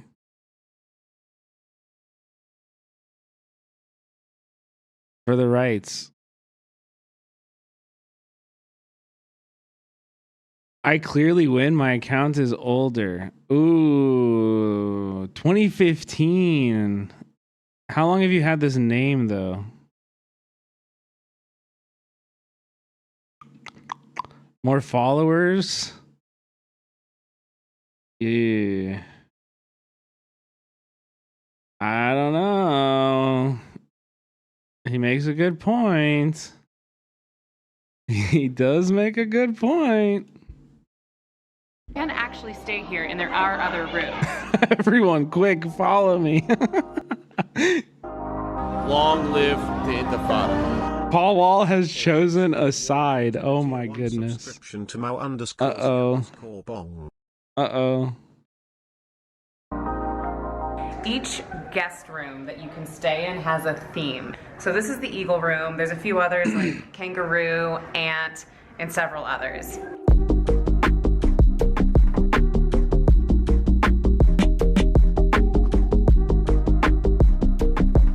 Yeah, fuck this video. This is like kind of dangerous, man. This is how Indiana Jones would eat. He's got like a literal fire around my bowl. How has this place not been sued yet? Today on the best ever food review show, This video was made before I started working on the channel. taking internet food videos to a whole new level. Closing it, and we're running out. What's going on? We gotta go. We gotta go. In this For people who don't know, I worked for this YouTube channel for like 2 years.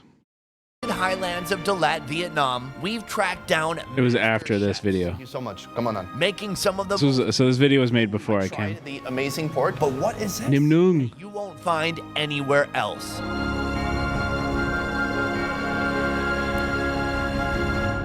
Welcome to Dalat.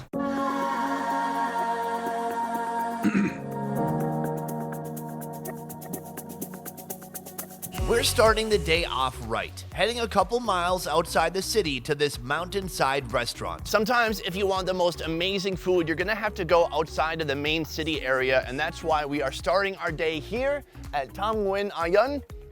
Is it Ayun? Ayun. As laid back as this place seems, you've got to order your food one day in advance. And if you're late picking it up, you're out of luck. She said it's been weight tested to 200 kilograms. It could hold a small elephant, so I should be okay. I'm pretty relaxed. I think we can go eat now. Vietnam has over 50 ethnic minorities. The owner and his family are part of the Jarai people, with recipes and cooking techniques that have been passed down through generations. W ethnic minorities. The chef, busy at work, the grill master, Chow An. Nice to meet you. Thank you. Thank you for having us today. They have this beautiful kitchen and they're cooking some of their specialties right now. The bamboo rice. Here is where he's making that bamboo rice. Here you can see all the spent bamboo. This bamboo had rice in it already and they cooked it right over here. So that is the bamboo right there. They put a little plastic on top to help kind of keep it contained. So they strip it out of here and then they put it on the grill. And this man has said, if this rice sits out for one day, the next day you can use it as a weapon.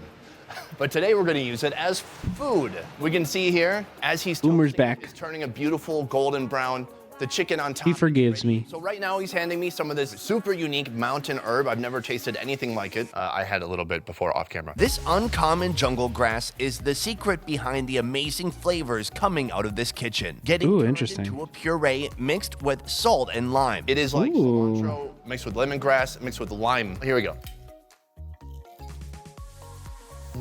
That's really interesting. Wow. It's hot. Oh. I can handle it. Oh my God. That is terrific. Long.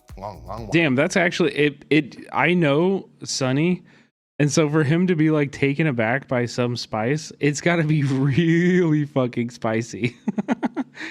It has to be really fucking spicy.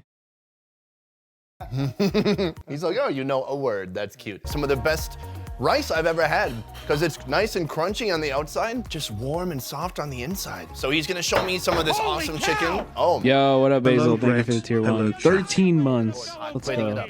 Bam, that is. Thanks for sticking with us that long. Subscribe for Oh, 13 I mean, months. if that doesn't look like Hello, an Brett. excellent Hello, meal right chat. there, take a look at that. We're gonna eat here. I thought we were sitting down, and he's like, no, you gotta bust into this now. It's a very lean chicken. Yo, Pete and Raid. Pete and Raid. What up, pissers? We've moved into the part of the night where I'm no longer useful for anything other than just drooling over food and talking about travel. So welcome in. My name's Brett. Anybody who doesn't know, I'm a filmmaker, socialist activist. I do content on this platform like political coverage. I do a little politics coverage, but we always try to keep it hopeful.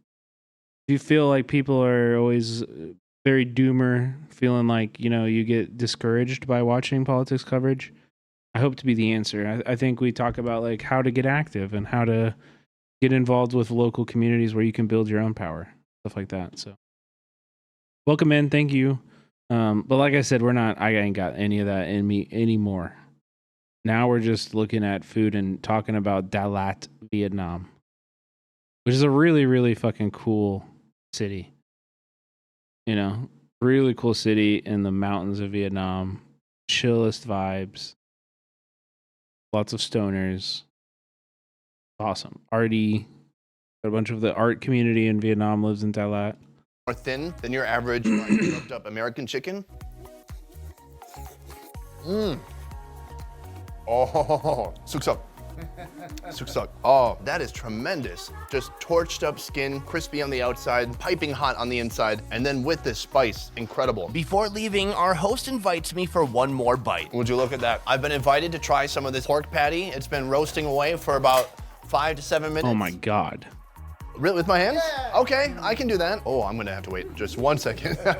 He's like, oh, you can still feel your fingertips. I can't. I don't remember what that's like. That pork patty's it looks so good.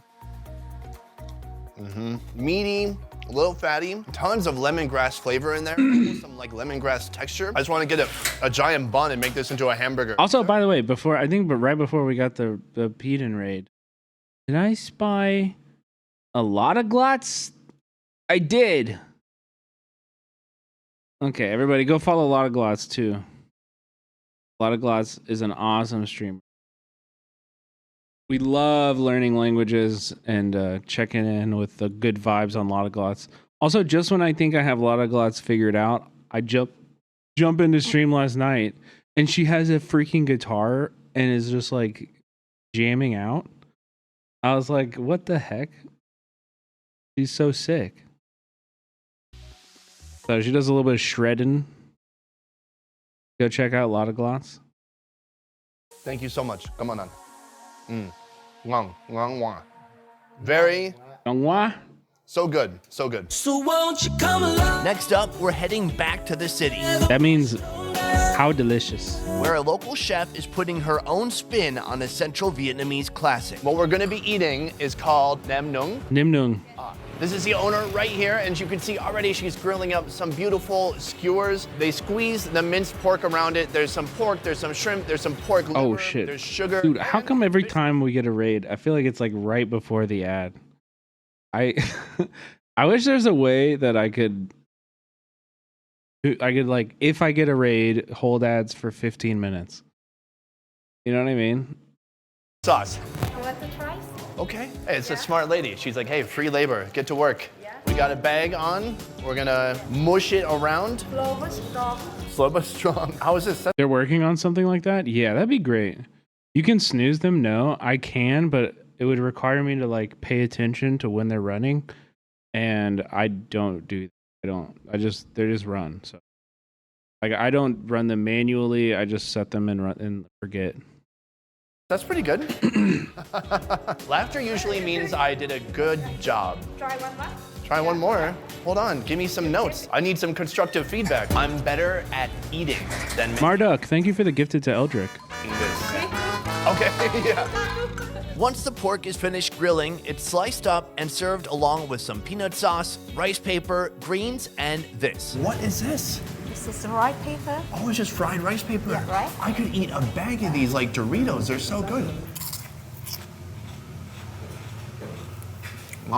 Extra one. So we're gonna make a roll. We're gonna put some greens. This is one of my honestly top 3 Vietnamese foods for me. And that's a hard list to make, okay? Oh, you're gonna make mine too? I love Nam Nung. Do you want some mint? I have never had a roll with this fried rice roll like this. It's gonna add an awesome texture inside. I can't wait. Yeah, and you roll it? You make it so perfectly. There we go. Rolling it up. Bam. All right, if you're wondering why I keep reaching down to the floor, it's because I am stimming with this with this spinny toy and I keep dropping it. But also a funny story about Nam Nung that I will tell. I love to tell. When I lived in Vietnam, Beck and I we loved Nam Nung for so long that and so much that in Saigon we found this woman who sold Nam Nung and we loved it. It was like just so one of our favorite dishes in the whole country was this specific lady's Nam Nung. It was so fucking good. And she always was in the same spot. So we would go there like 2 to 3 times a week. And I would get dinner. We would get dinner together. We would hang out. And it was just like, so good. And so but since we went there so often, she knew us. We were her regulars. And we would come and, I'd buy a bunch of beers. We spent a lot of money. And then one day we would like go there and she just like wasn't there anymore.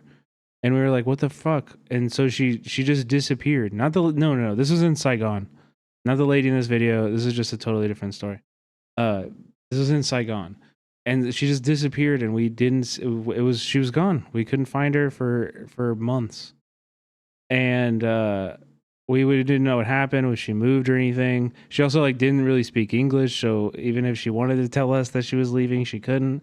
And then one day, Becca and I were driving down a random alleyway in Saigon.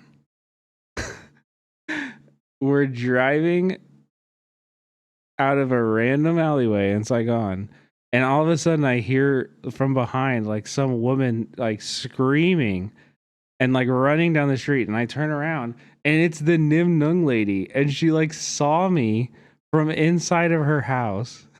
And she saw us on a bike and ran out and was like, hey, like it was like screaming at us and like told us where her new spot was that she set up.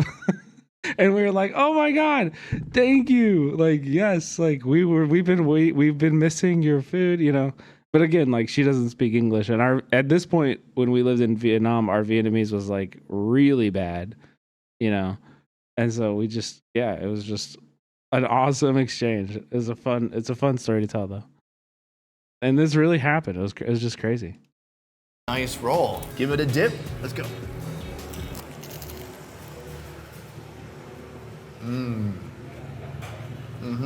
It's what? But she's like, they're my regulars. We were going there all the time because it was so good. It was so good. It brought us so much happiness. It was one of like my favorite meals. This fried rice paper. Yeah. Just this frail, brittle little crunchiness inside the roll. Thank you so much for inviting us and showing me your food. Thank you so much. Thank you. Guys, I hope you're liking the food so far. This next place is sick. They're creating something really special. Their way of cooking is super unique. I can't wait to show you. We're just need a tofu version now? I don't even think that would be that hard. The pork isn't honestly the pork is not like the center of that dish. Even though it isn't named after the pork, you know. I've never had Vietnamese food. Are there any good spots here in KC? I don't know. I've never been to. I think I've been to one Vietnamese spot in like Westport area, but I don't remember if it was good or not. I'm not gonna lie. I lived in LA, and like, no offense, no shade to my Viet Q chatters, but Vietnamese American food is a different cuisine than like Vietnamese food you get in Vietnam. You will never find Nim Nung on an American Vietnamese restaurant's menu. Like, I would say 90% of like Vietnamese food does not make it over to America. And it's an incredibly diverse cuisine. So, you know, like there's like a shitload of, there's just like so many dishes that never make it here. And sometimes it doesn't make any sense. Because like bún chả, we did this last a stream recently, but like bún chả is a northern Vietnamese dish that is like pork patties, vermicelli salad. This shit would go hard as fuck in America. It's basically like a reimagined cheeseburger.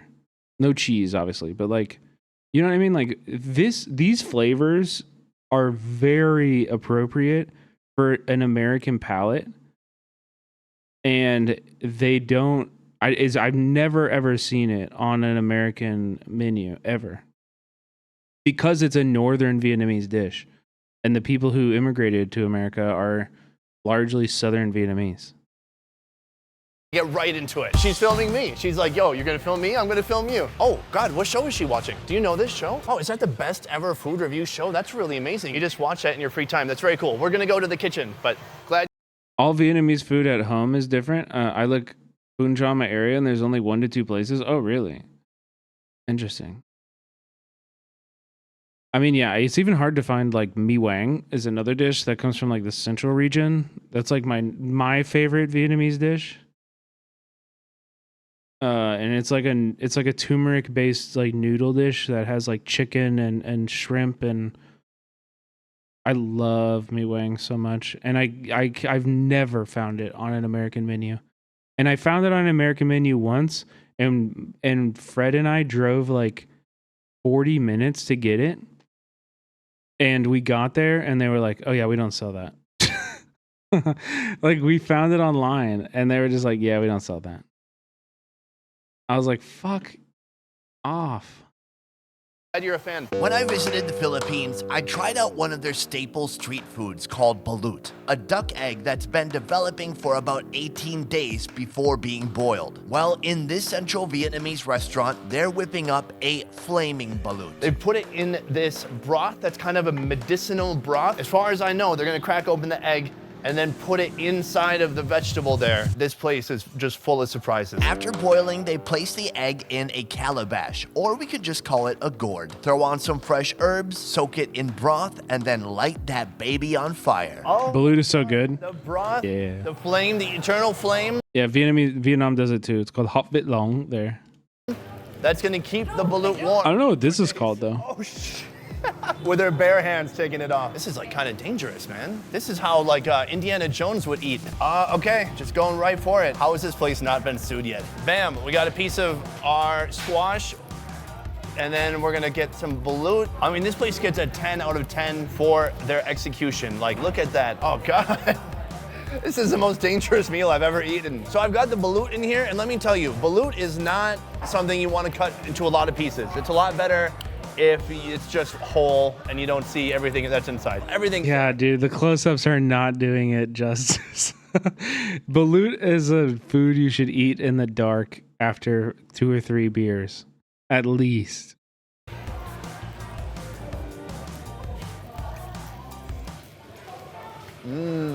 Wow, so fresh, so eggy. It's one of the most interesting things I've ever eaten. The taste is actually good. No strong flavors, a lot of egginess, and the medicine flavor is at a minimum. It's not the main flavor in there. I don't know, why are the English subs weird? Oh, because it's translating from Vietnamese into English. And the fun does not stop there. Next up. Ooh, you recommended Bun Cha previously, and I found a couple of restaurants near me in Toronto that make it. Ooh. Yeah, you're gonna love it. I mean, if you can find it, you're gonna love it. Like, it's another one of my. I keep saying like this is my favorite Vietnamese dish, but it's just because they're all that good. They're all that good. My parents said there's only 2 Bun Cha places in my Vietnamese area. Yeah. Beer, sake. And are they Northerners making it or are they Southerners making it? That's actually, you know what I mean, Nori? To be fair, also though, to the Southern Vietnamese people, some of my favorite Bun Cha, like the best Bun Cha, our Bun Cha place in Saigon was better than any Bun Cha that I ever had in Hanoi. And that might be a selection bias because I explored Saigon's Bun Cha scene a lot more. And Hanoi, it's like Bun Cha is a Hanoian dish. And I just didn't really get it in Hanoi. I wasn't in Hanoi for long enough to like find my favorite spot, but a chicken. I'm starting to think he just likes Vietnamese food, dude. This is like my I'm obsessed, bro. I love this food. I gotta go back. I have to go back. I'm Jack from Lost in the Rain. We have to go back. Underway. They've got these stones on the fire. I'm going to be honest, I don't know how this works at all, but we're just going to witness it together and try to get all the cool, sexy angles. The chicken spa treatment would not be complete without a full-on spice rub down with tons of peppercorns and freshly minced chilies. Red hot stones. They're going into the bottom of the clay pot. They're creating kind of a barrier on the bottom with a bunch of coriander and lemongrass, and then shoving the chicken that's just been drenched with chili on there. Closing it, and we're running out. What's going on? We gotta go.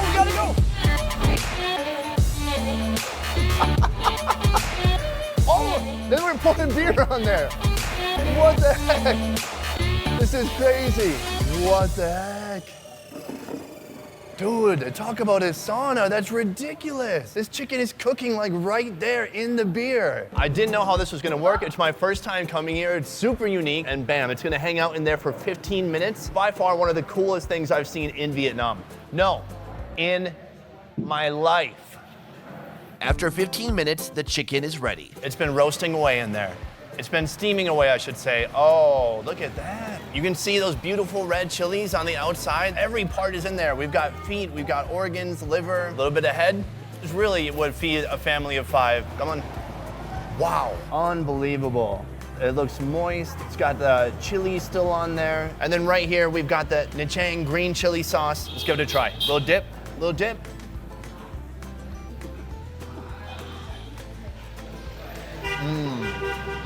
So perfect. And that lemongrass flavor is captured in that meat so well. I will say it's not super tender. I think it's because of the kind of chicken it is. It doesn't have a lot of fat on it. So the meat, it's a little bit chewy. I don't mind the chewiness. It's got just a ton of flavor in there.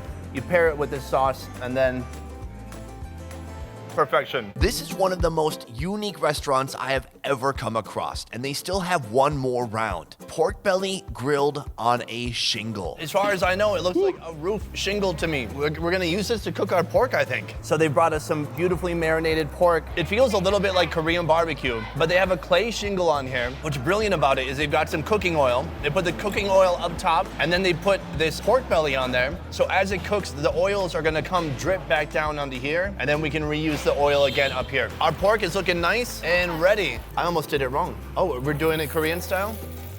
Thank you. Wow, look at this service, guys. Korean style? It's full of chili sauce now. Oh, fatty, crispy pork belly. It's salty. The skin has become crispified. It's awesome. This is so cool. It's kind of sad. I'm eating this alone. It's really a meal you want to have all your friends around. I mean, guys, we're cooking on a shingle. How cool is that? Like, just the creativity, the ingenuity is amazing. I love it. Our last grilled food for the day, Vietnam's famous bánh tráng nướng. What the? You can do that? I didn't even know about this. I've never seen that. Oh, look at that. Yeah, Nori, that's what I was. Yeah, Bun Cha. Yeah, I mean that's the name of the dish. No telling. There are definitely some Northern Vietnamese immigrants in America, but Most are coming from south. Oh. Being in Vietnam and calling something Korean style is wild. Yes. Yes. He lived in Korea for a long time, so he was just like, oh, this is like how I relate to it. But of course, it's Vietnamese, yeah. Oh. Rice paper grilled with an infinite amount of topping combination possibilities. Em ơi, một bánh tráng nướng nữa. Like this one. I've never had one like that with cheese. We're gonna get one like that, and we're gonna get one with seafood too. So here's how it starts. Bam, rice paper. And then an egg, a whole chicken egg on there. And You into spicy food? Yeah, I like spice. And guys, this is a great place to get warm. I don't know how these guys do it all day because it is hot as heck here. And then Not all peppers are created equally, though. In my opinion, I like some peppers a lot. I don't like other peppers at all.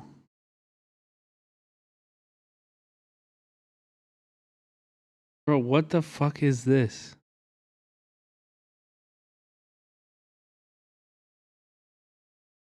The fuck is this? What in the fuck is this? Don't type that shit in here. Don't type that shit in here. cheese is coming. She's put some white cheese on there. Oh, she's gonna mash it up a little bit. And then a little bit of shrimpy powder. There's actually some dried beef on there. So less than $1 for this whole. What in the I'm fuck? gonna get two because I can't not. This can be found all over Vietnam, but here they're serving it up with unique toppings. She put the egg in there, and now they put the seafood on top. Shrimpies, squid, and some snails all working together in there with the egg. As soon as that's done roasting away, they're gonna fold it over like a taco. I love We're gonna shrimp. Take it out to eat. Oh, come on. First, we have this cheesy And squid. one. I've never tried this one before. Oh, tremendous. The crunch, there's some sweetness in there from the grill. It's a little smoky, it's cheesy, eggy. Last up, we've got the seafood ban chang nung. That's a lot of food for less than $1. Oh, Now, here's what we should do, chat. We should do IRL. Right now, I'm driving to Lebanon, Kansas, to the to the coordinates. We're gonna find a dead body on stream right now. seafood, those shrimpies and squid, it's so springy and chewy with the crispy outside. It's awesome. You cannot go wrong here. There's a limitless combination of ingredients you can do here. So delicious, so crispy, and a cool place to go with all your friends, right, guys? Yeah! Those coordinates are in the middle of a cornfield or something? Yeah. Right where you would want to bury a body. It makes perfect sense. Unironically, a 4-hour, 20-minute drive. I'm down. Let's go. I'm getting in the car as we speak. Out with my friends. Yeah! Thank you so much for watching. This video was made possible by One Trip Vietnam. One Trip is a company putting on amazing tours throughout Vietnam. I'm talking food tours. Okay, well, I'm gonna end it before the FBI shows up. Nah, we're fine.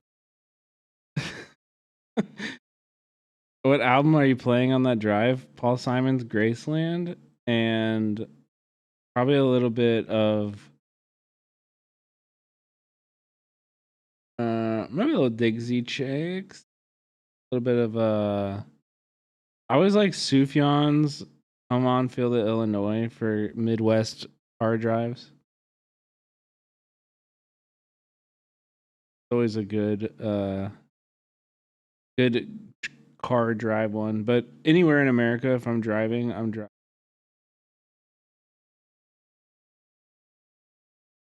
putting on Graceland. The perfect road trip album, in my opinion. The perfect road trip.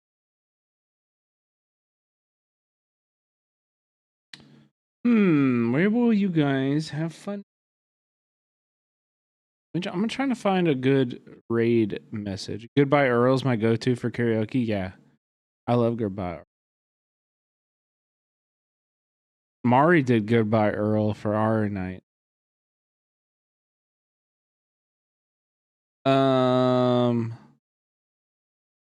Good candidates. Good candidates. We're gonna raid into Billy Boneless. Hey chat, should I make garlic bread? Do you think you can just come back in here after admitting that and act like everything is fine? That's not how this works.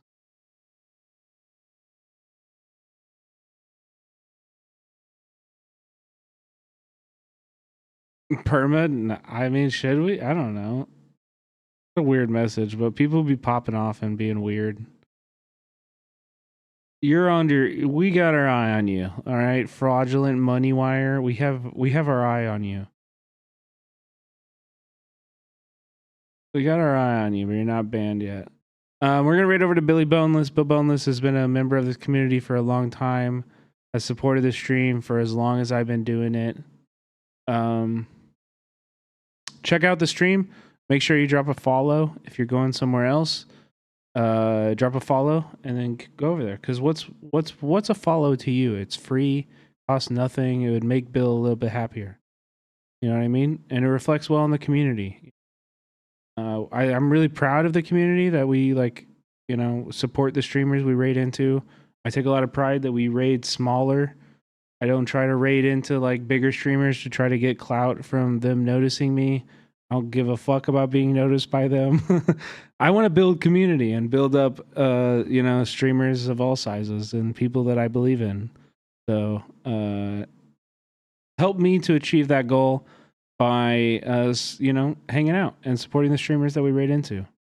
I'm on Twitch all the time, so I can vouch. These are good streamers. Take care, everybody. Bye.